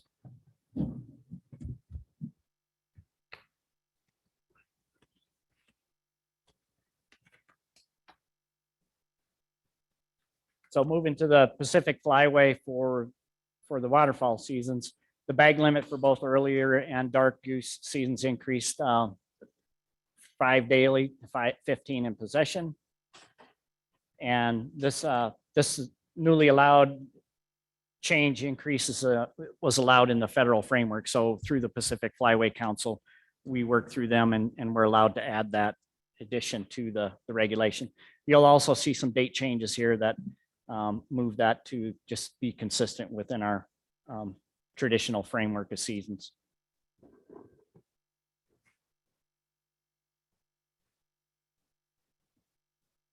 Over to the Central Flyway, we included mergansers in with the duck single bag limit of 6. So you'll see that the regulation has a line crossed out for mergansers and it's added into the upper level. And you'll see that there's some date changes as well. And this is for C1, zone C1.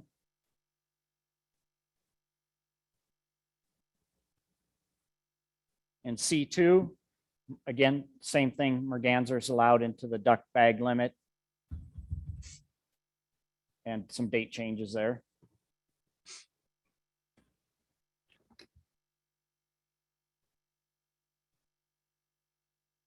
For C1A, a little more zoned in here, Southeast Wyoming. Mergansers, that's consistent with the other framework that we identified, date changes to be consistent. And then also, we increased the dark geese bag limit from 4 to 5 for the second portion of the season.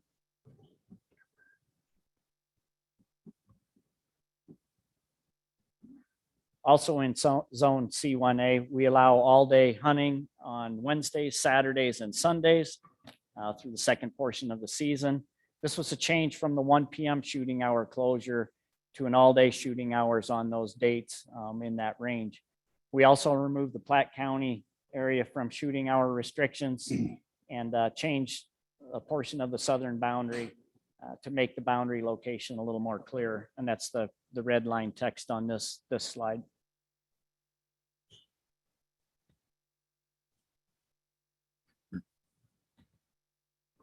So the reason that some of these changes were made, we conducted some public surveys over the years to try and assess what we could do with this area.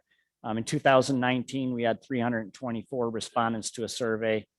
There was an increase, there was a support for increase in the bag limit and liberalized shooting hours. Then again, in 2022, the managers did a field survey. Majority of those folks they talked to supported that change, including Platte County and the shooting hour removal. And then we had several scoping meetings as well. In Torrington, we had 69 attendees. A large proportion of those people that attended that meeting were opposed to that. But then again, on the Cheyenne meeting, we had 21 attendees and the majority of those folks actually supported it. So we had a little bit back and forth between this and ultimately our recommendation reflects what we feel is the best recommendation for, that population and providing opportunity for our publics. I'll wrap up with the conservation order and then we'll talk through this. There's a lot of contention on that deal down there and we didn't get what we wanted exactly. But we got a little bit and I'd really like to thank Matt and Martin generally for, they worked their butts off trying to get all that stuff taken care of with the meetings and whatnot. And I tried to be involved in much of that as I could. And we got a little bit, but we didn't get it all, but we're keep working on it. Thanks, guys. Thank you for that. That's good to hear about our folks because I know that they were taking it pretty personally when there was a lot of negative meetings and they put a lot into it. So thank you. Switching over to the light goose conservation order and the mourning dove and rail and snipe. Dates were adjusted to correspond with some of the annual calendar opening dates that we typically have. So no major changes there.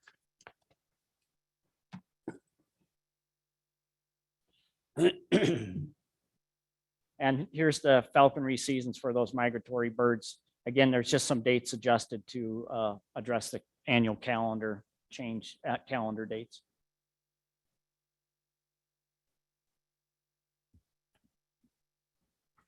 And then we do have an errata sheet that we need to address. And I think I have mine here. I think Mike handed it out to you earlier. Oh, that one, yeah. Should be a errata sheet for chapter 14. Shooting hours.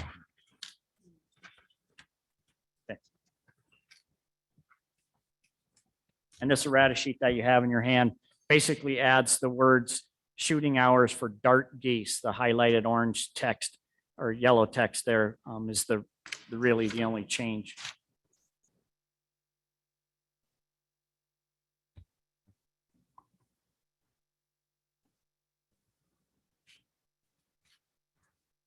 So would we? So the department recommends that you vote to approve chapter 14 and then you seek an amendment to that regulation for your final vote. Why, I got one question on the sandhill crane. Why can't the sandhill crane season go longer? Pardon, can you repeat? Why can't the sandhill crane season go longer into the extended? Noelle Smith is our waterfowl biologist for the state, so I'm gonna let her address that. Yeah, President Roberts, Director Nesbitt, Commissioners. So we can extend it technically, according to the framework, we can extend it from September 1 to January 31. It's just a matter, it's been worked out over time with the regions, kind of the opportune dates for that area of when they would get the most cranes. And then since we have a limited allocation, we just have to be careful not to go over that. So if we have, a really long season, we could potentially need to reduce the number of permits that we give out if hunters were more successful. So these seasons are working great the way they're at then. No need to move them as far as. It's something we discussed with the regions. Lander region changed theirs a few years ago. So it's always an option. Okay. Thank you. I guess we need to move and see if we want to move for chapter 14 migratory bird, and then we'll also, I don't know whether to move for the amendment first or the chapter first. Do the amendment? No, do the chapter. We'll do the chapter first. Is there anybody like to move for the adoption of chapter 14 migratory bird? So moved. Second. Wow. It's moved by Commissioner Jolovich and seconded by Commissioner Brokoff. And now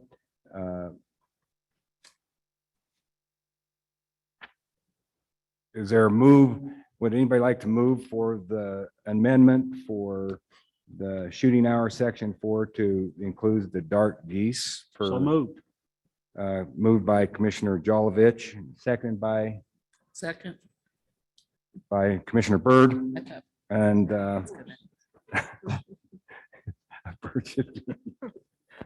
I just caught on to that. That's good. It took me how long to catch on? Anyway. Okay.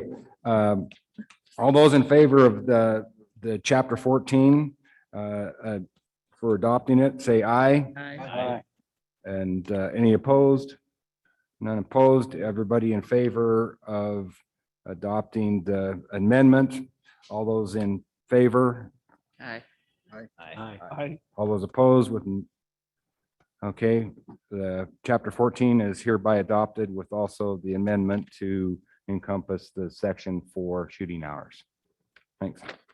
Thank you, Mr. President. We have two more commission regulations. They're chapter 15 bison, and then we have the wild turkey, chapter 20. And if it so pleases, I can move forward with those. It should be pretty quick. So chapter 15, wild bison recreational hunting season. This is for the Jackson and Cwd regions. There's really no changes. There's some simplified language. Last year, we harvested 91 bison. That included 59 bulls, 16 cows on the type 1, and 16 cows on the type 4. And we never would have thought in 2007, when we started hunting on National Elk Refuge for bison, that we would have the sensitivity of those herds that we see today. They're extremely flighty, and they see people and they're running. They know what's up. And so they're really hard to get. This picture was taken quite a while ago. We don't see them standing on the refuge quite like that anymore. So hunting opportunity is really an emerging issue for us in achieving harvest in that Jackson bison herd. If you look at the overall population for that Jackson herd,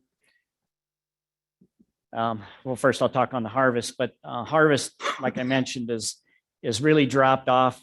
The harvest was really high in 2007, and it's kind of fluctuated, and then it really dropped off in 2017. We changed the amount of tags that were available, and the population correspondingly has really come down. So we're about at objective with that herd unit. Here's that 2007 point. We were over 1,000 animals. The refuge finished their bison and elk management EIS, and we started hunting that fall. As time progressed there, those bison just became a little more sensitive. And we did get it down to our population objective of 500, but you can see that we're harvesting very few cows. And so hopefully we can stay on top of that herd and not see that growth curve come back. And we're going to monitor that fairly close. But right now, hunter satisfaction is a pretty key thing for us. And so we're maintaining the recommendation of those license types that you see in your regulation.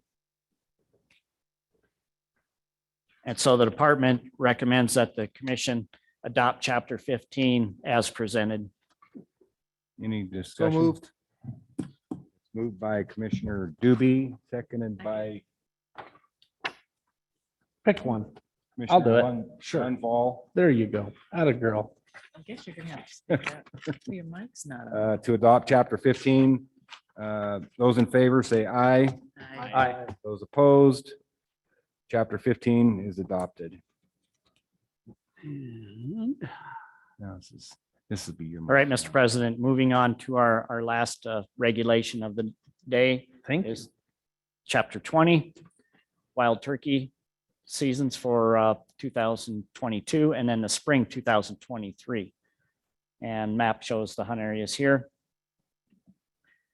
We have some minor changes here for the regions. Hunt area 4 have an October 1 to December 31 season. there's an abundance of turkeys in area 4 that managers want to take advantage of. And a lot of these turkeys in area 4 are tied to private land. And so there's interest in maintaining some opportunity, and that's the Cwd region. With the abundance of turkeys, they need to address some of those barnyard flocks that are there. And you'll see some date changes in these as well.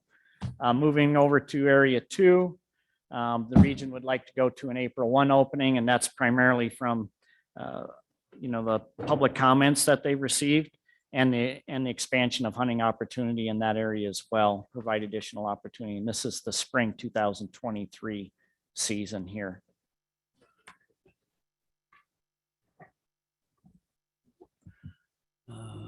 Spring. And so with those changes, the department recommends the commission adopt the Chapter 20 wild turkey fall 2022 and spring 2023 seasons. Any questions? Would you like to make that motion, Mr. Brokaw? I have a question. Yes. What's the question? I've got correspondence that they would like to change the season back to the 8th of April to May 20th. Received some of that information, excuse me. I just guess asked to have that addressed. I'm gonna kind of defer to some of the guys. Is this in the Lusk area? Yes. And you're looking at the season dates, No, area 1. area 1. Yeah. From April 20th. To 8 April. And May 20, starting and ending. Is Justin here yet? We'll discuss it. Not the last minute. Director Nesvik, President Roberts, member of the commission. So, Ms. Commissioner Ladwig, your question was referring to Turkey Hunt Area 1. Yes. So Turkey Hunt Area 1's never one that's opened April 1st, at least in recent years. That one's always been a second Saturday in April opener, and then it's gone to May 20th. And the reason for that, excuse me, out of breath coming up here. The reason for that is we've always done that in concerts with what South Dakota has done. So that's been their traditional opener. And there's a lot of back and forth interchange within the Black Hills National Forest where folks will hunt both states. And so we've tried real hard to do that in conjunction with what South Dakota has done. So in the rest, in other parts of like say Niobrara and Converse County, we have had April 1 openers in the past. Thank you. No. Anybody like to move to adopt Chapter 20, the turkey regulations? I would like to move the turkey regulations. It's so I'll moved second. by Commissioner Brokaw, seconded by Commissioner Byrd. All those in favor? Aye. Aye. All those opposed? You asked. What? Who was the second? I did. That's what I thought. Okay. Those opposed? Nay. It's been adopted, and that'll be it. Thank you. I think that's our last item today.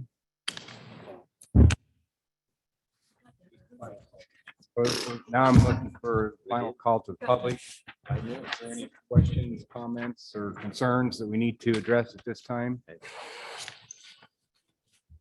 I see none. To adjourn. I would like to thank everybody and, everybody in such hard work's put into these seasons. And I know I got a taste of it, in my district, and I sure appreciate all the supervisors in my district being so nice to me, and helping me out. And every time you call the last 3 or 4 weeks, everybody's working on these season settings, and it's, you do such great work for the state of Wyoming. I hope everyone appreciates it, and we sure appreciate it. We appreciate all of the people that have weighed in today, that it's just a great process, and you win some, you lose some, but I think in our end, I think we did a very good job. So thanks for coming. We're going to be adjourned until tomorrow, and then we'll take it up from there. But thanks, everybody. I need a motion to adjourn Pete made by it. Commissioner Doobie, seconded by Mr. Ludwig. So all those in favor? Aye. All those opposed? Motion carries. We're adjourned tomorrow. An hour ago, I got an email about the elk season.